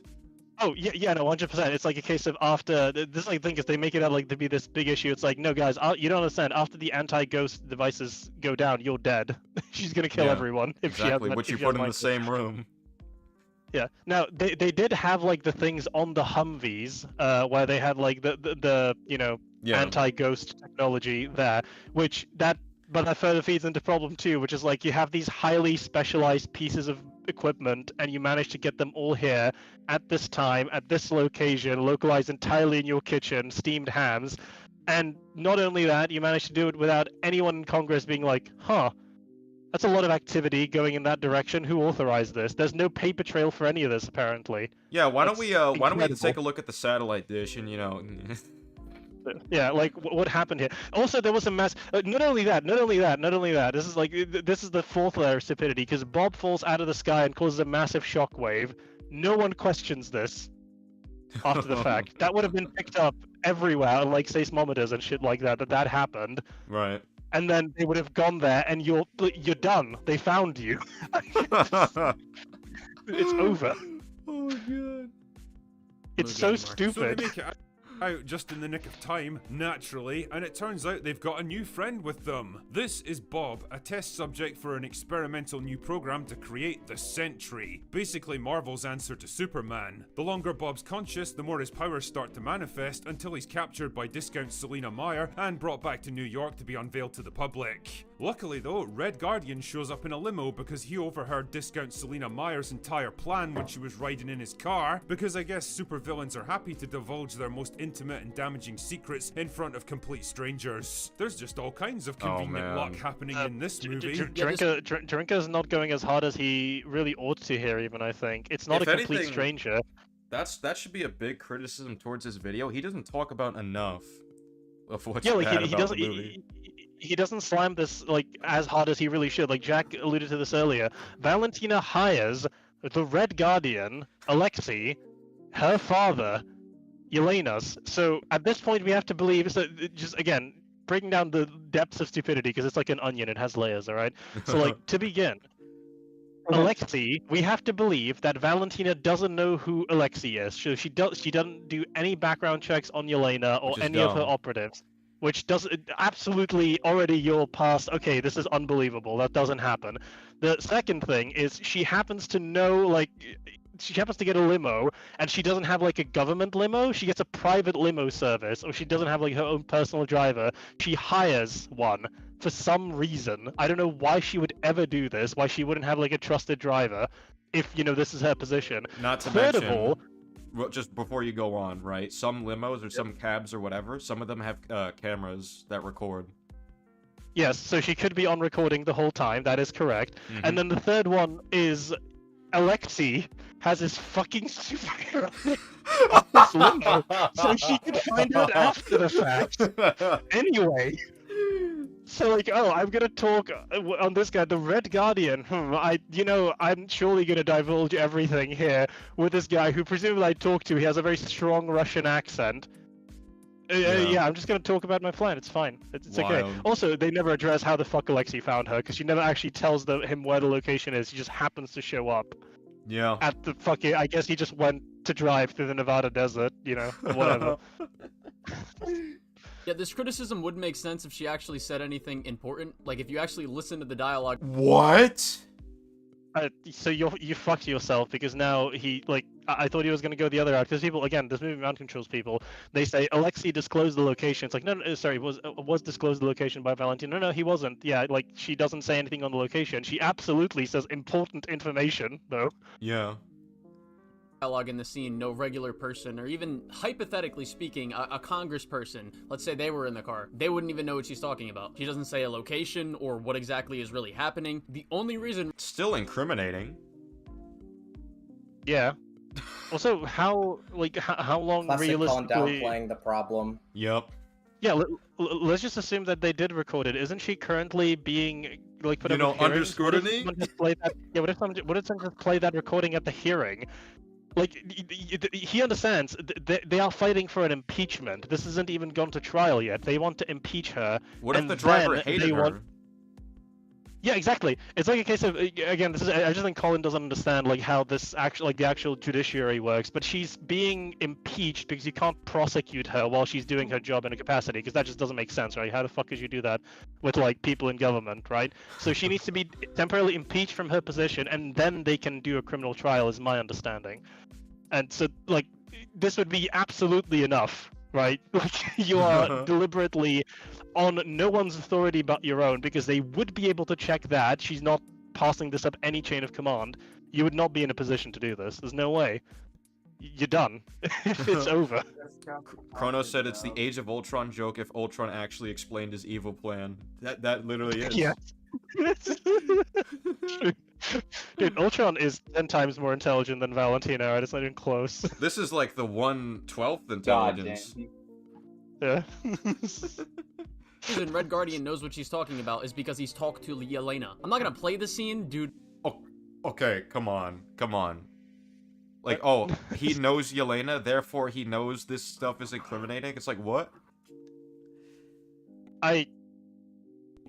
Yelena doesn't really tell him much by way of, like, you know, what she's... Wait, they're not even connected. The whole point is they haven't talked in a while. Yeah, exactly. So, well, no. So they reconnect in, like, that scene, and they basically just say... Like, they say nothing relevant to that would in any way tip Alexei off to anything here. We have to do that for the movie, assuming that he would have reason to believe. And even then, man...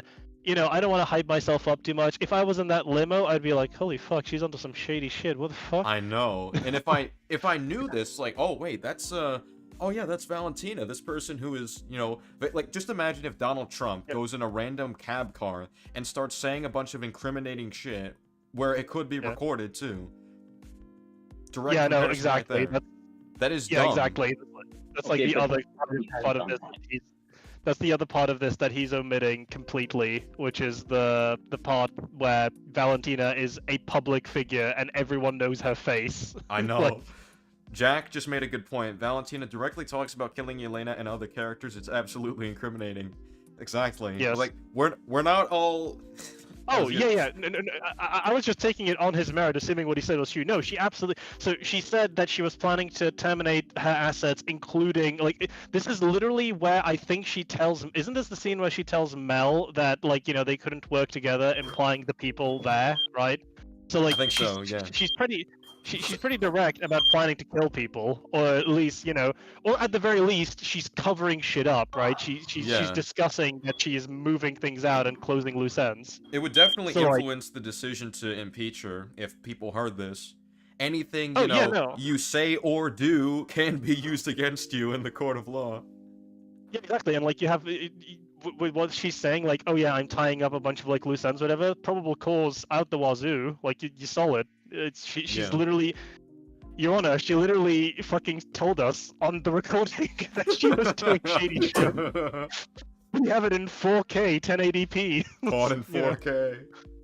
Yeah. What's caught in 4K? Your Honor, we clipped her stream. Valentina admitting to very serious crimes, potentially. That's the movie we're just talking want- about. I just want an edit now where, you know, you said you've seen the first 2 seasons. You know the very first courtroom scene in Better Call Saul where, like, the other Yeah. opposing counsel goes up and just plays Yeah. the video of the guy, you know, saying things in the morgue? I just want that scene, but with Yes. Valentina and them playing this. It's Yes, just like- literally that. Listen, Valentina, she just, you know, she was being silly, all right? She's young, you know. Oh, that was. He was having an off day. Yeah. Dude, She was on her Joker rock, okay? I wouldn't even know what she's talking about. She doesn't say a location or what exactly is really happening. The only reason Red Guardian knows what she's talking about is because he's talked to Yelena. I'm not gonna So that's play the just scene wrong. due to, you know, how long it is, so it'll get copyrighted on my video. But I'll leave it to the people that who know how to watch movies online to rewatch that scene if they so care to. And also, if you were No to worries. you know, criticize the movie on it being convenient that Red Guardian was her limo driver, I don't really think it is, considering the fact that he wants to work with Valentina. So I think. Okay, she how shouldn't could have you- chosen him. I hope. Yeah, like, how could you possibly... it doesn't matter that Alexei wants to work with her. It's about the case of that, like, she hired so like Valentina is hiring a limo driver, right? And this isn't where limo drivers don't come up to you and like proposition you typically or like solicit you, right? You go online or whatever. Assuming why the fuck is she using a private limo service? Jesus fucking Christ. But like if she is doing that, she would probably just hire a limo that she pre-registered with online. It's incredibly lucky that even assuming she doesn't know who Alexei is, it's incredibly fortunate for the plot that she happened to hire him. Exactly. Like what's Alexei gonna do? Did he like walk up to her office and be like, "Yes, I will be doing limo service in 2 fucking days. Please. Can I try raising you up? Please, please, please, please, please, please, please." It's like, again, this is the other thing. If I'm in Valentina's position and someone did aggressively solicit me to do a thing for me, that's like, okay, under no circumstances should I do that. They are probably planning something. Yeah, like 100%. Man. So I think it makes this sense doesn't work. that No he would matter put how you himself look in at a it. position to be her limo driver, considering he's a limo driver. So What? What? You know what? Guys, You know- I can drive anybody I want because I'm a limo driver, so I can position myself to be this person's limo driver. That's a real argument here. This is like just Colin, do you honestly believe that like people's issue with that scene is that Alexei is driving a limo? Because that's not anyone's problem. Yes, I agree. He is a limo driver. It makes sense that he drives a limousine for profit that he exchanged for goods and services. That's not the fucking point. He's a limo driver. That's the explanation. He's a limo driver, so he can drive anybody that he wants and get privileged information off that. Dude, I should be a limo driver. I didn't know that it comes with those perks. Dude, I should become a limo driver in Washington D.C. I can get some incriminating evidence off Donald Trump or whoever else is at the White House. I can expose them all. Bro. Easy. Just imagine that film. Imagine that film where it ends. Like, imagine if How It Should Have Ended did this, right? And they just have Red Guardian record all this and just post it to social media or something. And it's like, oh, here you go. She's incriminated. This is how the big villain of the movie gets arrested. Yeah. Just, man. The fact that he doesn't think that like what she said is incriminating, like, my guy, you realize we live in like the world where people have stepped down because like they were seen with escorts or something like that, right? Like much more benign shit than anything she said. Man, I'm actually, you know what? I'm vaguely curious. What happens if I pull up the scene on my phone right now? Because it should be up, and I have a quick way of accessing it. So I'm just gonna look up Thunderbolts, and I'm not gonna play it for obvious reasons. But I will just look at the subtitles for it, and just see I'll read exactly what's said in the scene. Oh, alright. SK. Yeah, what's up? SK. If I were to ask you on which one do you hate more, Insomniac Spider-Man 2 or No Way Home? No Way Home. It's my least favorite. I think it's really bad. Alright, I'm gonna look for the limousine scene. Where is it? Is that like in the beginning or the middle? It's the beginning. It's near the end of Act 1. Alright, near the end of Act 1. So I imagine it'd be like after the court trial and before they like confront each other. Yes, I think it's happening synchronously when they're all fighting at the thingy. Gotcha, okay. And Alexei's, yeah. Because it's before that fight scene is resolved, because that's what gives Alexei the impetus to go find them in his limo in the middle of the desert. Oh, and what do you guys think of the quote unquote anti-woke? Yo, okay, can you hear me? Yeah, you're just kind of quiet. Yeah. Alright, I'm asking, what do you guys think of the quote unquote anti-woke YouTubers? I mean, I think all of the ones that I've seen, like, they generally can't really make good points, so I just haven't been impressed. I think they're disingenuous. Oh, yeah, a good portion of them are disingenuous, yeah. Unfortunately, a good portion of critics in general are disingenuous, so, kind of checks out. I'm gonna be the super ego on this and say that I think they are maybe just stupid and or misinformed. Maybe not That's necessarily entirely disingenuous. possible. Jack just said Colin would get fired from his limo driving job for speeding and justifying doing so because he was sleep deprived. No, but I think that's so funny. He'd get the wrong oil, man. What do you mean? That's what I find so Guys, funny. He guys, admits to he's- serious crimes in his own public YouTube video, so it's just like, yeah, I just it's like that is no Guys, shock he's just whatsoever making it that he's defending this because he does the same thing. All right, so are the subtitles busted? Okay, the subtitles are busted, so I'm gonna just play it to myself. Guys, he's just like Defective. His judgment is just apparent, guys. His judgment is apparent. What's up, shit? Can y'all hear me? Yeah. Can now, yeah. Yeah, we can. Yeah. Okay, so she's Alright. in the limo talking about what's happening. Yeah. They see the video. Yeah, like she's describing because Mel is giving her real-time information on what's happening with the Yeah, fight, right? yeah, So alright. I'm just she gonna- needs to decide whether or not to go lethal or not. I'm gonna play it, then just repeat exactly what's said. Okay. They got into my supposedly impenetrable stronghold.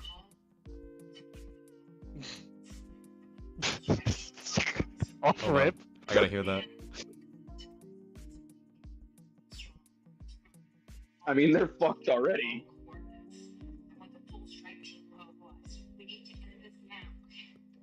Oh my god. Get the full strike team mobilized. Yeah. So they're she's talking about. Oh my god, dude. Jesus. Alright. What else we got?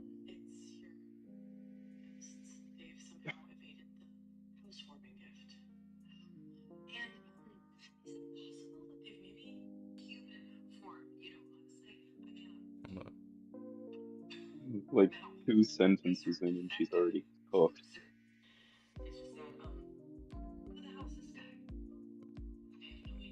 Okay.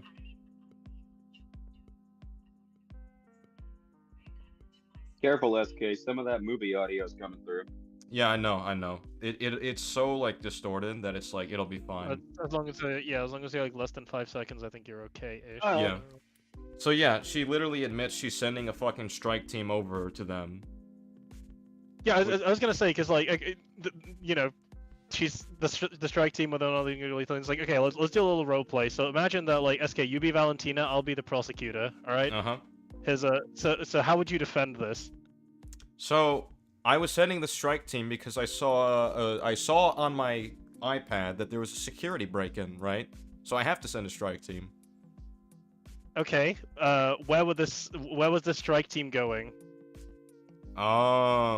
They were going to this location in XYZ coordinates right there. It's my supposedly impenetrable base. Oh, did you file the construction of this with anyone? Or is there any records of you procuring the resources necessary for the construction of this? Was this cleared with anyone? Well, I know I said it was my impenetrable base, but no, I did not say that. I did not say that.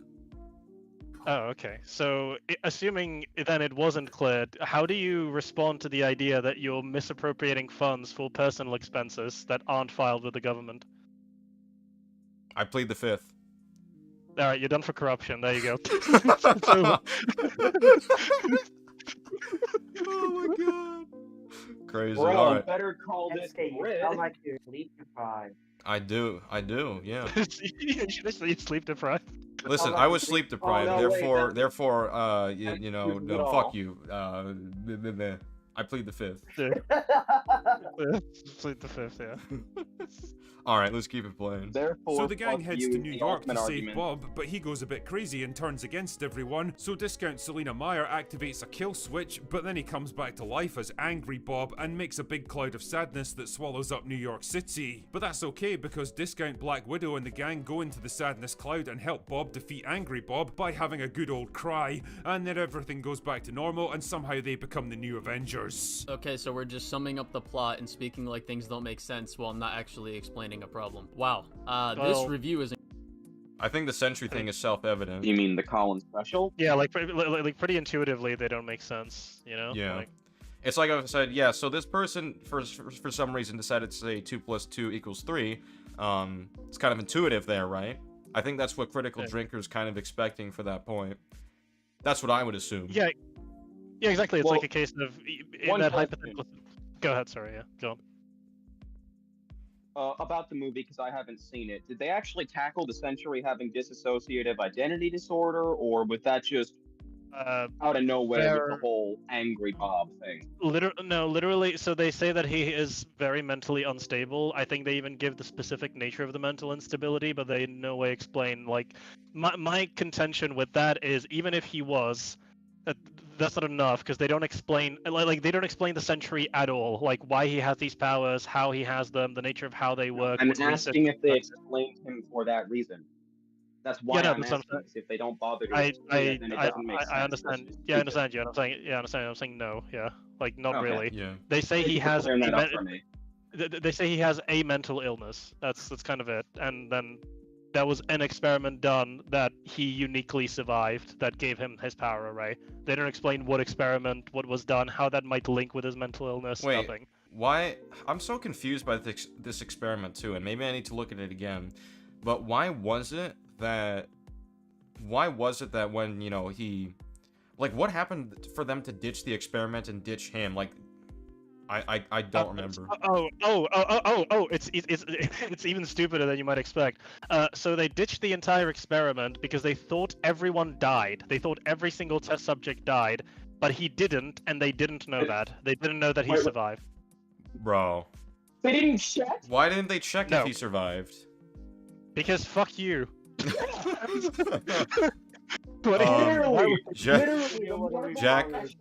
Jack has a couple comments here. He says, "I don't like your line of questioning. Would you like to join my new Avengers team?" And Colin has no ground to stand on of accusing other people of just recounting the plot. When most of his videos praising things, he just likes to recount the plot. Correct. Yeah. Jack said they thought he was a failure, I guess. No, I agree. They probably thought he was a failure, but why didn't they kill him off if that was the case? Why would you keep him alive? Yeah, no, exactly. So it's like Jack's correct. They thought that he failed and that he was dead. So, okay, here's how it's actually explained in the film. So, or like the sequence of events as the film would want you to believe. So, Valentina does experiment whatever on a bunch of people. None of them survive. This includes presumably Bob, so they think that he's dead initially. He, for some reason, is the only one that they hang on to and gets moved to the bunker to be destroyed. Presumably, we are left to infer the others were already disposed of. He wasn't. And he happens to wake up while he's in the bunker. And you'll recall when she's watching it with Mel, it's brought up as though it's new information. So Valentina explicitly did not know that he survived.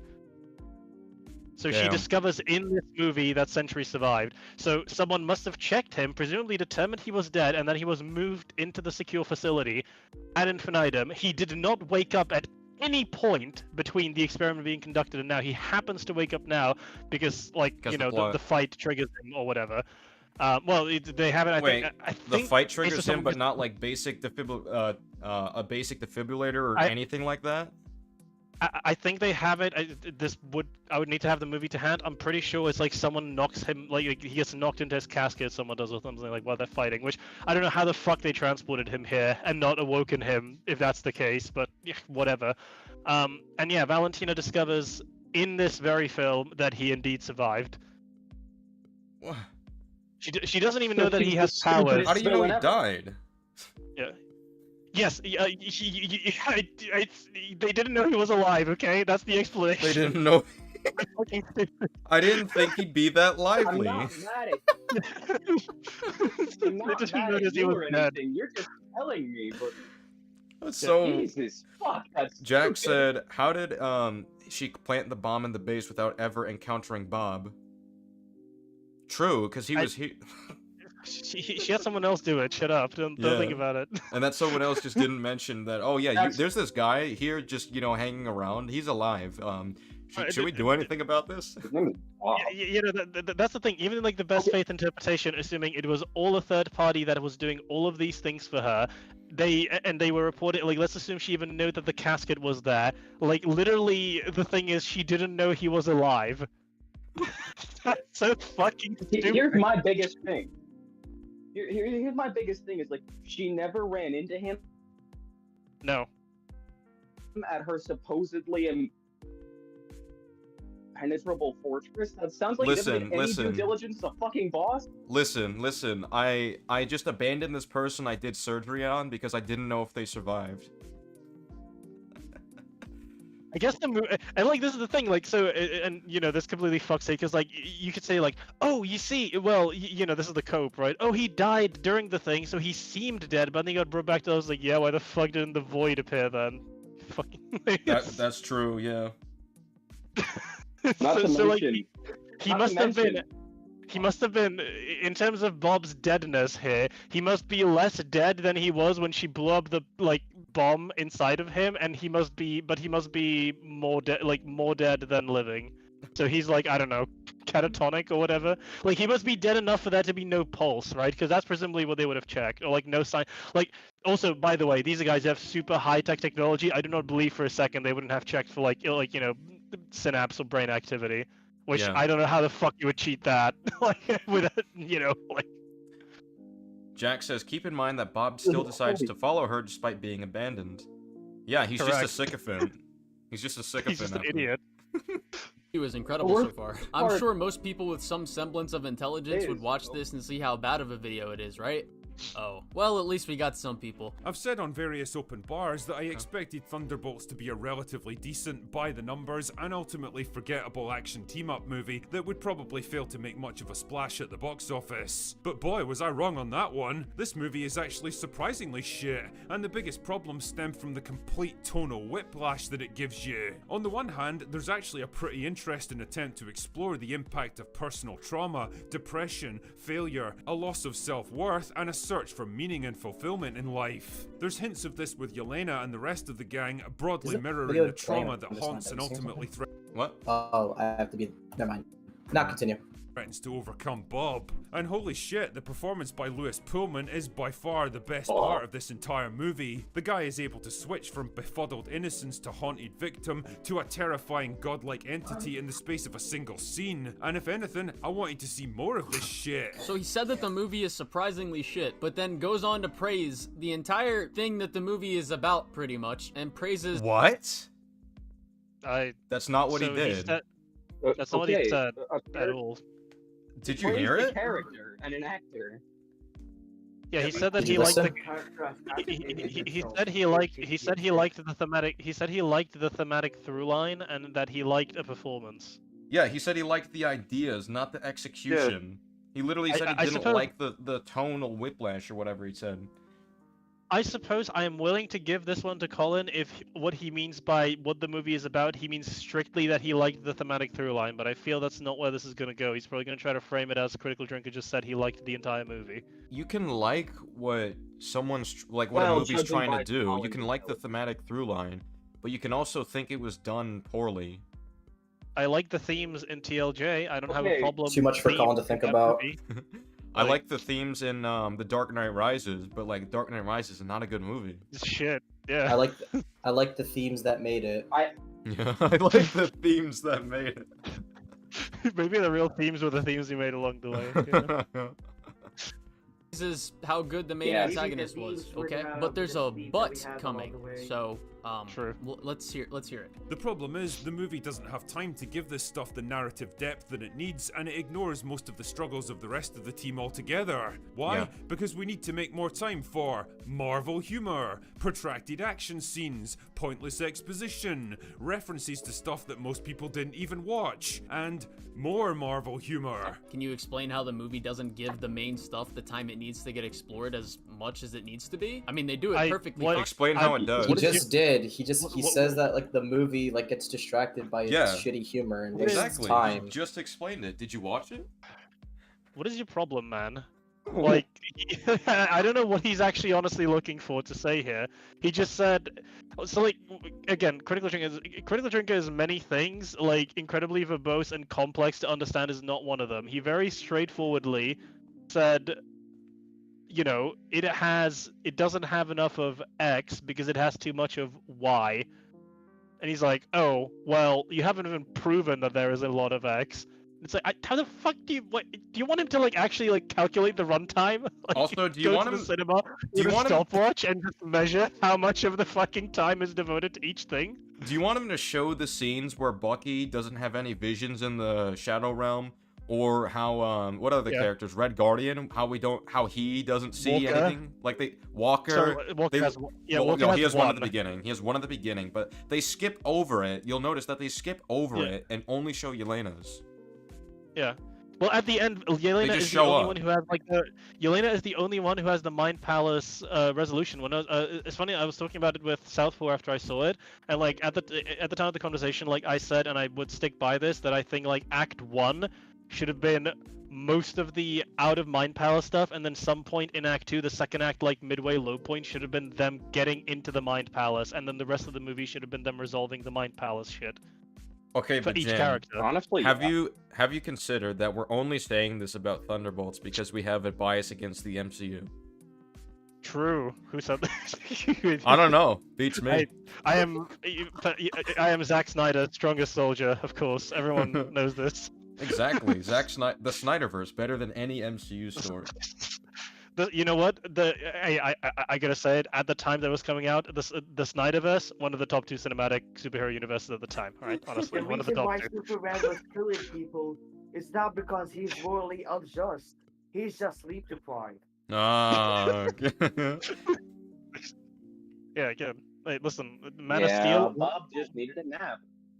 Man of Steel, one of the top 1 Exactly, superhero movies in the Snyderverse. All right, Yeah, it's the totally. best superhero. It's the best Superman movie in the Snyderverse. Be fine for the main characters that they focus on, like Bob and fucking Yelena. And I agree, some of the characters don't get explored as much as others do, but you realize So he's right. So he's correct, yes. that's how a lot of stories work, right? Like even the Avengers movies. Okay. Wait, which one? Do we mean Avengers 1? Because I would completely disagree, and I don't think that you could you're possibly wrong. argue otherwise. If you compare this to Avengers 1, first of all, you're wrong. That's like if they only like focused on like I guess Tony and Loki, which is not what happens. They focus on Captain America very early on, by the way. Yeah. They do give proper focus to Thor. They give proper focus to Bruce Banner. That's like some of the most... That is like people's favorite material of MCU Hulk or Black Widow and her great introduction in this movie. Well, she had an introduction in Iron Man 2, but her introduction to like to her more like on a personal level, right? She has like the best scene in the movie, arguably, with the interrogation with Loki. I would say that's one of my favorites. And again, like you're having an ensemble cast, and the whole point is them like learning to work together, to team together. So yes, I want a focus on at least most of them. We get focused on Nick Fury, whereas in this movie with Thunderbolts, right, the new Avengers, people were supposed to care about as much as the I guess some people that are supposed to compare to the old Avengers. We only get like focus on Yelena and Bob. Bucky has no good reason to be in this movie, and he's character assassinated. Ghost has no good reason to be in this movie and barely does anything, and yes, his character is assassinated. And who else do we have? Walker. Oh yeah. I talked to Stir about Walker in the movie, and he brought up a good point that in Falcon and the Winter Soldier, like his arc was about, like letting letting the go of his revenge to help save the people, to help like Bucky and Sam save these people. Whereas in the in Thunderbolts, he was willing to let an innocent man die at the beginning. Oh, Walker is 100% retro, like, refitted to be where he was at the start of Falcon and the Winter... Like, not even at the start of Falcon and the Winter Soldier, like, specifically after he took the serum and Lamar died in Falcon and the Winter Soldier. Like, it's funny because, like, my girlfriend actually quite likes Thunderbolts. Alright, listen, it's been a series... No, I'm just kidding. But, like, when I was talking to her about it, like I said, yeah, no, I feel like my issue with Walker here is Walker should be the one that's super well adjusted between them. I actually... in the first like few scenes that he had where it was like, oh, he has a wife and a family, I was like, yeah, okay, that kind of, you know, I would be on board with him being like the consummate professional, has a good home life, you know, assassin in this. I thought that would have been a fun dynamic, and it could have had a fun interplay between him and Yelena. You know, they could have had an interesting conversation about like how Walker is able to you know, and maybe, hey, that would kind of tie back into what Walker's problem kind of was, whereas like he does dissociate too much, you know, in terms of like what he's doing versus who he is, to the point that he's maybe willing to cross some lines that not everyone would, because hey, you know, ultimately I'm getting mine. That could have been a thing, but it wasn't. Instead, he gets triggered by aura edits on him about him on Instagram, you know? It's whatever. Jack makes a good point. He says, in Avengers, you even have focus on characters like Agent Coulson. A whole spin-off show was made with him. Yeah, that's another thing that's really good about the first Avengers movie. I liked how there was a lot of focus on his inspiration regarding Captain America, how much he inspires him, which is a good way to show, like, I guess the effect that Cap has left on the world through Agent Coulson, one of the people helping to, you know, fight for S.H.I.E.L.D.'s cause and create the Avengers. I think that's really satisfying in terms of the narrative. You know, the guy in Avengers who was playing Gallagher when Tony is on the bridge, and then they cut back to him, and he goes back to playing the game the second the speech is over. I feel I know more about his character than I do Ghost after 2 movies. That is such that is sad but true. That is wow. Like I know more about like what his motivations or his priorities lie than I do with Ghost. Yeah. The reason why Colin likes the Thunderbolts so much is because of the fact that he can use it as an excuse to keep speeding in school zones. Damn. Damn. Okay. Speeding in school zones. Hell. That's wild. They have characters that don't have their conflict explored as much as other characters do. Like, is it a problem in Avengers 1 that Thor, Black Widow, Hulk, Hawkeye, none of these characters get as much character stuff as Cap and Tony, or Loki? What? Incorrect. You're Just wrong. incorrect. You are objectively wrong. You did not watch the movie. You are objectively wrong. Holy shit. What did I just listen to? I'm interested if we went like with individual scenes between characters, like strictly just like them and maybe another person. I think you would have a pretty even split across the first Avengers movie. You'd have to rewatch it. Well, but like, you know, so like what's like a scene in Avengers where it's just Cap and Tony talking? The argument scene. There's the argument scene and the one we are not soldiers scene, and the one where he's like, Fury didn't tell me you were coming with. Yeah, like even in the argument scene though, it's like that's like because that's when like the Mind Stone is fucking with him, right? It's like Thor pitches in almost immediately. Nick Fury pitches in. Bruce Banner pitches in. It's multiple people. You know what? You know what this reminds me of? Oh yeah, you complained about this in The Last Jedi? Well, what about Darth Sidious? What about his It's the same thing people did with that when people complained about shallow villains in the sequel trilogy. Yeah, exactly. It's the same kind of thing. Well, it's also trying to like say that Avengers like retroactively is just like diminishing how fucking tight and good that script is. Because Avengers is, just to be clear, Colin, Avengers is an 8 out of 10. Would you say this is as good as Avengers? It's ludicrous. Like that's insane. No, yeah, like if we're talking about characters that get explored, and he lists the Hulk and Black Widow, you know, it's funny he says that. The Hulk and Black Widow already have like a pretty in-depth scene at the beginning of the movie. They meet, yeah. Well, I was gonna say it tells us so much about Bruce Banner alone. It's funny, but when I think about literally scenes from that movie where it's just 2 characters talking, I think of 2 scenes. Neither of them have Cap or Iron Man, and both of them have Black Widow. So it's yeah, it's her and funny. Loki and her and Bruce Banner. Yeah. You know what, Jan? Name me 3 things you learn about Bruce Banner in just the opening scene with him. Oh, in just the opening scene with Black Widow, I got fucking hell where to begin. So he's altruistic because he's helping. Like the way that she tricks him into meeting is he's he's asked by a girl to go like help her family, which he does without question. Like so, you know, he's a good man at heart. That's the first thing they tell us about him. The second thing they tell us is he's concerned about, you know, obviously, well, his condition, which, you know, he's immediately like, oh fuck, is this gonna be you know, sort of a, you guys try to booby trap me? Because I think he says, yeah, that's not gonna go well for anyone. So it further reaffirms that, you know, he's a good person, but also that, yeah, there is something horrible that could happen. And assuming somehow you don't know who the Hulk is, that's like, okay, that's an interesting bit of tension. If you do, that's like, oh yeah, I know, you better fucking not. It works on both levels, right, for both types of audience. And then the third thing that you learn about him is, you know, which gets paid off a little bit later on with Tony, and so he appreciates a little bit of a sense of humor. All right, he pranks Natasha a little bit in terms of the "I'm sorry that was mean" thing, but he also is quite crafty because he gets that to, you know, he uses that to suss out what her actual motivation here is when she is lying to him. So there you go. There's also another thing. Pretty complete profile in what, 4 minutes? Yet I couldn't do. Yet this movie couldn't accomplish the same thing for Ghost in what, 2 hours?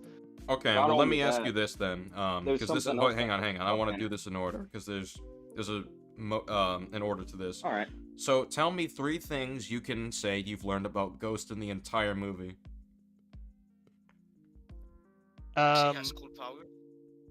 Yeah, if I had to really, so I'm gonna try to be as good faith for this as possible. If I had to really stretch it, I feel that she struggles with like a sense of belonging, and like identity.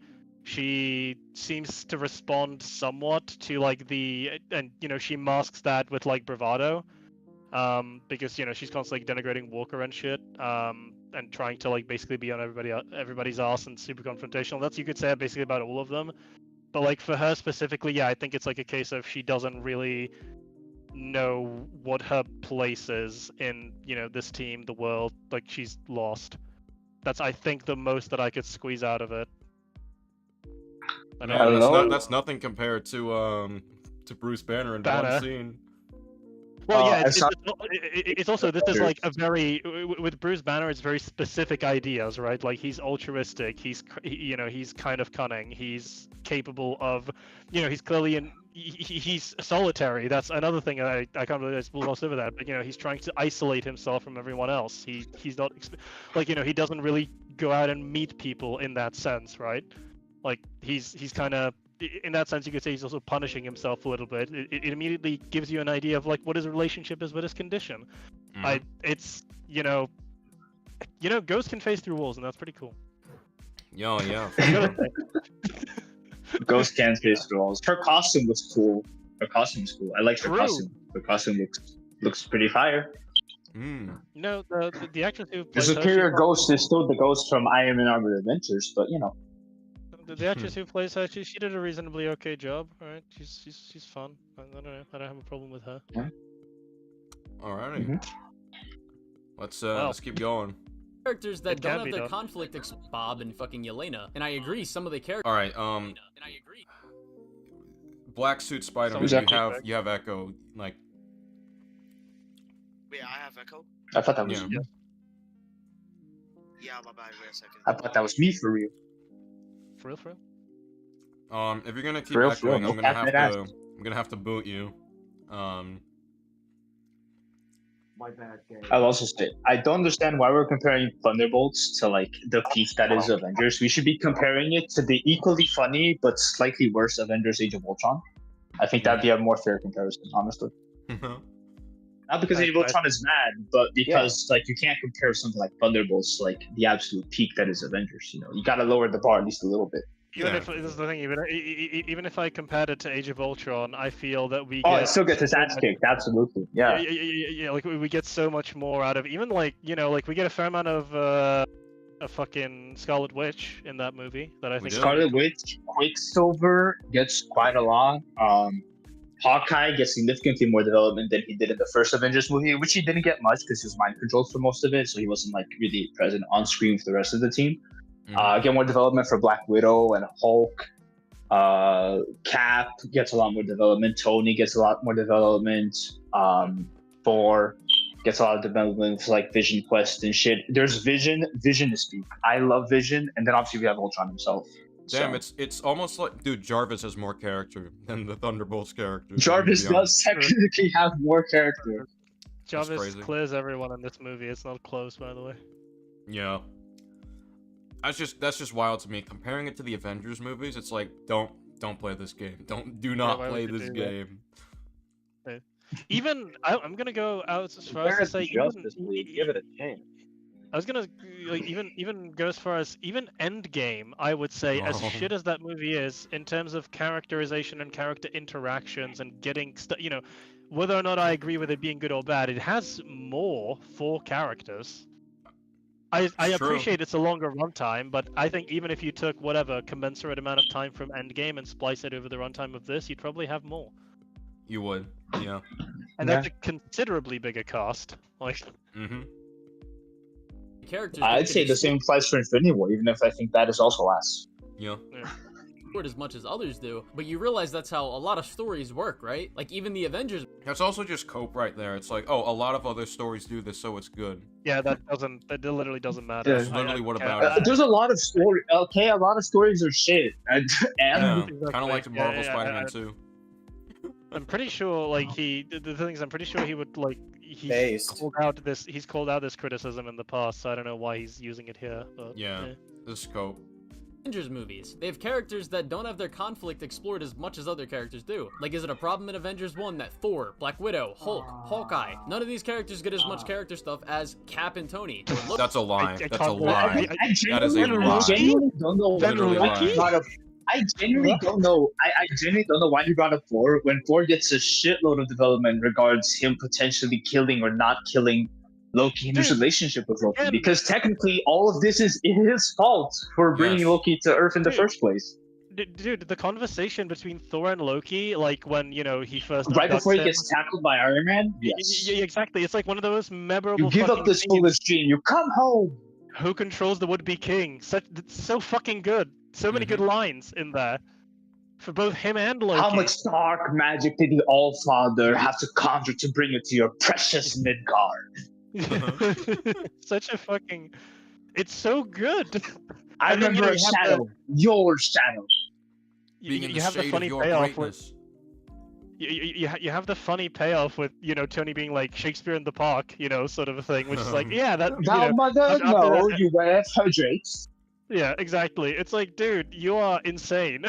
I don't know what Listen. And then to right do, like- before that, you have T, where he's like, listen well, brother. you I'm talk listening. about- you talk about like memes, but like in terms of like very small microcosm moments in that movie and how effective they are. You know when Thor is fighting Hulk and he causes him to get like a nosebleed and he fucking like takes off the blood and he smiles. That communicates like enough about it. It's so much I love that that. it tells you about Thor, right? It's like it's such a it's such a cool. Number one, it's cool, and number two, it tells you stuff about the man. It's not hard. I probably okay, it is hard, but it's not that hard. Like It's hard. you can do Really hard. Yeah. Honestly, I think we're neglecting like the greatest line in the movie. Am I the only one who did the reading? Yes, exactly. That's another great one. Yeah. Oh, another one. I want to know how he used it to turn two of my best men into his personal flying monkeys. Monkey. I understood that reference. Yeah, and like the fact that Thor doesn't get it but Cap gets it, it's like okay, you're like again, it's funny, but it's serving like so like Thor truly it serves to reinforce Thor truly doesn't really understand Earth culture or customs like at all, right? Because he doesn't even like he doesn't get a Because he doesn't he get a was here for like what, a week, right? For exactly. takes place over the course of like a week, maybe less. Yeah, exactly. So it's like a case of the man, a man who's 100 years at a time at least gets a reference, but it's like, okay, no, there's no hope for Thor. He's not going to understand like any Earthling culture stuff, right? Like, I'm sorry, if you're saying that this cast of characters, like the amount of work done for their character in Thunderbolts, if you say that's comparable to what the Avengers movies have done, you're delusional. You didn't watch like them. only Stupid. thing.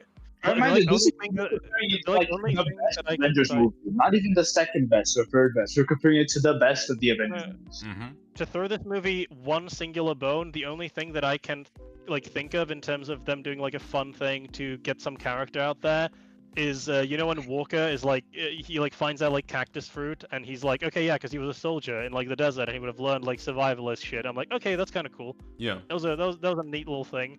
Too bad that the next scene, fucking Ghost of all people is like, oh yes, we get it. You were in the military. You were in the military. It's like, yeah, thank fuck one of us was. Otherwise, we'd all be dead. You know. But that's like, No, it's like, wait a second. Cactus fruit. This is like a super common trope in just fiction, and because it's true that cactus hold a lot of water. I feel like it's just a thing everybody knows. It was a joke in Avatar: The Last Airbender from 2004 that because the fucking cactus juice thing that Sokka drinks and it makes him high.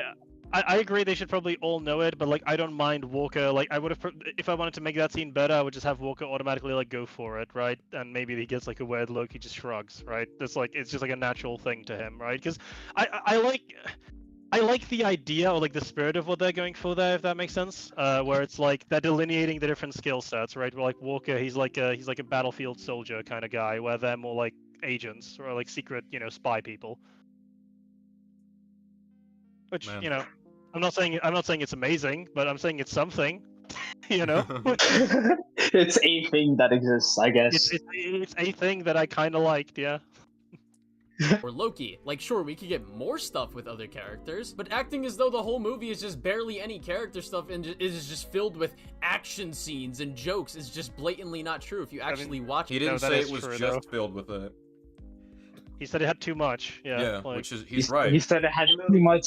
Yeah, he said it had too much compared to what it should have had, which is more like character stuff. Exactly.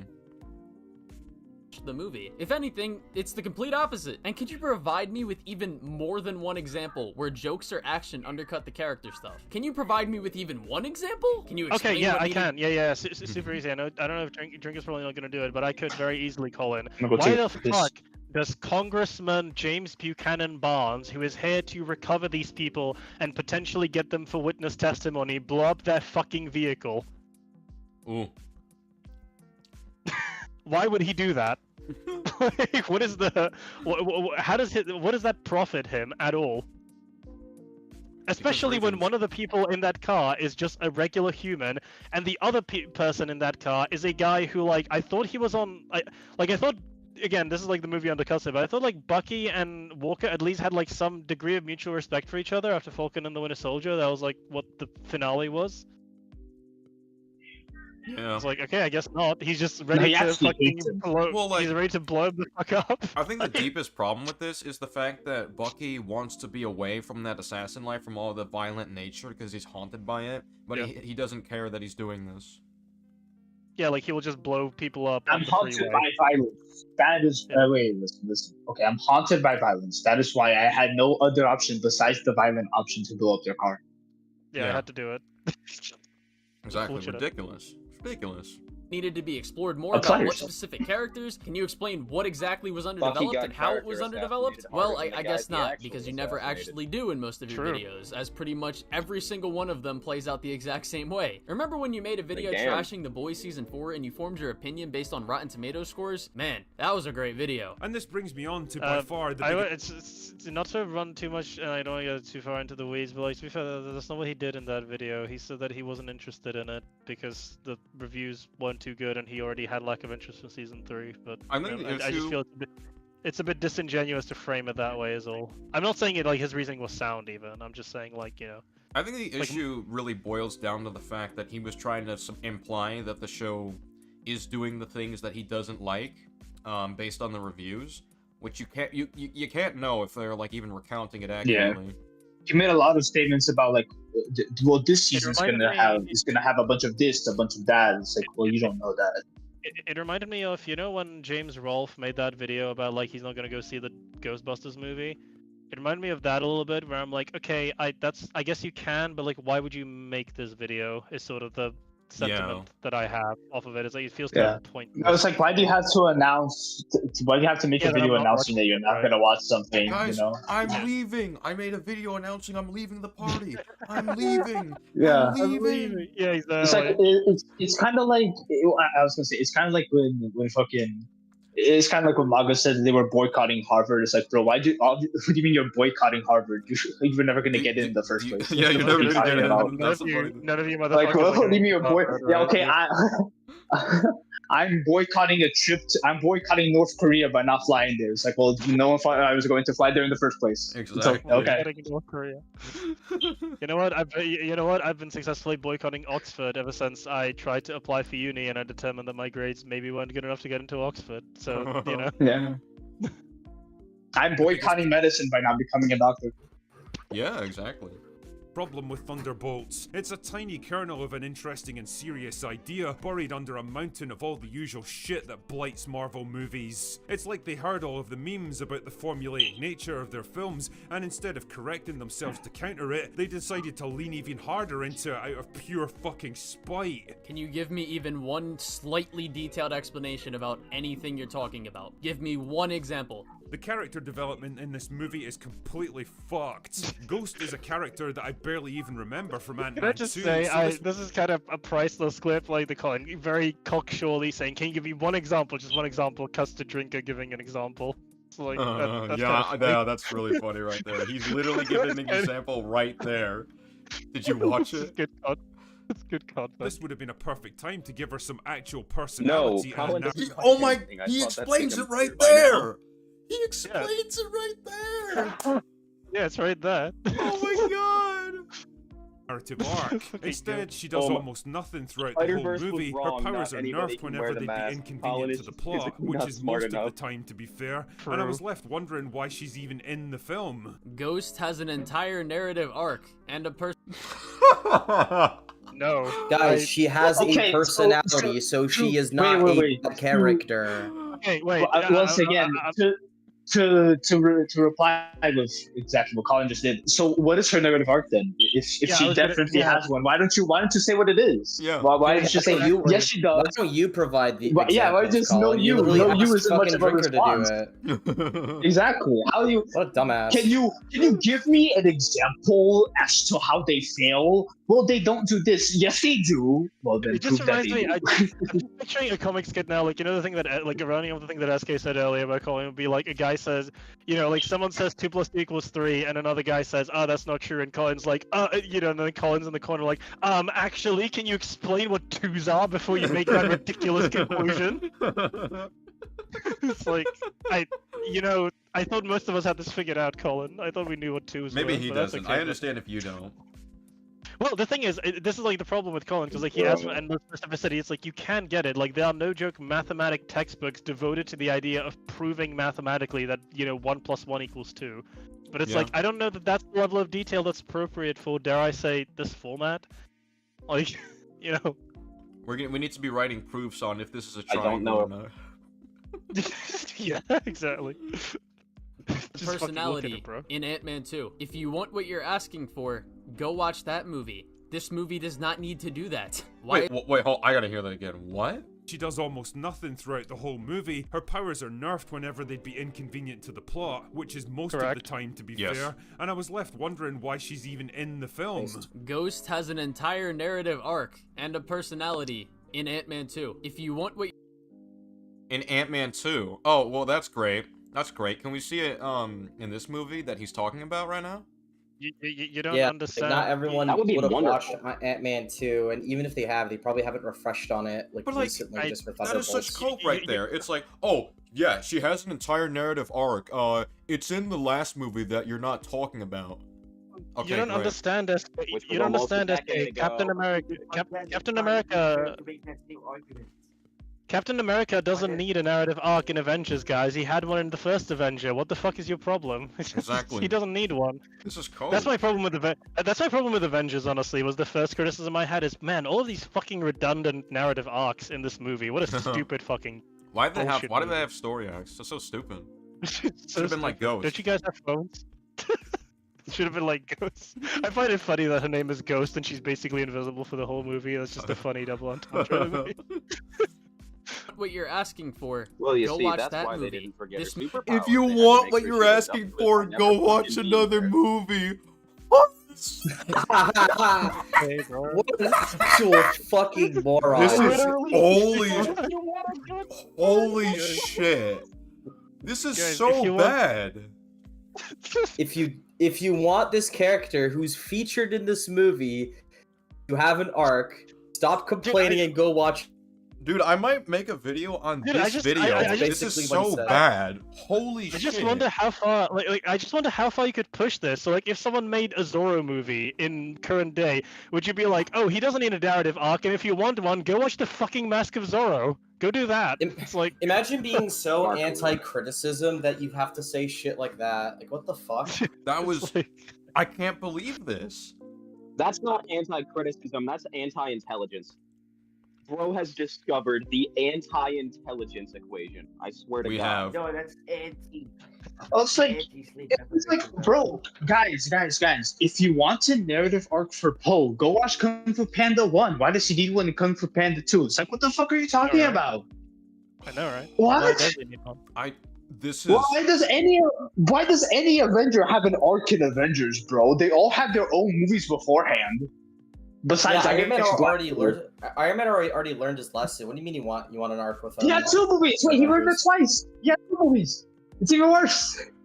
I can't believe I heard that. I can't Iron Man believe. had 2 movies before Avengers, and it's even worse. Bro, why do all these characters have an arc in Age of Ultron? They all had an arc in Avengers and their own spin-off movies after Avengers. I can't believe what I just heard. the only ones that should be getting arcs is just Black Widow and Hawkeye because they don't have have solo movies. Everyone else should just be like No, but non-factors to the story. no. It should be just Hawkeye and Hulk because Black Widow was in Winter Soldier.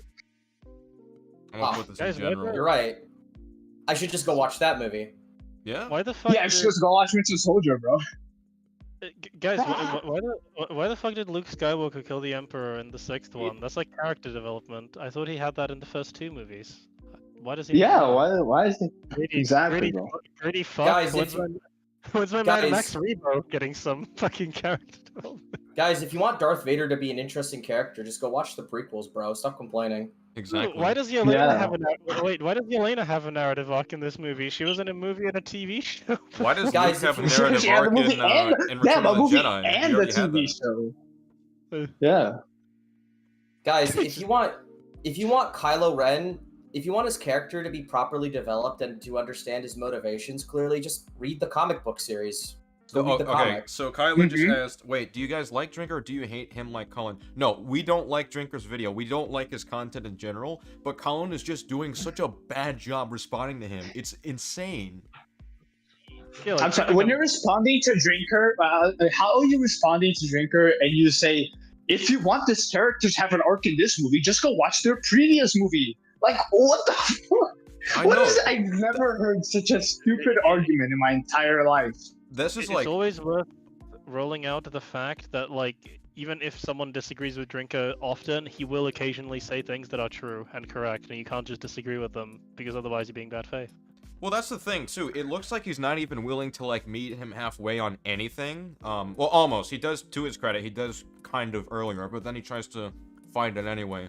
But what I did in my response to him was say, you know, I'm not going to play all of his video. The reason I'm not playing all of his videos is because there's things that I agree with, and I don't want to just, you know, just play it. Yeah. But at the same time, I want to be transparent and not just treat it like he only has bad points. I just did that, and then I responded to everything I disagreed with. He can't do that. Yeah. It's crazy. It's kind of a compulsive need, isn't it, to sort of just be like, yeah, no, he's just wrong about everything because he has I to don't be. think Colin can even figure anything out unless it's going at least 100 per hour. 120. On the freeway. Guys, you need to read 1,000 plus comics to understand what the Thunderbolts is about. This is so bad. This movie does not need to do that. Oh Ghost my has an God. entire narrative arc and a personality in Ant-Man 2. If you want what you're asking for, go watch that movie. This movie does not need to do that. Holy shit. This Holy movie does not need shit. to establish a character that's a part of the team in the team movie. This Are this you movie fucking stupid? This movie doesn't need to give this Okay. character a purpose in the narrative. What a joke. All I can say, Colin, is I guess you're right. If I want a good narrative, I won't watch Thunderbolts. Guys, for you to enjoy the movie, is for you to abandon your job and start asking your fans for money. Oh, yeah. Skid said, even in my Andor videos, I either admitted I agreed to a point or gave my own criticisms. Yeah. Exactly. This is what I don't like about some form of response content. I think you should just be able to compromise on some points and just say, yes, I can accept this, I can accept this. Here, he just gives up and says, oh, they don't need it anyway. They don't need it anyway. They don't need it anyway. It's like, no, he's right. He is correct here. Can't disprove it, but it's not that bad, bro. It feels like it's a case of it feels like he thinks if he concedes on anything, it's like, oh yeah, I'm no longer like hashtag Epic owning this guy, so I can't possibly do that. It would destroy my being. I would evaporate from existence, like if I was. Well, Thanos. it's because his audience is a bunch of toddlers that just want to shit on people that criticize their like precious superhero content. That's just what he gives them most of the time. Man. Yeah, fair. I'm inclined to agree based on the impression I have. It's very rare that you see Colin actually. It's very rare in his videos that you actually see Colin like shit talk like some like popular superhero thing really in his channel. Yeah, it does seem like he just I think Jack said it in his video, but it does seem like he just doesn't watch that many like Colin. I mean, just doesn't watch that many movies in general, because he seems to think that when an idea that was executed in however many other movies is done a superhero movie, it's like, oh my god, this is literally the second coming of Christ. I also wonder how much, like, after the release, like, you know, after the content's not going to remain, if you like, would he still stand by saying that, like, Cape Crusader is like a 9 out of 10 or something? I wonder sometimes. No. I think Bro is just like the Star Wars theory of the superhero community. He just goes from one sacred cactus up to the next. Damn. Honestly, kind of Well, true. I think what really tells you that he hasn't seen a lot of movies is like, bro, why would this character have development in this movie when they had it in the previous movie? Like that on a baseline, that's an insane thing. That is just an insane thing to say, especially when you have made videos defending things like Kung Fu Panda 2. Honestly, I'd love which to are see... great examples of a character having an arc in the first movie and the second movie. I wish Jack was here so we could hear his raw reaction to that stupid fucking comment. That would have been. That would have been hilarious. What's so insane is that defense sounds like something Star Wars Theory would say. Like, that reminds me of, like, when Star Wars Theory defended, like, the Obi-Wan versus Vader duel in the movie by saying, well, in lore, they explain in this book, da-da-da-da-da-da. That's why it's so slow and sloppy looking. I'm like, okay, that doesn't defeat the criticism. Honestly... It's really similar to what Colin just said with the fucking... Well, if you watch this movie, then it's like, bro... Come to think of it, if Jack wants to, like, make a video on this response because it's so, like, horrid, I'd honestly leave it to him. Jack is fucking funny in his responses.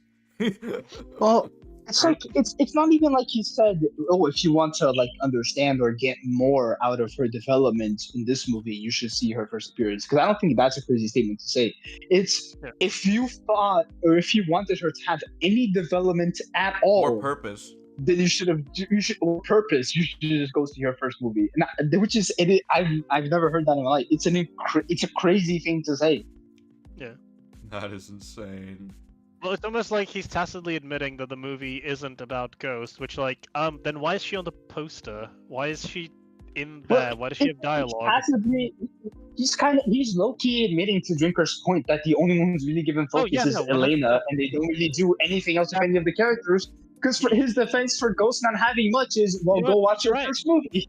You know what? You're right. I can't believe we fucking haven't gotten around to that yet. Colin literally did just agree with Drinker, saying that there isn't material for Ghost in this, but that's because it's in another movie. What a fucking dumbass. Jesus. Why is this called the Thunderbolts? Just call this Yelena Belova at this point. Yeah. Yeah, just call this Yelena Belova, which instead of the new Avengers, the new Black Widow. There you go. Guys, why does Rocket Raccoon and Yondu have an arc in Guardians 2? Because, you know, they're already in. They had one in Guardians 1. Uh-huh. They're already in the first. Bro, wait, you're telling me Gamora and Nebula have an arc in Guardians 2 when they had one in Guardians 1? That's fucking crazy. I can't believe they do that. Yo, Peter Quill has an arc in Guardians 3 when he's been in like 4 movies? That's crazy.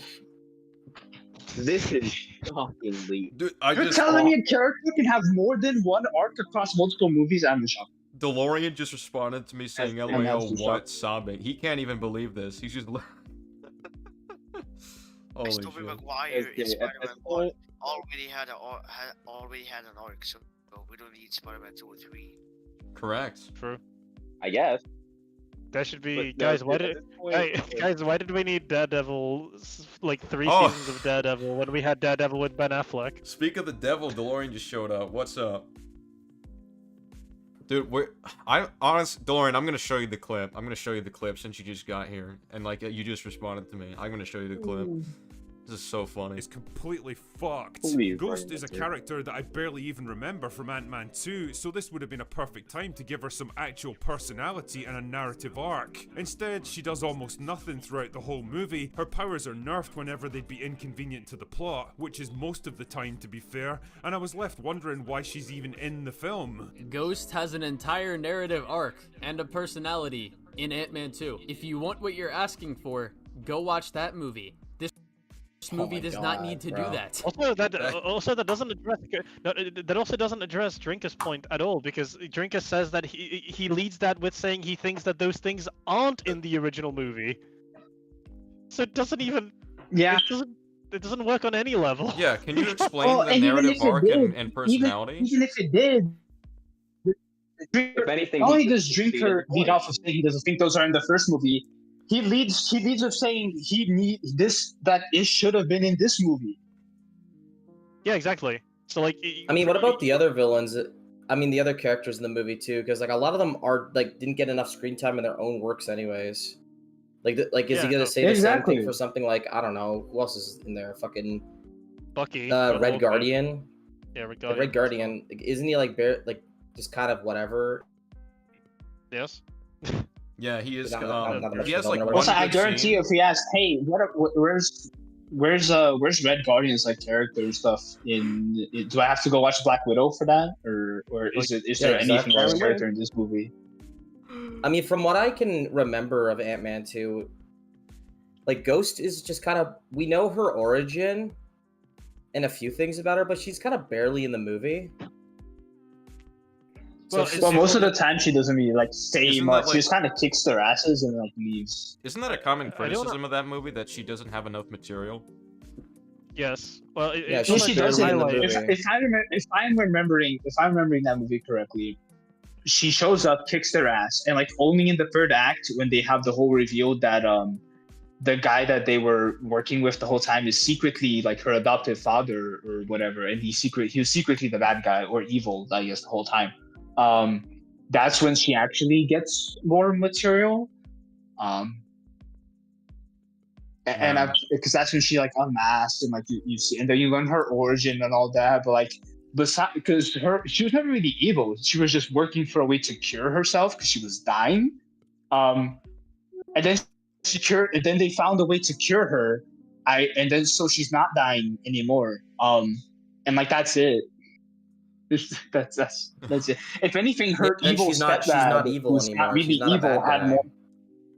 Yeah, she's not technically a bad guy anymore. Her adoptive stepdad or whatever had more development because he was like really angry at like Hank Pym, because I think part of her origin was that she was involved in an accident because of Hank.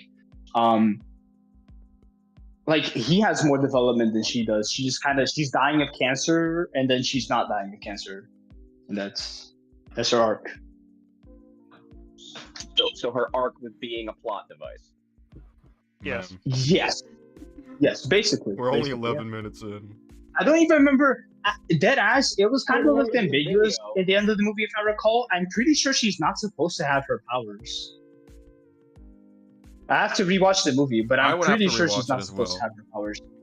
Because I'm pretty sure her powers were tied to, like, her condition. Her condition, yeah, I'm pretty sure her powers were like directly tied to her condition of dying. So if that's cured, I'm pretty I sure mean, the she's fact not that we supposed can to barely have her powers. recollect what the fuck happened with her in that movie is kind of the point. It's like she barely that's the has that entire much point. representation in the MCU, and then you have her in Thunderbolts, and then fucking she's barely in it or doesn't much. So apparently, this is again 100% anecdotal, but like I watched the movie with my girlfriend and she did not know who that character was, and I'm confident we've seen Ant-Man and the Wasp before. So like, people literally had no clue who I've also seen a non-trivial amount of people on the internet thinking that this is Ghost's first outing as a character. Oh my god. Yeah, Bro, no. Yeah, I'm not suggesting we do an on the watch party because that's an hour or whatever, how the fuck long time it is that I'm never gonna remember after we watch it. But I'm decently sure if we can just rewatch like the last 20 minutes of the movie, that after her condition is cured, she should no longer have her powers. Probably. The only thing I remember about that movie I mean, is that yeah. Scott knew how to play cards, like do card magic tricks.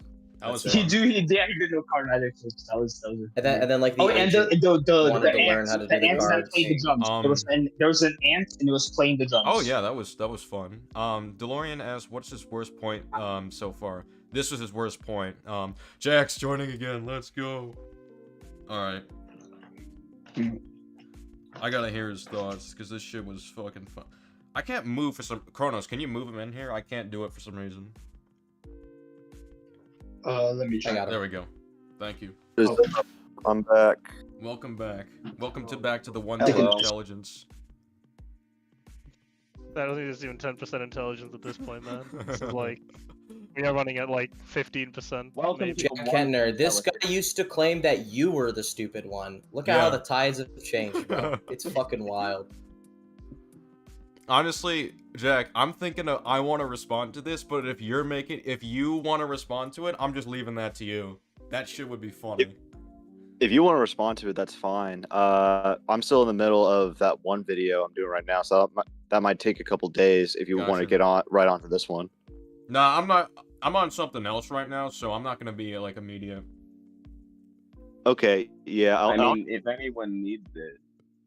I can take this one. I'll try to make it quicker. Yeah, than it my probably last one. won't take long, but like it's so like this is just so flat on its face, just like what? Holy shit. Why is this movie not allowed to be just like any other movie and have certain characters they want to focus more on? I guess by this same token, we could say Avengers 1 has a massive problem by not giving Black Widow and Hawkeye very much character stuff. Holy shit. Does Colin not understand what aboutism is, like, at all? Has he seen Avengers? I'm kind of curious at this point. Well, no, it doesn't even matter. It's like, it's just so annoying. It's like, oh, well, the Avenger did this, so it's good here. It's like, that's not an argument, you dumb fuck. All that you're proving is that the Avengers is a fucking problem. Also, he's lying about Avengers when he says that. Well, yeah, it's not even true, but even if it was, it's like, yeah, he clearly like, just doesn't understand the basics of what aboutism.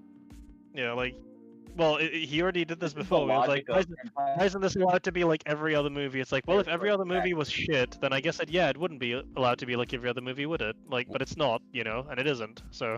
What's his plan if Drinker says, yeah, you know what, maybe they could have given Black Widow more stuff? What then? What's his plan? He's done. Well, he okay, it's like, the point is very clearly with Ghost or whatever, that like, she just has basically nothing to do, and she just has no real relevance in the story. She's literally a background character, right? That's the problem. There's literally no mainstay Avenger you can say that about. Like, in the first one. They're all at least somewhat important. The problem with Ghost is so much more aggressive just because of the nature of her abilities means she should have the most ability to do stuff and the most agency between the lot of them because she's the strongest by far of the core set anyway. Like before Century, of course, but yeah. Oh, alright. Especially when both of them have absolutely fuck all before this, even in know. Iron Man 2. And I'm gonna The ask only again, thing I can even you think to elaborate compare or this give me argument one to example is besides the Empire beginning of the had movie? lightsaber fights, so the sequels are You notice wonderful. how he doesn't even give an example of an underdeveloped character, or a character that isn't even utilized that much in Avengers 1? Like, did he give any? He says Hawkeye and Black Widow and Hawkeye and Black Widow, which is insane. Like those are for Black Widow. That's insane. Hawkeye they literally maybe, established Black Widow's like motivation in Avengers 1, so that's just bullshit. Hawkeye is like maybe the only one that I could maybe agree with. That's it.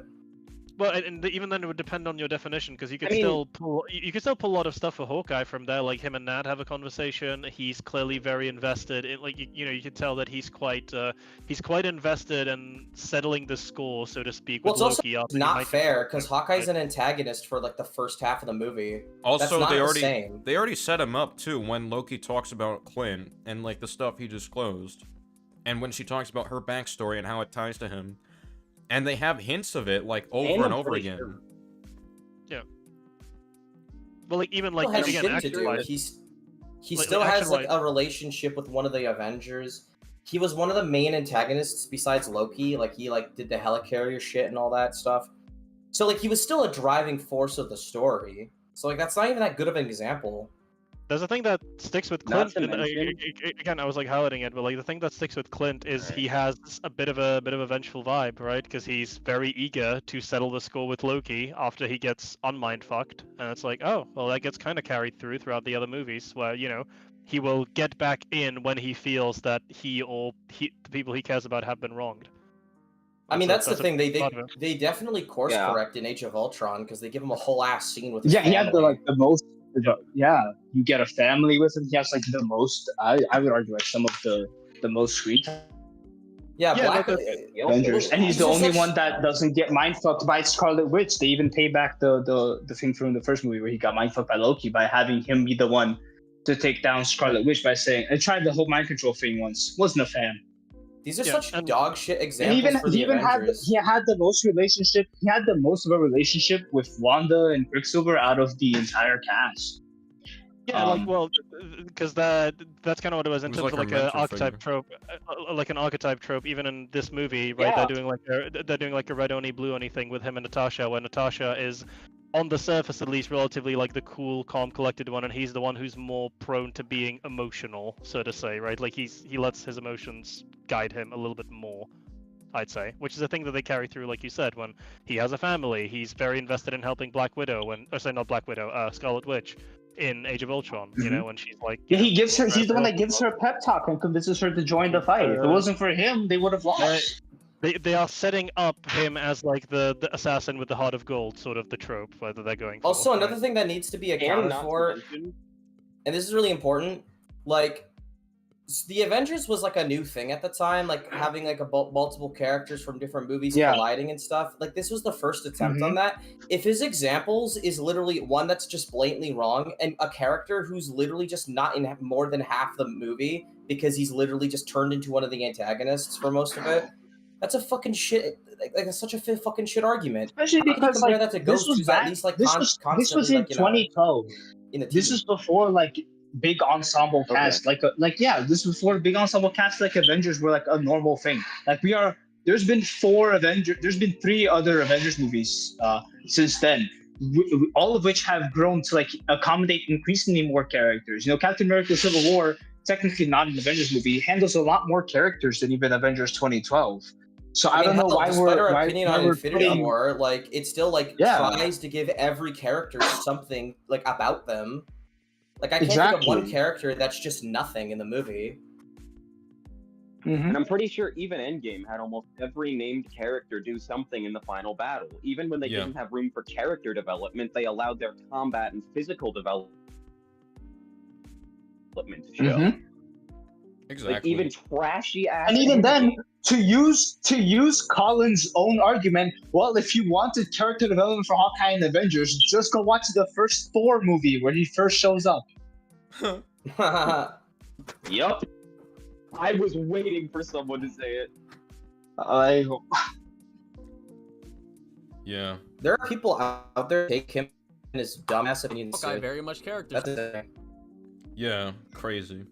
stuff, especially when both of them have absolutely fuck all before this, even in Iron Man 2. And I'm gonna ask again, can you elaborate or give me Hawkeye one doesn't even example? remember did. that Hawkeye was in the first Thor movie, and yet he's talking. That's crazy. He did elaborate. He literally did elaborate. Did you watch it? We literally learned Black Widow's backstory and her care for Hawkeye in Avengers 1. How can you say she doesn't have anything going for her? Yeah, Also, I'm you're gonna lying. kill the form. She's the reason. Wait, she's the only one who figures out that Loki plans to use the Hulk to escape. Yeah, Black they Widow's used that arguably scene- the best character in the first Yeah. Avengers movie, and he's literally like acting like she doesn't get through much. I think I would give it to Hulk. He's up there. Yeah, Yeah, Hulk and Hulk is a little Widow, better. Widow are really like good characters in those movies. Mm-hmm. Mm-hmm. example besides the beginning of the movie, which I already went over, where they're in the incinerator room, where Ghost was nerfed and her powers weren't used, you know, how they should be for the sake of the plot. I mean, you say it's most of the movies, so surely you can give some examples, right? John Walker exists for Fuck, I no just other reason realized than to the be wrong random about everything. cops in Avengers have more Colin- development than the guys in this movie. Colin, dear viewer, could you think of any situations in this movie yourself where ghost powers might come in handy and they weren't utilized? When someone's trying to I don't know, arrest I mean, her? that, Suppose that they All of needed, them? yeah. Suppose that they need to infiltrate a building or something. Might come in handy then. rather Suppose than they, crashing in suppose with a they, truck. suppose they needed something maybe stealthy instead of like starting a firefight. Something in like the that. middle of the street, Yeah. where a bunch of fucking Or civilians they there. had to get close to someone. Yeah, well, they had to do literally I mean, anything. it's like just to- because her power is phasing, right? This is how it worked in Ant-Man Lost, but I don't know if they kept it consistent in this movie. Could she? It kind of morbid, but like to beat Sentry, she could just kind of like phase her hand into his chest and just fucking Probably. crush his heart. I don't right? think she wants to kill him. Yeah, like she doesn't want to Yeah, kill no. him. But like Ah, you know, okay. the point she doesn't want to kill him. But like the point is, she could. Like this is again, it bears repeating for the third time. Ghost is insanely fucking broken. Like Yeah. way Yeah. more broken than like Yeah. this movie would lead you to believe, The and they're not. only They need Well, her it's to like be there. it's like, bro, even if you go to like Iron Man Armored Adventures, Iron Man never develops anything that can beat Ghost. Like Ghost always beats Iron Man. Even when he develops a suit specifically to counter Ghost, Ghost still beats him and threatens and blackmails him with his identity for the rest of the season. Yeah, Yep. she's the kind of character who you're gonna struggle to write for. Into like people need to be like the. You know, and thankfully they had an out. Valentina knows this, so every single thing that she has should have massive anti-ghost precautions. Because, like, what if she ever goes rogue, right? But they don't do it. She doesn't have shit ever. Yeah. Yeah. No. She has it once, and she keeps it in the same room that they're all in. Yes, Oh. and she has it on the trucks for some reason. Yeah. It's like, okay, Yes. that makes sense. Which is like the stupidest thing. If you're gonna put it in that room, why not like hide it in the fucking wall or the floor or something? Do something to conceal it, bare minimum. Also- Toss a fucking tarp over it. No, also I don't know if her. I don't know. Once again, I don't know if her powers are the same in this one, but like her powers worked with like the quantum realm particle shit, whatever. How would Valentina ever know how any of that shit works? Well, she reverse engineered Pym particles, apparently. Don't think How the fuck did she do that? What? I'm sorry. If Tony Stark can't do that, if Tony Stark can't do it, she can't do it either. Wikipedia. No, I'm Wikipedia. bullshitting. Oh, I'm she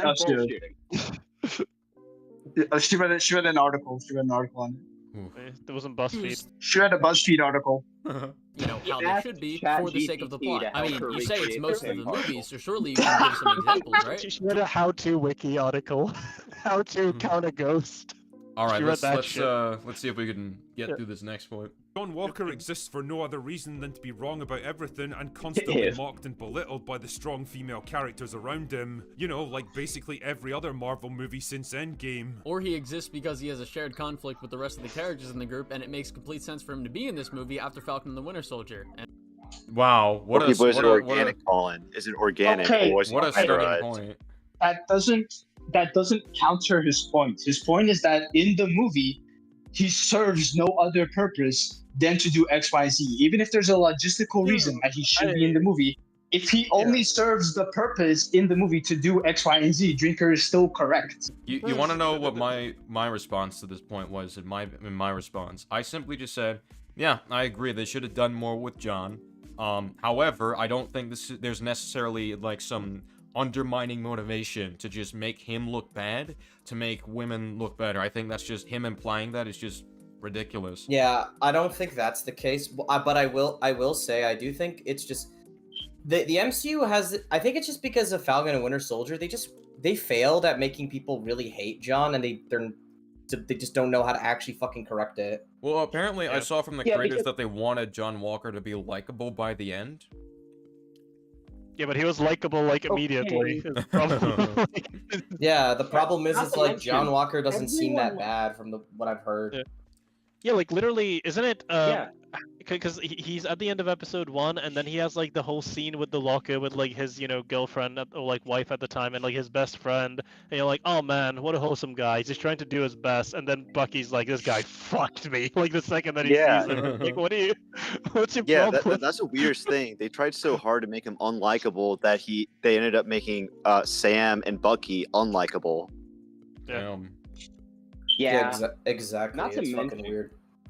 Falcon and the Winter Soldier also did one of the worst things ever, which is during the scene where John Walker kills that person for what they had done to his friend and work Mm-hmm.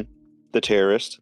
partner. Terrorist. They also treat it like a bad thing, and no one ever addresses. Yeah, they no talk one ever about it like addresses what he the killed an underlying innocent reason man. was. The government did not. Yeah, they prosecute- removed him Yeah, no, from the his government position didn't and said that prosecute he gets no killed that benefits. dude. Because I've also I've seen one of the arguments being like, well, like he was surrendering, and it's like he was unarmed, and it's like, and one of the arguments was But like, he wasn't. well, one of the arguments that was presented was like, well, just because you're a super soldier doesn't mean you don't have human rights. It's like, well, yeah, but we're not gonna apply the standards of surrender that we would to a normal person to someone with superpowers, because that's fucking stupid.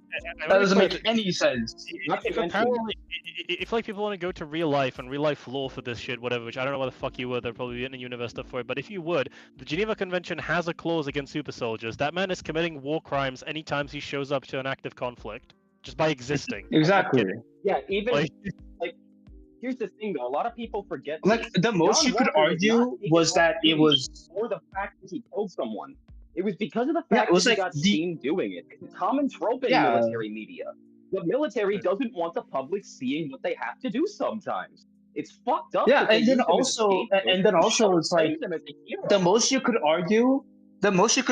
argue was that he disobeyed orders because they were told to like bring them in alive, which is like, sure, I guess. But like, if I'm told to bring a terrorist in alive and then they kill my best friend and then I kill them because of it, I'm not gonna berate the guy. Sure, I'm like, yeah, you kind of disobeyed orders. Maybe it would have been more helpful if you brought the terrorist in alive. But it's not like what he did was morally reprehensible because he disobeyed feel orders. Like disobeyed feel orders like- is not a moral argument. I also feel that the movie, Yeah, it especially hinges because of the- so hard, and in this movie they also hang so hard on the idea that like, oh, there was this massive public uproar against him. It's like, bro, there would be massive like public support for him as well after that information became public, which it would need to be, right? Because that's like Yeah. the idea is like you went too public with it. It's like there would be a lot of people like advocating, and I would, you know what? I would have assumed Sam Wilson, the guy who works with veterans at the VA, would be pretty sympathetic to this guy who just had his combat partner killed in front of him, but no. He Yeah, picked his imagine arm if Sam and got his to use shield. them therapy skills. Yeah. Yeah, imagine if Sam actually imagine in that fucking stupid scene where instead Imagine of if they the remembered actual he did mandate- that. Yeah, in that stupid fucking scene where they beat him up, instead it's just him and Sam and Bucky, like Sam's just like talking, he like talks him down, like showing that yeah, Sam is like the people person, right? Like he can relate. Not to even. Walker. You can still let Bucky be a dick. Have Bucky fuck off and ignore what John's going through, and have Sam be the one who's actually like equipped to handle it. Yeah, You can have exactly, it like- set up Well, so that required them to it's remember that Bucky. he works with veterans, which he doesn't, which they don't. The thing is, I would have it where that's what I'm Bucky saying. is the problem between the three. No, that's what I'm saying. Like, that's what I'm saying. Sam should be the one who's on John's team after that. Bucky, I would say too, with the level of development he's had at this point, but I could buy it more. Like, I wouldn't completely flip my shit if it was like Bucky was like, "Damn, dude, like that was fucked." Steve would never do that, right? Even if that's fucking wrong. But you know, Well, whatever. I don't mean the reaction to the murder. I'm saying, what if when the initial thing happened with his partner, that Sam stayed with him and John ran off and ended up killing the dude, but Bucky had already tried pursuing him, ignoring what John was going through. It shows that Bucky is being dismissive because Steve would have walked that right off, and would lead into your later point that after he kills the dude, that's fucked up. First you couldn't walk off something as small as your best friend dying, and now you killed the perp? What the fuck?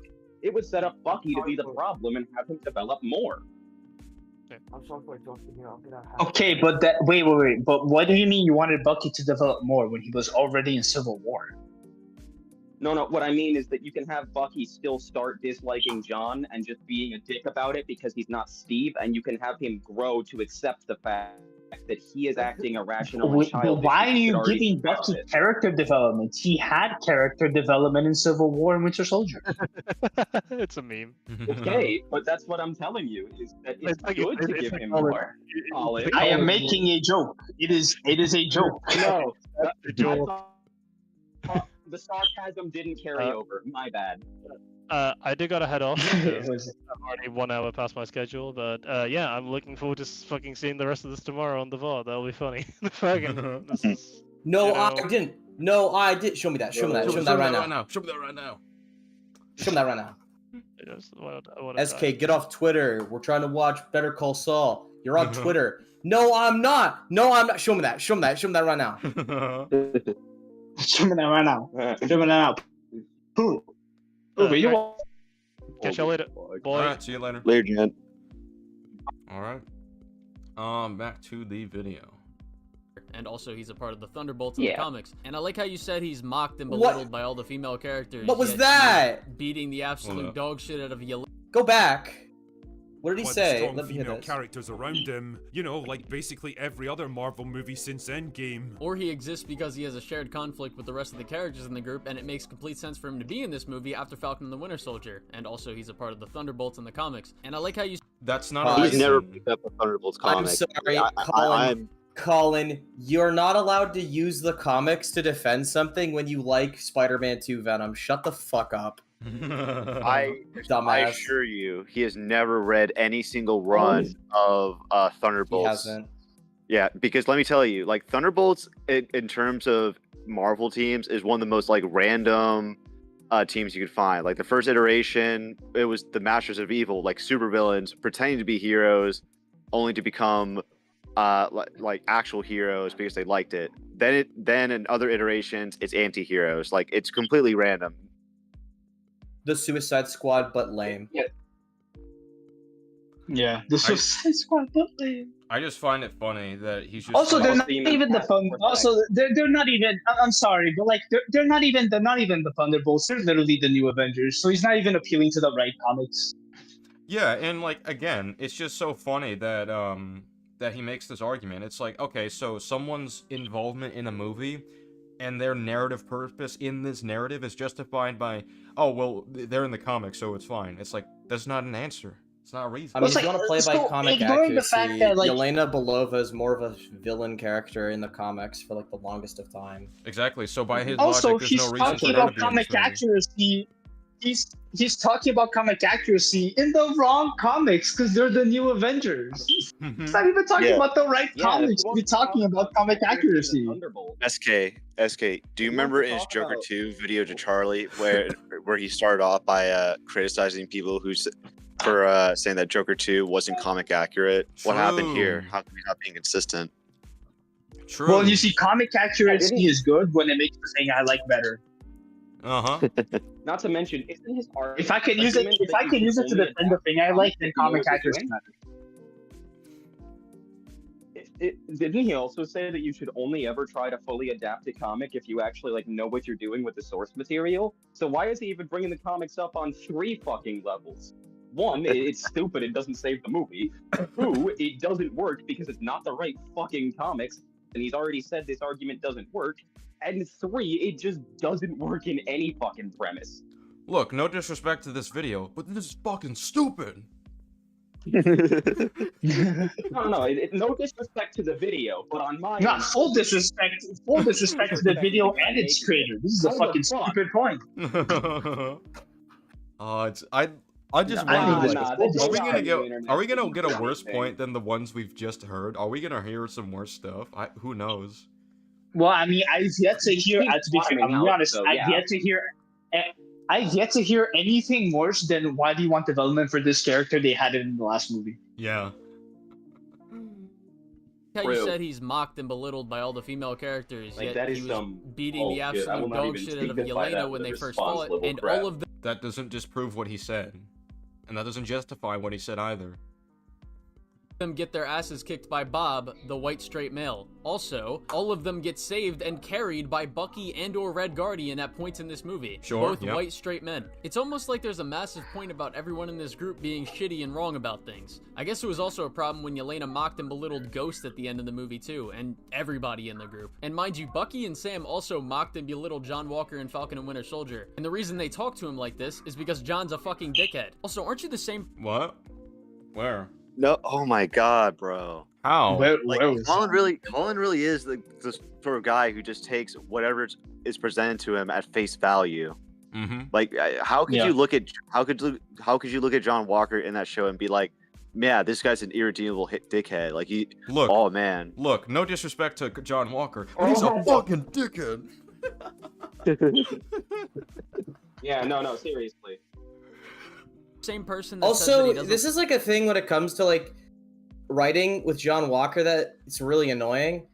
If you want me to not like him, the last thing you should do is have other people belittle him, because it makes him seem less like a dick because he doesn't get away with it. It's literally what happened to Sokka in the live action version of Avatar, whereas in the original he was the one belittling other people and being a dick, but then the live action they made it so that actually he was the one being bullied by more experienced combatants. Oh yeah, you mighty buddy, yeah. Not just that. He's bullied by them. Same thing.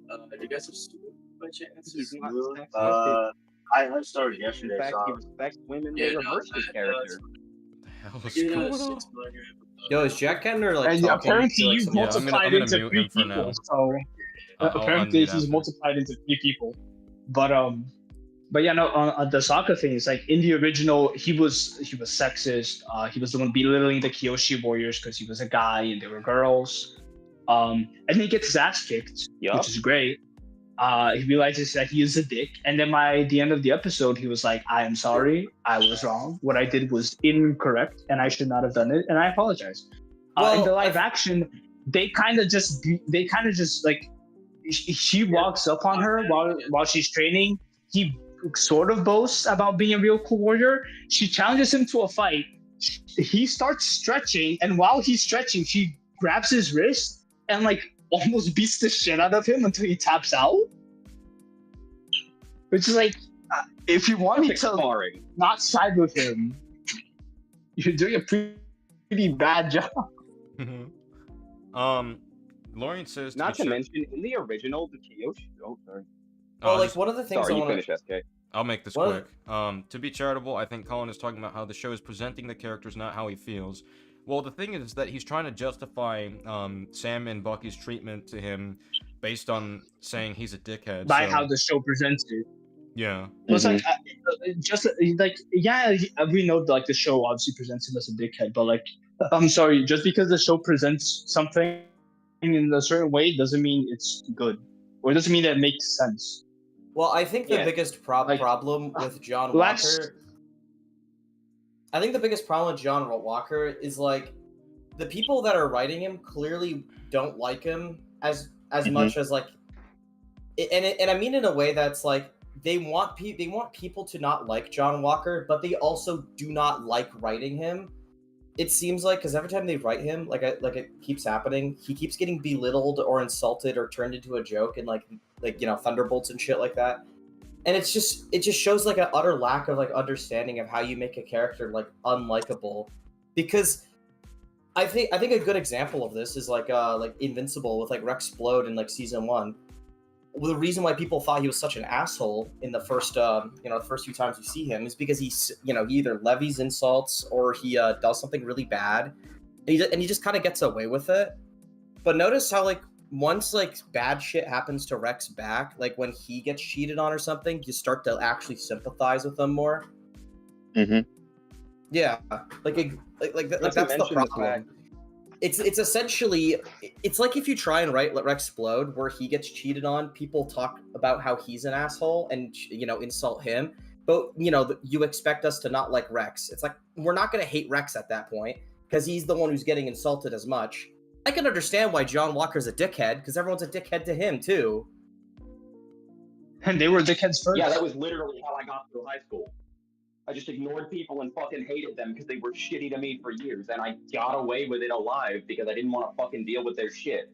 Didn't want to keep getting beaten up, so I got mean enough to beat them up back. It's the same deal. He's just being a dick in kind. Yeah, everyone treats him like dog shit so far in like these movies and shows Yeah, and I just wanna shit. give him so a it just hug. seems it just seems justified. Yeah, and that. Like, I just want to give the poor man a hug and take him out for a fucking drink. Yeah, and do you guys remember like early on when Ghost says like, "Oh, you're John Walker. You're the guy who killed that innocent man," right? You guys remember that part, right? Yeah. I don't know why she fucking calls him innocent. lie. What you posted there was a fucking lie. Fuck you. Fucking lie. What the fuck do you mean innocent, Ghost? Yeah, that's wild. But all right. Shit. Yeah. Let's keep going. Everybody in the group. And mind you, Bucky and Sam also mocked and belittled John Walker in Falcon and Winter Soldier. And the reason they talk to him like this is because John's a fucking dickhead. Also, aren't you the same person that says that he doesn't like when politics inject themselves in media where it doesn't concern them or for no reason? Okay, so why are you now interjecting politics where they don't belong? Interjecting where it doesn't politics. concern them at multiple points in this video? Huh. Red Guardian's still an obnoxiously loud moron, proving the point that just shouting stuff really loud isn't a substitute for humor. Counterpoint. Red Guardian is peak. No, but like on a serious note, whether Drinker finds him funny or not, I don't really care. Like, humor is one of the most... So then don't respond. Jesus. So then why are you responding then? Yeah, why do you could have just made the joke and moved on. Why is this a serious response? So dumb. In the world, but he did get some nice depth added to his Because character in Colin this thinks movie that everything's ties a greatly into serious Yelena's response. same conflict. Bucky's here because they couldn't think of anything else to do with his character. No, Bucky's there because he fits completely within a movie where the main theme is depression due to a traumatic past. He is Okay, Depression. Guys, he has something about him that is vaguely related to the theme in the movie. Therefore, his involvement works. What kind of stupid point is this? Bro, that's like I thought you said that he didn't have saying, anything in hey his room, guys, so, they should like, have I they thought should everything- have the Hulk in this movie. It would make sense for the Hulk to be in this movie because he has a traumatic past. So like the theme of depression would work out. Like, what the fuck are you on about? Yeah, he said that he resolved everything. This is the same. This is the same bullshit he pulled with the Spider-Man 2 game, where he pretty much said, "Oh, theme." So that means it must work, no matter how much I have to bend over backwards. Isn't it crazy? We've gone full circle. Guys, We're now Spider-Man back- goes through things. This we're- is the we're now best back black to suit the arc. defense. Yeah, well, like we've gone full circle. We're now back to the Mafim's defense. It's like I know. literally we've gone back to circa TLJ era YouTube, where it's like all of a sudden Mafims are making a comeback as actual defenses for things. The themes, the message, the ideas. This film has ideas, therefore it's amazing. This film does something new, therefore that automatically makes it good. It's crazy that Colin would be the type of person that would make fun of that, but It broke new ground. guys, I would rather a movie that executes new ideas in an incredibly shitty way than a movie that executes old ideas very well. This is like me saying that because I personally enjoy Batman and Robin and find the movie fun because of my warm childhood nostalgia, that means my acceptance that I think Bruce's arc fits the themes totally works, the movie is good, and there's nothing wrong with it. Even though that's a bold-faced true. fucking lie. No, that one's true. Batman and Robin's actually Like, peak. I love... It is actually weak though. Not as good as Batman Forever. Not as good as Batman Forever. It is a good movie, but...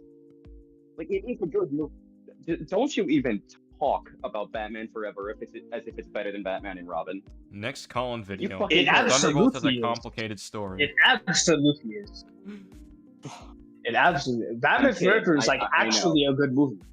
It's like absolute cinema. Jim Carrey's in it. Automatic 10 out of 10.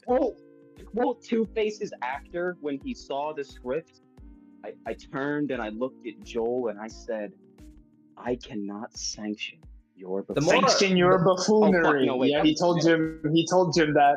He told Jim that. Yeah, Jim Carrey. I remember that shit. The more of a Batman fan I I feel become, about like Howard's the son. more I actually like appreciate the Joel Schumacher movies over the Burton movies. Not gonna lie. I do think they're better. was for, like, this is actually how I Batman feel as a towards. character. This is how I I definitely- feel. hot take. They are way better. I think, yeah, I. This is how I agree feel for about sure, Colin's but video. I I cannot do, sanction this buffoonery. I do like the filmmaking in the Burton movies more. Dude, if we had like Burton filmmaking and like, you know, the character writing without the goofiness of like, you know, the Keaton movies. Mhm. Like imagine that. Like you have like Without the all of character the writing goofiness, of you like can have some Forever and like Batman and Robin, but we have like that atmosphere and feel of dude, that'd be such a peak like Batman movie. That I would love honestly, that would. I think like it would be like a perfect Batman That's movie true. if Batman '89 just tightened up the script, did a little bit better with Bruce Wayne's character. Doesn't have him kill for no reason. And had Jim Carrey in it. Have Jim Carrey in it. I think Batman '89 that could have been peak. Honestly, Jim Carrey being in it would be cool because imagine if like Edward Nygma is just like a background character or a very minor character who we see in like a Bruce Wayne scene trying to give him an idea and it works as perfect setup. Yeah. Set him up for the sequel. Absolutely. Anyway, back to this. He is also Well, no, someone it who's would a set him up Thunderbolt for in the Batman comics. forever. Because they couldn't think of Yeah, anything back else to to do with his Colin, character. No, Bucky's there Yeah, because back he fits to shit. completely within a movie where the main theme is depression due to a traumatic Yeah. past. He is also Pretty much. someone who's a Thunderbolt in the comics. And Holy shit. He can't defend this to You save his like life. Harry Venom. Yeah, you like Harry Venom. You don't. I'm just using just that say defense. that. Just say that. Just every time he brings up comics, just dismiss him and say you like Harry Venom. You like Harry Venom, and You you like don't, Harry and you Venom. can't even No, justify there's it a with better way to writing. say it. You're just a biased. You like moron. MJ Scream. Literally, like what the fuck He is just this loves shit? polish the You nice finishes of defended Venom. Joker Fata Doo-Doo. Like you fundamentally don't even respect the characterization of comic Joker at all. What the fuck is this shit with the comics? Like shut the fuck up, bro. Yeah, you don't care. Like Colin, we all know you're just Also, some the comic fucking book is Chill. casual, lowbrow ass consumer who just goes on the internet and copies Twitter opinions. We all know it, bro. Yeah, You and don't It's like, actually I'm read sorry, these comics. that's I don't want what to hear it from you, bro. How many comics has Colin actually read? I don't Barely know. Eddie for what I've seen. I mean, he had to go to Batnik to help him for No, like that's his the thing, Batman, debunking the Batman review. Like he had to go to Batnik for shit. Like Batnik did No, all guy. the comic work for it. Yeah, but SK, he's busy. He's busy with his Sony exclusive games that he has to fucking chill to play. He's busy with you know, to his. read- He's to busy read. with his no job. DeLorean says, not gonna He's lie, busy being unemployed. Busy cruising. not gonna lie. Next to Ghost, Bucky didn't have that much going on. I gotta agree. Bucky had like nothing. He's busy. He's Yeah. busy defending dog shit like The Last of Us 2. And while Bucky isn't explored like majorly, Now, Guys, is I'm he sorry, I don't really have the Last time of Us to 2 read these comics. Or I'm was too you just busy saying that being for show? unemployed. No, he does defend Last of Us 2. He actually Did does, he Jared. defend the last of He Like, literally, when did he say that? does. When did you say that?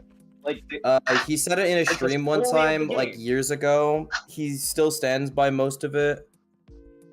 Of course he does. He thinks he thinks like the gameplay is super peak, even though it's just the first game, but less lame. Like at best, Faith. That's crazy. Bro, I love the first game's combat more than the second, to be honest. Like, I mean, even that's think the second expected, game it's a has the first sequel. game beat in terms of fucking gameplay. No, I'm saying the original is better as a game. That's what pisses me off. Is like The Last of Us 2 was just a disappointment all around. Well, despite the gameplay, at least playing as Joel is way more appealing than like Ellie and Abby because I actually like the character. I don't like these characters I'm playing as, so it's just kind of distracting. You know, that's fair. Even though we have a difference in opinion, you said you like the second game's gameplay more. What? We can still overall agree the first game is better. There's more character. There's more story. It's better. I mean, like, yeah, I'm only like when if I'm playing a Last of Us game, I'm just there for the story. The gameplay's, I don't really give a fuck. It's just whatever. Yeah. All right, let's proceed. To me, I'm He's there there for both, but I understand. Sorry. Too many Yes, tangents. joking. Because he fits completely within a movie where the main theme is depression due to a traumatic past. He is also someone who's a Thunderbolt in the comics. And while Bucky isn't explored like gosh. majorly Venom in the movie or fan. anything, they do some nice stuff to continue him in this universe by showing him as a congressman trying to do good things by not needing to be the Winter Soldier, quote And unquote. lets then he her lets becomes his him target again. get away. Yeah. He literally let someone off from being impeached. Yeah, like this wasn't even under like 30 seconds or so, and right off the bat we have, appeal to the comics or appeal to source material that isn't adapted well. He's talking about he character he growth. talks about the and comics when the whole point of the comic version of the team is that they are actually villains pretending to be good guys at first. Yeah. When that's obviously not in the movie. Like they're not pretending to be heroes publicly. Yeah. So dumb. But ultimately, he has to be that person in order to They get called things it done in this movie. Thunderbolts, so it wouldn't bomb off of being called Avengers at first. Master, well, all I'll say is don't get too attached to her. I'm just convinced at this point. Oh no! What happened? What was he saying earlier in the video about humor? And for the life of me, I'll never. What? What? Let me hear that again.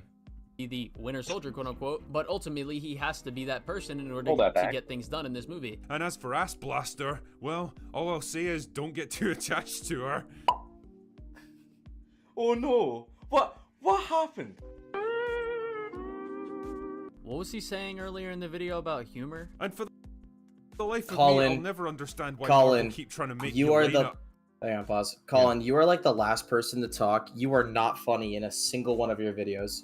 You have very rarely said anything funny. The funniest thing you've ever said in your entire YouTube career is going "fuck you, League Entertainment," literally just because League Entertainment is a funny name. That is the only thing you said that's remotely funny. You don't get to talk. Damn. No, that's not fair. The funniest thing he's ever said is, "Why are you looking for development for this character in this movie? They had it in the last movie." True. Oh, the funniest thing he said is, "Wait, are you telling me that Jack the Ripper isn't fictional?" I like how he just doesn't refute the point at all. He just throws an ad hominem.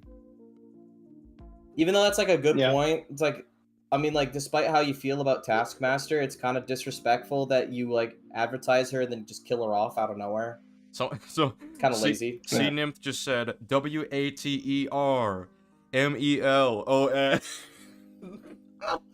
That was funny, Oh, I know but why that wasn't. Colin likes the That movie was now. funny, but that wasn't in his YouTube video. To be fair, that's not on that's YouTube. true. Guys, I know DeLorean why said, Colin "Hey, likes come this on. movie now." Colin getting verbally destroyed by Lucas was very funny. That's true. Yeah, but that's not even on his YouTube channel still. It was so funny when finally Lucas is get like, it. "There's no such thing as a 10 out of 10," and then Colin's like, "So nothing is great." So nothing is great. Duh.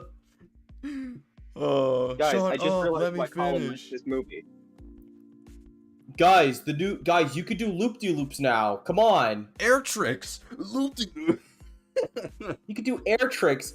You swing like 2 centimeters faster, dude. Those are new mechanics. What happened? Except for they're not. They were in older, better games. What was he saying earlier in the video about humor? And for the life of me, I'll never understand why Marvel keep trying to make Yelena a thing. I mean, what exactly are we supposed to find appealing about this It's character? because they obviously need a replacement for Black Widow. They obviously the MCU just felt like fucked up when they killed off Black Widow. They're like, shit, we actually don't want to do that. Yeah. Yelena's literally just Black Widow 2.0. It was actually a terrible idea. I wouldn't say Natasha she's Black 2.0. Widow. I don't want to say she's Black Widow 2.0. Like they do, like make her a much different character. She has a much different upbringing. Show me that right now. Show me that right now. Okay, but no, there's not. No, there's not. Show me that. Show me that right now. No, I didn't. No, I didn't. Show me that right now. Man. But here's the problem, SK.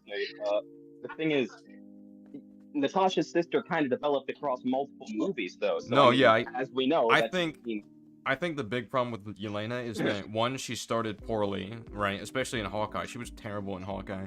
And then in this movie, like they had a job to do something good with their character, and they didn't. Well, do a good job with their that's character fair. overall. But like, still, like, I think on one hand, you have Critical Drinker who doesn't make substantial criticism, and you have Cullen who doesn't make substantial defenses. It's literally fat So versus does stupid. that cancel? They cancel each other out. They cancel each other out. not even Drinkers made at least one valid point. He's made like This is a literally- few, at least. This is literally fat versus greaseball. This is. Shorter, dumpier, less appealing version of Black Widow with a shitty Russian accent and played by a disinterested Florence I don't Pugh agree who with that. practically faxes in her performance. She is way better than movies like this, and she knows it. Bro, what? Like, yeah, no shit, her conflict is similar to Black Widow. They went through very similar... Okay, his problem is that it's repetitive. Holy shit.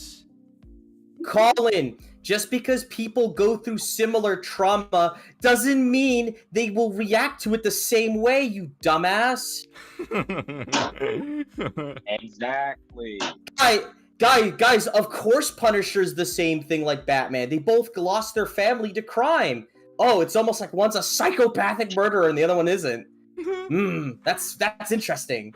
It's almost like it's a little fucking different. things as a child, but we see her struggling with her past as she wants to try and be something more, just like her sister. Only instead of seeing that past self being, mentioned in a passing mention, we actually get to see Yelena doing the horrible shit before she has the opportunity to be a part of something bigger like Black Widow did. And I don't understand how you don't have the brain to, like, realize... I don't know what you're talking about. They don't show anything. They showed it in Age of Ultron with Black Widow. Did you watch it?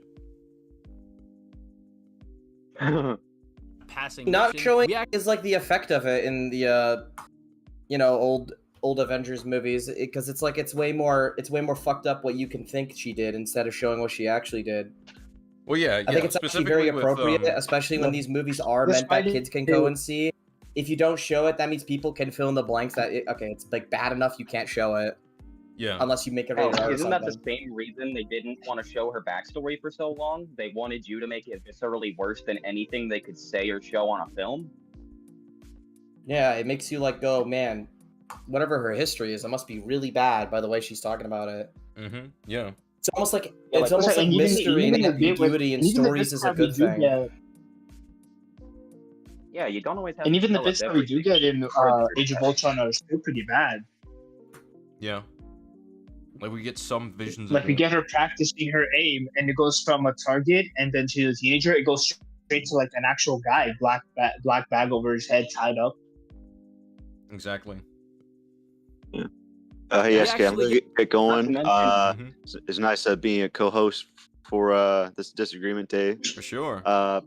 Yeah, I'll look more into this video on my own time. But I gotta get back to work. I'll see you Epic. later. All right, see you later. Get to see Yelena Wait, doing he's the employed? horrible That's crazy. That's crazy. shit before Another she has thing the about opportunity. the Black Widow angle, by the way, is Age of Ultron also shows us more about her. I don't No, know if they yeah. had touched on her inability to have but we did see her parental instincts. What was the first thing she did when Clint's kids were in the room?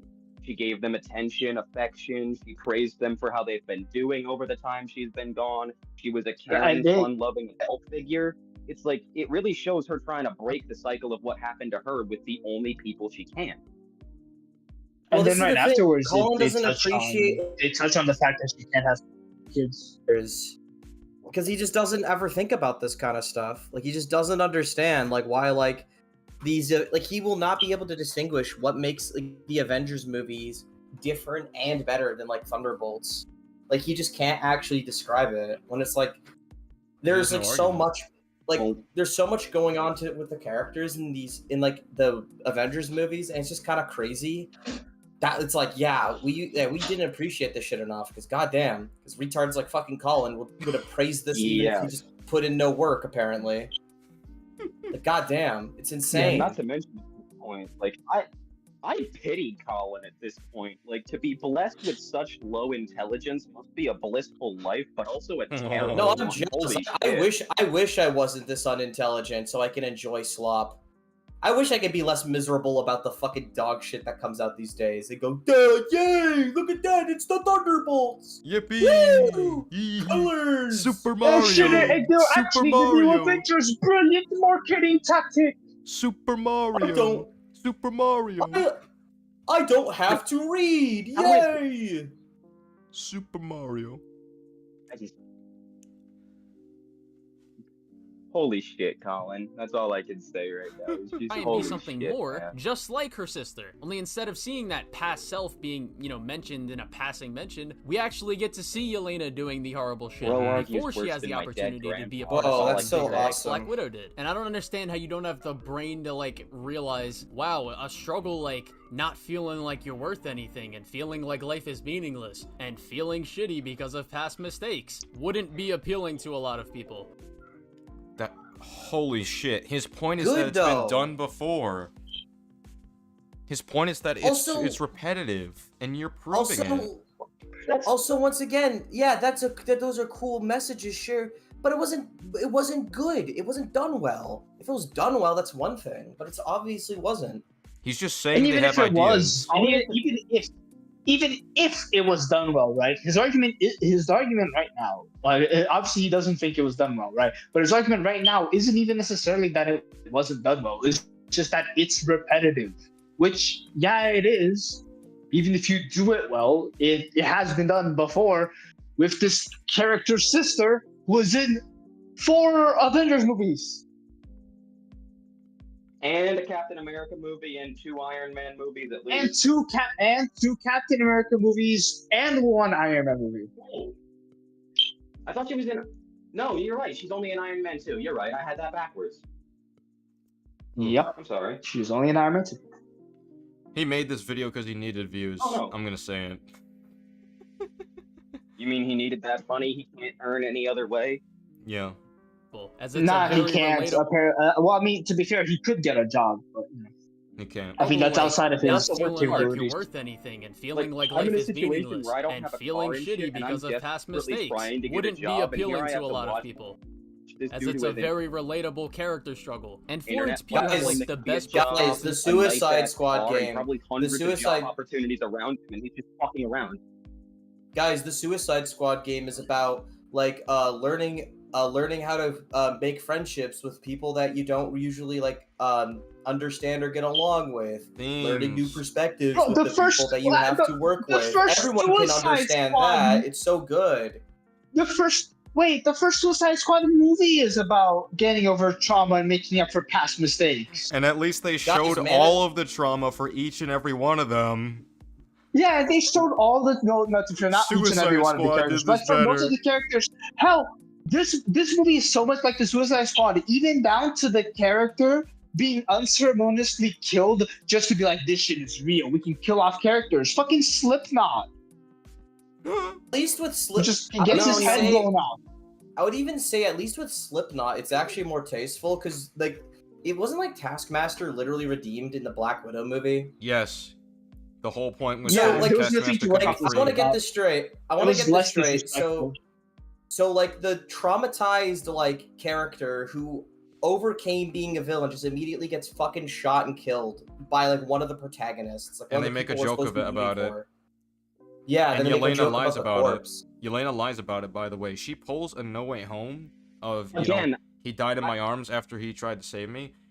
She literally pulls that by saying, oh yeah, she killed people and whatever. It's like, no, she was mind controlled. Don't lie. Yep. Okay. Awful. I'm sorry, the more we talk about it, the more parallels I'm seeing between this movie and Suicide Squad 2016. I think if Suicide Squad 2016 wasn't in the shitty DCU and came out today, Colin would be defending it. Yeah, he would. Yeah. But I do have something Because to of say. the theme. What do you mean by the whole Harry dying in Toby's arms thing is bullshit? Because, I mean, I know Harry didn't 'Cause he lied fully about it redeem in the himself, movie. but he did come back. Because he said he died in my arms, that's what Okay, he tried to tell me. Peter, that is a fucking You lie. remind me of the Fuck whole you, line. Peter. I'm pretty sure. Well, that is the whole line.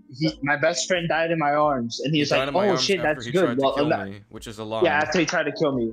There's a pause between the two of them because if he's talking to Ned at the time, and Ned is like, "Oh shit, he died in your arms. That's bad." And he added like, "After he tried to kill me," then Ned makes the joke, "I will never become a supervillain and try to kill you." Mm-hmm. Awful joke. Awful movie.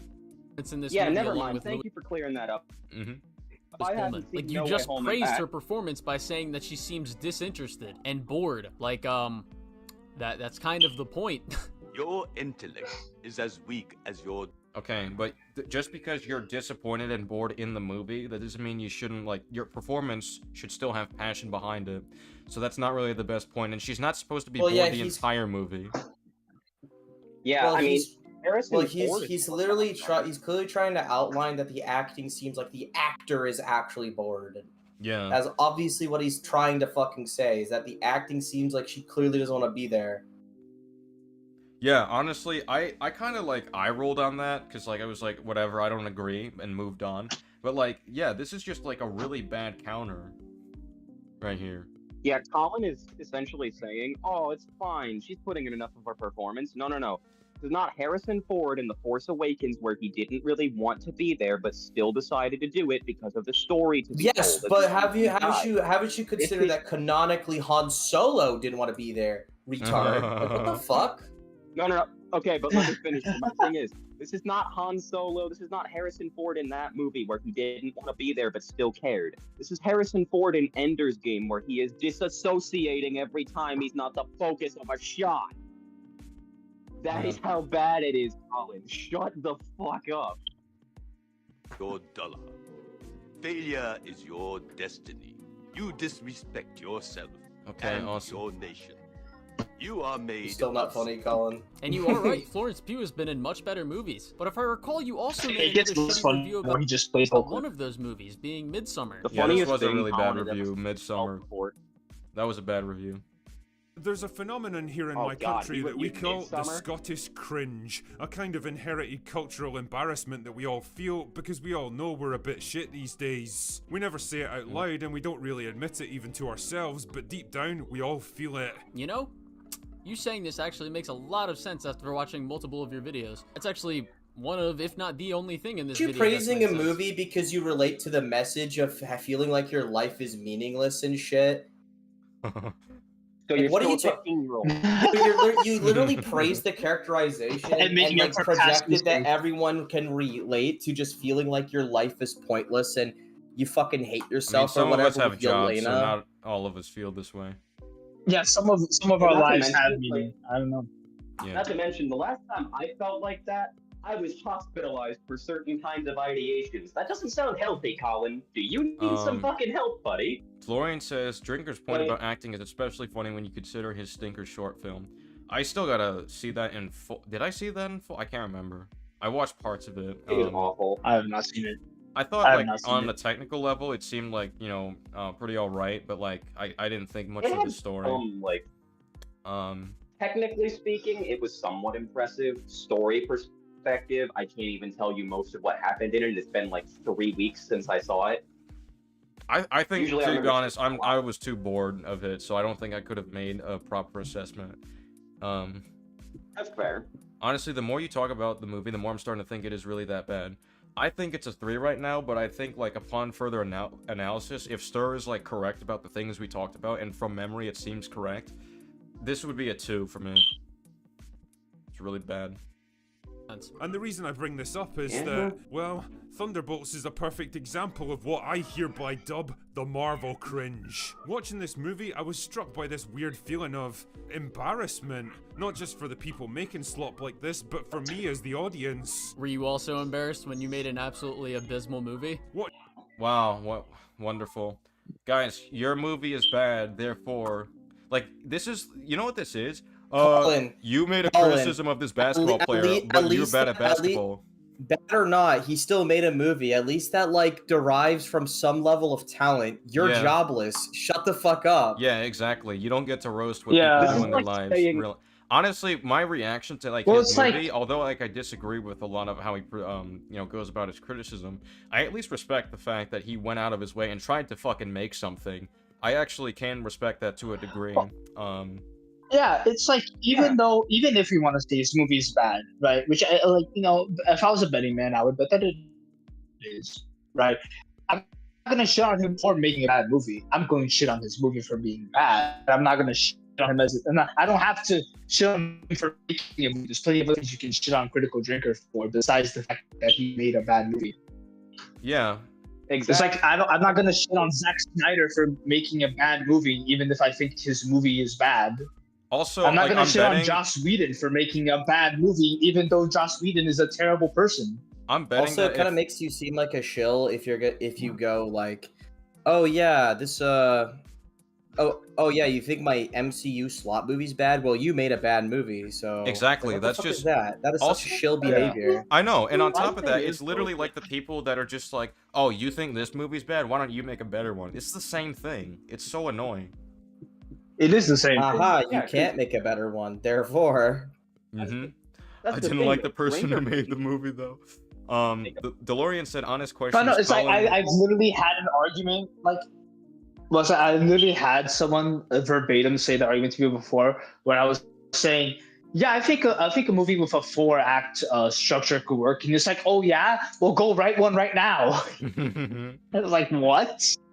DeLorean asks honest question: is Collins college educated?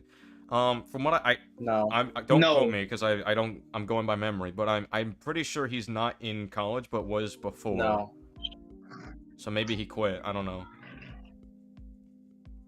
I guess someone would have to ask him. I highly doubt he is right now. I mean, I will put He told me he $2,000 didn't pay on the line attention right in now. class. That's for sure. I will put $2,000 on the line right now that he's not college educated. Struck by this weird feeling. I'm even of going to lower the bar. embarrassment. College educated, as far as I'm concerned, it means at least 2 years. Like, just And imagine so at real least quick, 4 like, semesters. to put into perspective, Oh, let's say college educated, let's say yeah. someone were to respond to his Far From Home review, and they're like, "Oh yeah, why don't we see you make a better movie?" It's like, that's not a point. no. Yeah, Colin's not gonna make a better movie. That's stupid. He's trying to critique story aspects. He does that poorly. Shit on that. Yeah. Yeah. And plus, making a movie is technically a job, so there's no way that he would ever be able to do one of those. Yeah, true. Embarrassment, not just for the people making slop like this, but for me as the That's my audience. thing. Were you I know also why you embarrassed like when this you made an movie. absolutely Taskmaster abysmal got movie? killed off Watching a right bunch at the of start. Wait, Colin, why don't you explain why his movie is so abysmal? Why don't you tell us why it's so bad? Yeah, why don't you have an example? Why Yeah. don't you just bring up an example as why his movie's bad? Bring up an we've been asking example for of bad examples the writing. whole video. Yeah. See, I have a legitimate example. The movie Someone's was been bad asking for because it was examples so the whole bland, I video. forgot about it. Man. Aging actors dressed up in their goofy outfits, reciting the hackneyed dialogue and the lame jokes, the physics-defying action scenes and the And overdramatic Colin can't villains. even It's like concede, watching like, a the teenager who's smallest still things. playing with He action can't say that a figures, movie or a he woman in her dislikes 30s has still good listening to Taylor filmmaking Swift unless it's the songs, or a general middle-aged consensus. man still going to nightclubs. All of them stunted, unable or unwilling to accept that the world around them is changing and it's time to move on now. Dog, what are we even talking about anymore? How about you respond to what he's saying? Like, I think Drinker's word choice has actually confused Colin. I don't think his brain can comprehend what well, like Drinker when just said. I responded to this, I was just like, okay, so you say it's physics defying. Like, what do you mean by physics defying? Is it inconsistent? Or like, I try to ask questions there. He's just like, what are you saying? It's like, why don't you fucking watch it? sorry, I didn't pay attention in class again. What was that? The MCU practically defined See, look at that. He didn't even follow up with anything. Look at that. to accept that the world around them is changing and it's time to move on now. Dog, what are we even talking about anymore? This is the response. What are we talking about? And he moves on. I don't know. What are we talking about, dog? This is what are we dog talking about, shit. dude? This is literal dog shit. It's like he's clearly talking about the fact that this movie is a repetition of a lot of other MCU tropes that have been going on for over 10 years now, and that like the superhero movie scene, I guess you could say, or the superhero movie genre has well overtaken the MCU by this point, and they should move on. Holy shit. Like, The MCU practically defined the cinematic zeitgeist of the 2010s, and love it or hate it, you can't deny the enormous success it had, but that was a long time ago now. Times have changed and the zeitgeist has moved on, and movies like Thunderbolts now feel like dated, unfashionable holdovers from a different era, from a franchise that can't or won't accept that it just isn't that relevant anymore. I mean, that's ironic considering it made more money than most. Ooh, money. Movies Yeah. ever make. Wait, I'm sorry. Last, like it's the same thing for all these other like MCU movies these days that like get a lot of money. Like, I bet it's gonna be the same thing as like No Way Home. People are gonna immediately like love the movie, and then eventually they're gonna take it to their time and then realize, wait, this is fucking dog shit, and it's gonna be a cycle until like Marvel either has to change or like they're gonna eventually fail. Holdovers from a different era, I hope they from a fail, franchise just like that can or Colin's won't failing. accept that it just I isn't do that hope they relevant fail. anymore. I'm I sick mean, of that's like ironic Marvel considering it being made more fucking money than most incompetent. movies ever make, and people are absolutely enjoying the shit out of this movie. Wow. You kidding me? I hope the ghost Guys, Stan Lee people on dances their on the first MCU's impressions grave. voted on this saying it was good. Therefore, this is gonna age well over time. My first impression of Future Diary was that it was good. We can all Thunderbolts make actually flopped, though. mistakes. Yeah, this seems low for like a Marvel movie. Yeah. Yeah. Wait. Yeah. Because I remember seeing a bunch of articles coming out like a while ago about it losing money. So I just googled Thunderbolts losing money to see what popped up.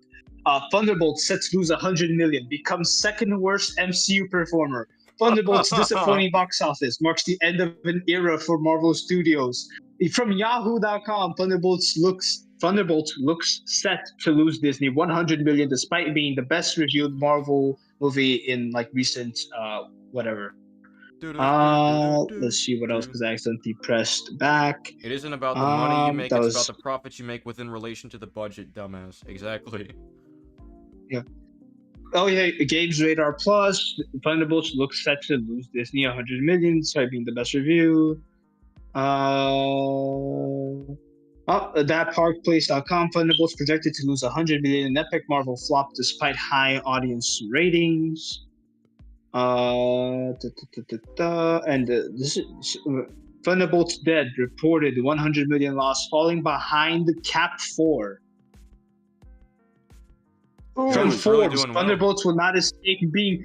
From Forbes, Thunderbolts will not escape being the second lowest earning MCU film. Someone said, "Who's worse, Colin wait, or Hulk versus Babyface?" I think Colin is worse, to be honest. Colin versus Wait, here it who? is. Who As it stands, this is from Forbes, by the way. As it stands, Thunderbolts has earned 355 million globally. That makes it the second worst earning MCU film ever, depending on if you count pre-Iron Man Incredible Hulk. Man. God damn. No, but you know, it's making a lot of money. Making money. But it made a lot of, making a lot of money, clearly.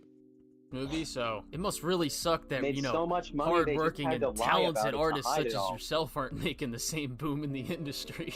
I like how your citation is like, oh, this video, and the IMDb thing or whatever, as like a point against his work. Well, it's like, it was like, how are you talking about Thunderbolts underperforming when you haven't made when your movie hasn't made nearly as much When you money? don't It's work like, for a and big your studio. video has and your video has significantly less views than his. What is this? What are you talking about? Not to Exactly. mention- You have significantly not to less mention subscribers. the Drinkers film. You consistently get less views than he does.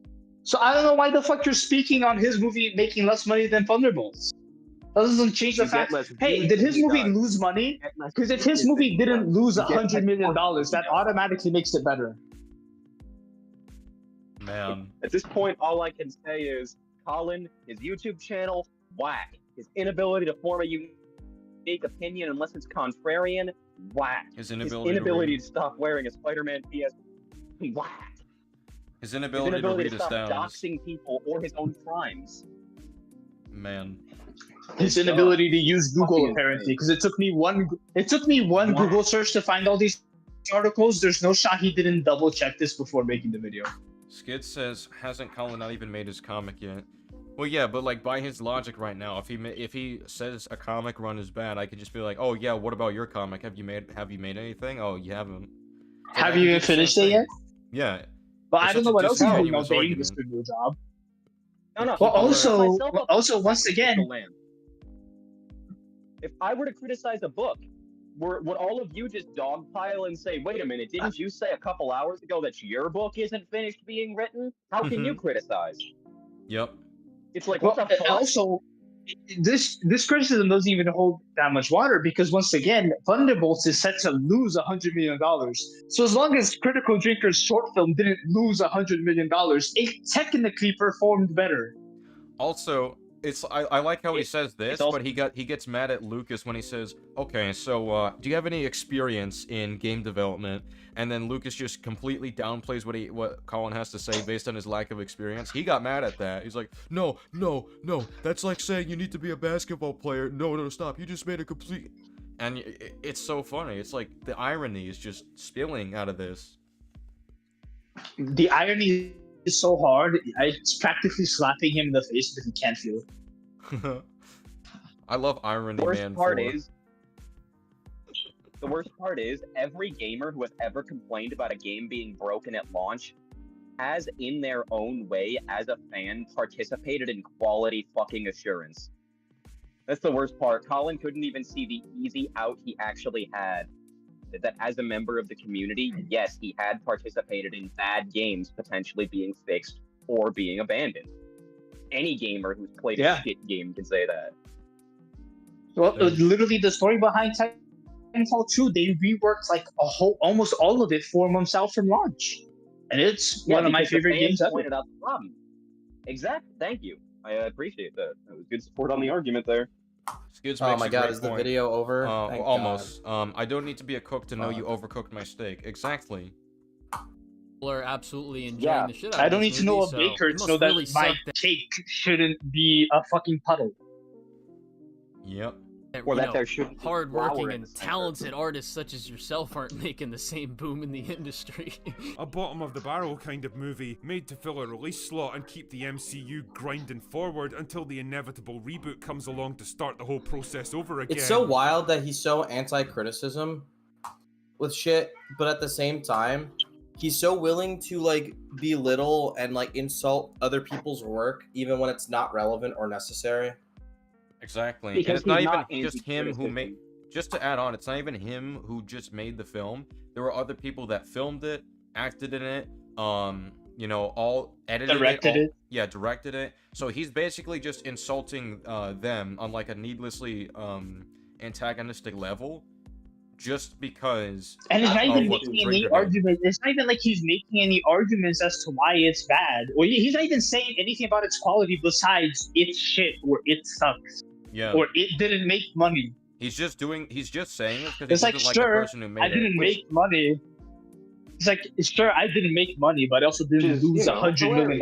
Colin was the king of, you can't make a blanket argument like that with Spider-Man 2. Yeah, the funniest you're making thing is, blanketed Colin arguments was all about his the film. fact that you can't do this whole... Yeah. He sits there going, well, Spider-Man 2 is a deep experience. It's a bad deep experience, but you're right, Colin, it's a deep experience. That's how we found out it was bad, by looking into the deeper meaning it wanted us to see. Meaning was as deep as a pile of liquid Well, dog that's shit. gonna be the end of this response. Sorry about it being so late. I was actually gonna drop this like a week ago, but I was waiting for a sponsor, and then that sponsor...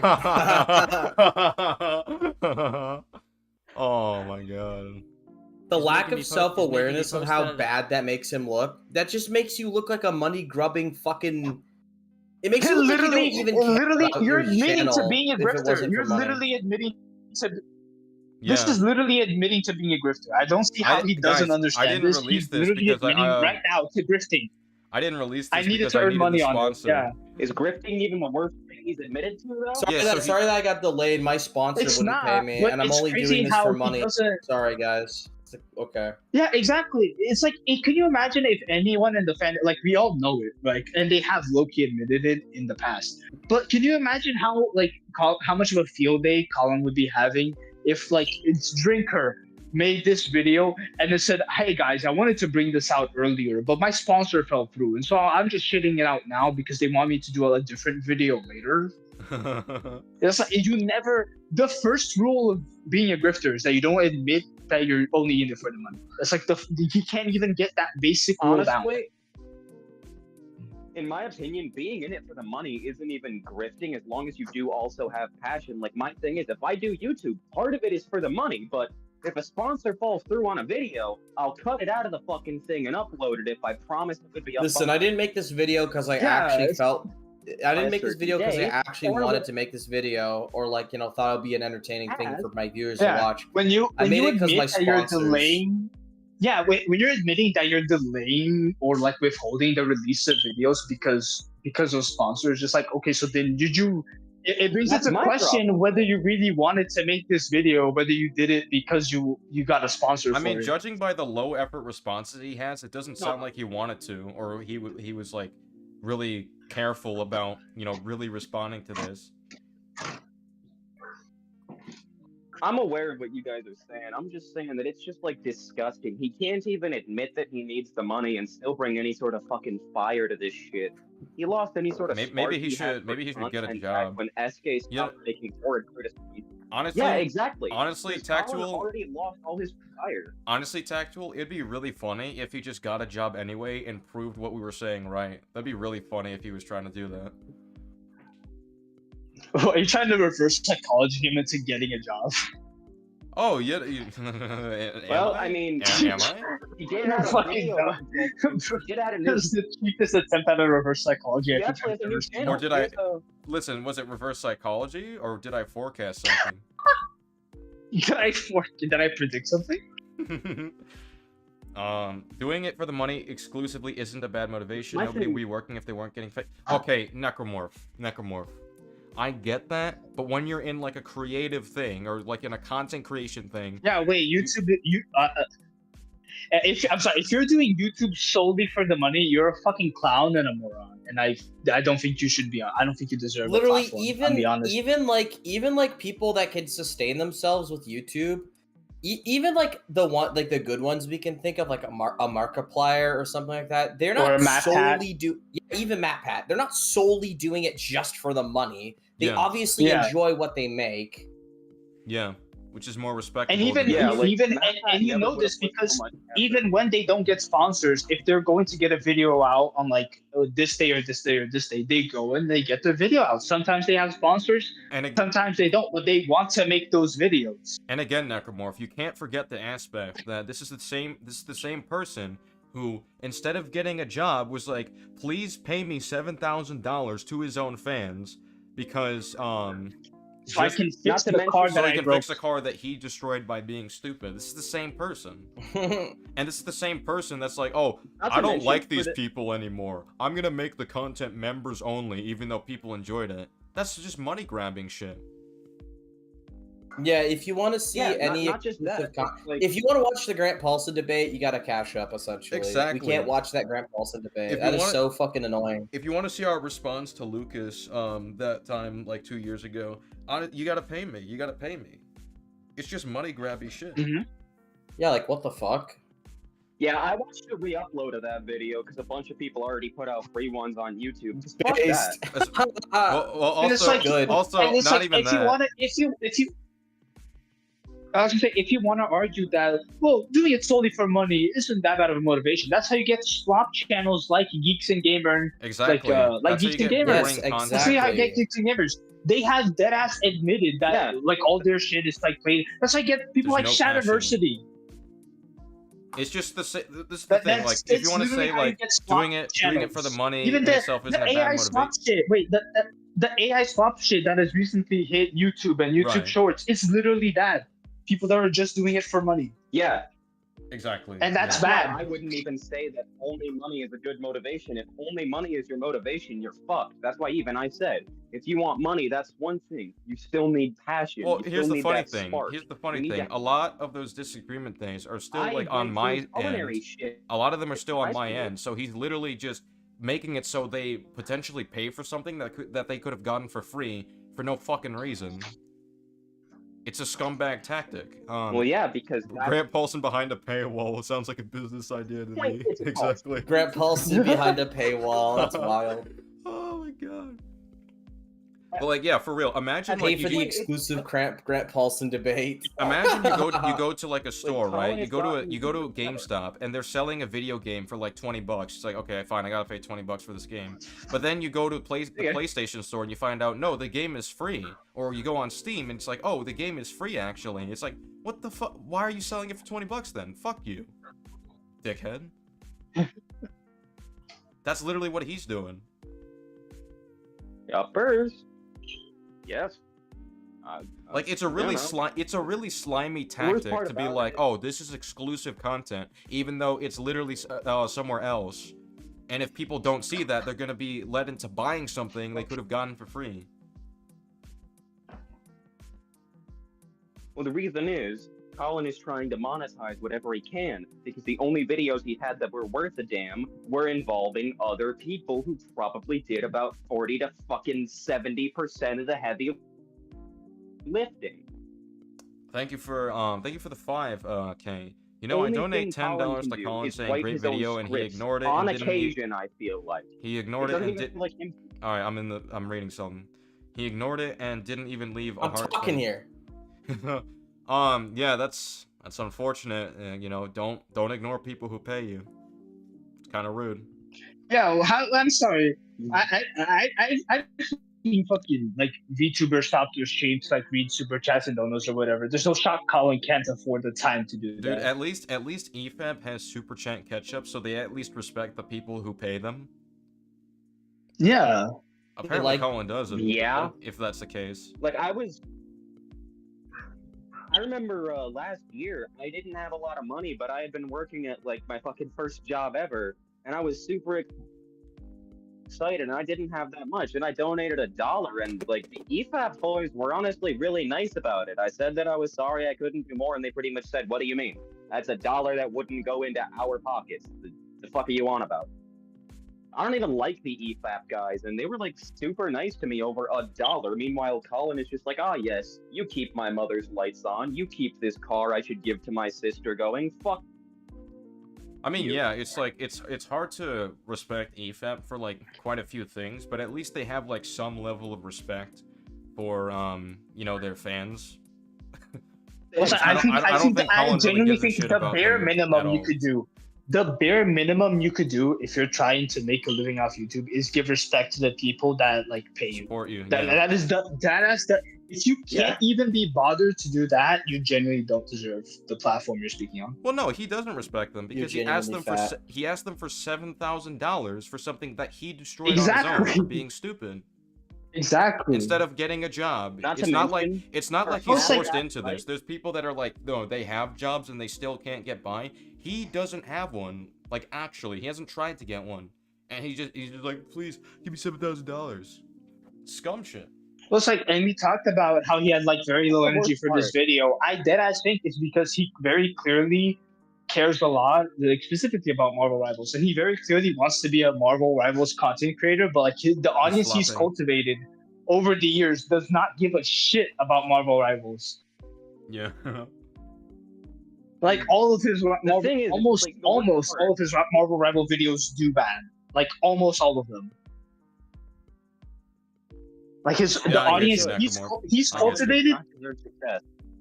Well, that's the funny cultivated. thing. He's cultivated an audience that doesn't care for about the him. thing that he wants to do. He defends. Well, they're Well, that's the cultivated for thing. what he defends and what he criticizes. They don't actually care. Like, he's not cultivated an audience that cares what he wants to do. He's cultivated an audience not for like the things he has to say, but the reasons he's saying it.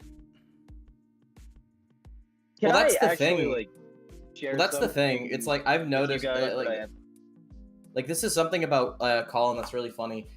I've noticed, I feel like the people that watch his videos, they're not really there because, you know, for him or they like him or his personality. They're just there because he defends shit that they like. That's kind of it. Or criticize It's shit the they thing don't. that it's the thing. He's a Yeah, it's the thing. confirmation It's the thing that RSG said. It's just, oh, he follows the based right opinion, so follow, and that's kind of it. That's as far as it goes. Well, that's why that stuff, like, you know, Yeah. that's what gets a lot of views, like debunking people's takes, versus when he actually talks about stuff like, you know, on his own That he like cares flops. about. Dude, his Born Again video didn't even Like hit the 10. Marvel Rivals. His Born Again video didn't even cross 10K views. Mine got like 23,000. Yeah, and like this isn't even me trying to be like rude to you or anything, SK, but I saw another video by Sheev talks about the show, and I genuinely think that was a better video, and I still think, yeah, SK got a great amount of videos for how good that video was. It was a good video. Well, I Sheev think, Talks made a good video, and despite being She's a disingenuous. He sometimes, doesn't think the he got Jedi have views. super durability. I did Okay, watch no, that's Sheev's what I video said. on It's Born not Again, and I dumbass, thought overall that was a pretty good video. But like, I think what you could tell the difference between, because he has a similar channel size to Collins, right? You'll notice that his Born Again video got like a whole bunch of views. I think it was like 100,000 something, I can't remember. Yeah. And then Collins That's got what I'm like not talking even about. 10K. It's because like Sheev's audience actually cares about what he has to say and like what he's They like, actually interested- like him. They don't Yeah. like what he does. They like Yeah. him. Yeah, That's whereas what it with is. Colin, they He don't also really. gave I don't. me It doesn't seem they really like him, and it's especially evident after he got exposed for being a piece of shit. I don't know. Maybe that has something to do with it. But There's like, also the yeah, fact people don't that, actually like- like him, and that's probably because he doesn't give a shit about his own supporters. Or doesn't Most of the give things he them talks respect. about. Yeah. My other thing is that, like, with all these people, I don't like Mahler, but I never had any problems when I was, you know, interacting with any of his fans, aside from the occasional asshole.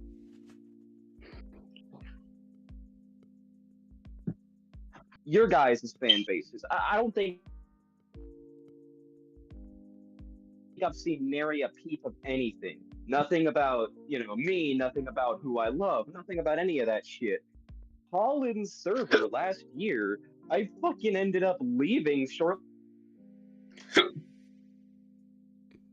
So I agree. Dylan says After I always a came smart out as idea to gender diversify fluid your because I movie just content didn't from the want to deal get-go. with it. Yeah. Colin himself didn't do anything. Neither to insult. That doesn't mean I don't have a problem with Colin. Liam, yeah, like you if know- you want to do a superhero film, you should also try like horror or something different. You know who else's Born Again video is doing better than Collins? Who? Southpaw, who only has like 5,000, versus Colin having like 70-something thousand. Wild. Southpaw's video is Damn. doing better Well, because they see, care Colin- about what he has to say. Like I said this earlier, right? But Colin definitely reminds me is reminding me a lot right now of like Shadowverse, Not to but, mention- like on a way lower scale, where he's obviously not bringing in the money that he wants to bring in with every video, so he has to get a bunch of sponsors. A lot of sponsors don't really want to work with him. Shadowversity and Colin, well, Shadowversity obviously for more reasons than Colin. But also they both don't have jobs outside of like baking videos. Like none of them have like actual jobs that consistently pay them. Which is He's fucking literally nuts in a my smaller opinion. version of Shadowversity.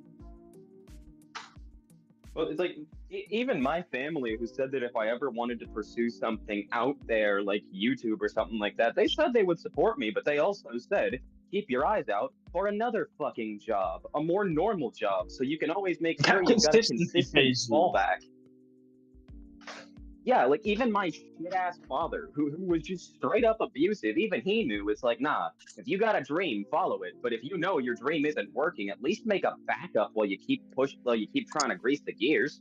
Well, this is how I see like this platform, right? I just use this as kind of like a backup to help myself or others. I don't really see this as like what do I call it? Something that I'm reliant on for survival. I don't see it as that. Yeah.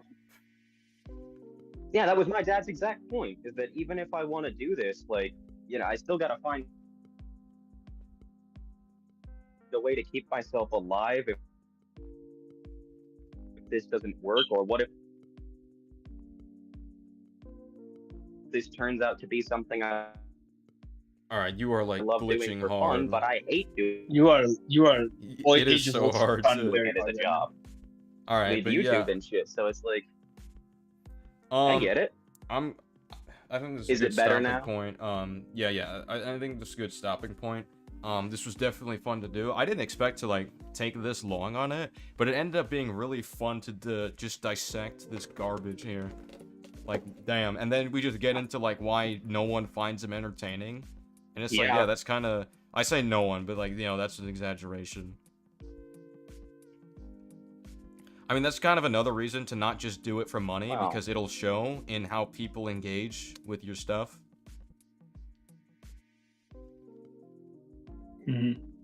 Yeah. I don't know if it's like I wouldn't make a review of something I don't know anything about. Like, just beyond my purview. I'm not going to make an Andor review. I just didn't vibe with it. It's an objectively good show, but it just wasn't my thing. So I stopped after a few episodes, and it's fine. I'm not going to bitch about it. I'm also not going to waste my time reviewing it if I don't know what the fuck I'm talking about. I gotta finish it soon, before TK strangles me. But yeah, that's instead of watching Andor, you should rewatch Peak and check out, Revenge of the Sith again. Reassess it. Oh, for sure, yeah. I mean, well, hey, is it as good as Iron Man 5? No, nothing's as good as Iron Man 5. Fair enough. What even was Iron The only way, You'll you find can out. make It's Iron Man releasing in 5 better is if 2027. I think the only way you can make Iron Man 5 better is if you add Jim Carrey. True. Jim Carrey as Jarvis. DeLorean, before I head off, I want to read off this question from DeLorean. He said, have y'all seen Anthony Grumugula's video on Mahler and objectivity? It might be worth a coverage. I didn't get time to finish it, but I did watch some of it. I have not. But I have not. Anthony Gramuglia is one of those people that like he'll make a somewhat decent video, but then he'll also like make a video where he has some really like shitty. His Last Jedi video was dog shit. Damn. Yeah. Sounds unfortunate. Yeah, he's one of those people like sometimes he hits, sometimes he like misses completely. It's kind of tough. Gotcha. I haven't seen his Last Jedi. I find him really boring. Even if he makes a video that's like a interesting video idea, I watch it and then I'm like, you're really fucking boring at actually like, doing like listen to making doesn't have much personality. Yeah, listen to. It's because he just explains the most the most minute boring detail that's just kind of even self-explanatory, and I'm like, holy fucking shit, why are you doing that? And I just move on because I don't want to listen to it. Gotcha. But like, to answer the question, right? I've seen some of hang on. I want to answer real quick, and then you can go. Yes, I do think some of his points are pretty good. Like, some of the things that he outlined is like, okay, yeah, maybe that's not an innate contradiction if you think about it. He did point out some valid flaws in Mahler's argumentation. I also think he had some iffy points that I would be interested to think about some more. Maybe we can, talk about it at some point. I've noticed he actually subscribes to me on here, so I don't know. Maybe we could. Shit. I talked all the shit.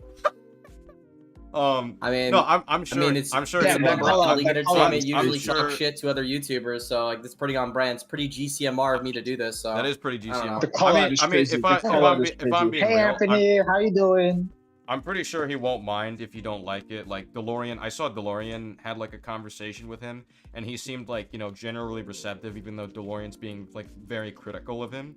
So I think it's whatever. You don't like his stuff, you don't like his stuff. I don't think he'll care. Enjoy your frame hey, drops. Anthony, how you doing? Enjoy frame rate drops. I'll say this. I did enjoy his response to Rags's video. It was the same thing that I responded to. I did enjoy his coverage on it. I didn't agree with like 100% of what he said, but overall I agreed with his like counterpoints, and I think it's thought it was pretty funny. So yeah, that Rags Future, video. I'm planning to check out one of his videos. It's something about he talks about Spider-Man villains. I'm kind of interested to see if he says anything worthwhile. Gotcha. I've been meaning to look at his like Dark Knight one about how it may have ruined like. That one was so hard to get through. Damn. Well, what do you think about the points, like personality aside? That's actually the thing. The video was such a slog. I actually can't remember that many. I would have to actually watch the video again just to remember the points. I just remember like sitting there because I didn't even want to watch it. It was like my friend, like Sharon. He's like, yeah, you want to watch this video? Sharon. So I'm sitting here watching the video, and I'm just like, can I go home now? I don't want to finish this. I don't care what he has to say. I don't care. I think he won't hopefully mind a respectful coverage. No, yeah, I think I could probably let him know, like on Twitter or something, I don't know. Just be like, yo, I'm thinking of covering this. We'll see. I mean, I finished the Dark Knight trilogy recently, so I actually wouldn't mind revisiting it. Yeah, for sure. Yeah, we could do like separate streams just talking about it. So, what was I gonna fucking say? I almost forgot. I liked his Disney video about villains turning into dragons. I thought that was cool. It's not something that I've really seen a lot. He made a lot of videos on Shadowversity, which all of them are based. They're all very funny because Shadowversity is just a terrible person. It's not just a terrible person, but also a fucking moron. So small nitpick. I do get annoyed. I remember one of. Oh yeah, sorry. Go on.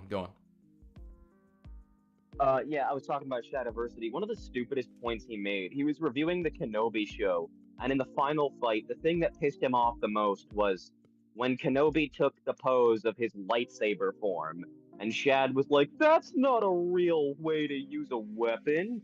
Yeah, you're right, but it's also the way that space wizards use their weapon with the specific. It's almost as if the lightsaber is not a real weapon. That's crazy. That's crazy. Yeah. What you're telling me they don't use this? You're telling me they use this fictional weapon in a fictional way? That's fucking crazy. I'm curious. So You're telling me a real swordsman isn't gonna one-handed swing his sword and point his fingers like a dumbass? Holy shit! I never knew. Small nitpick. I do get annoyed that he uses different mic levels throughout the video. When he shows his face versus when he doesn't. Who? We're same guy.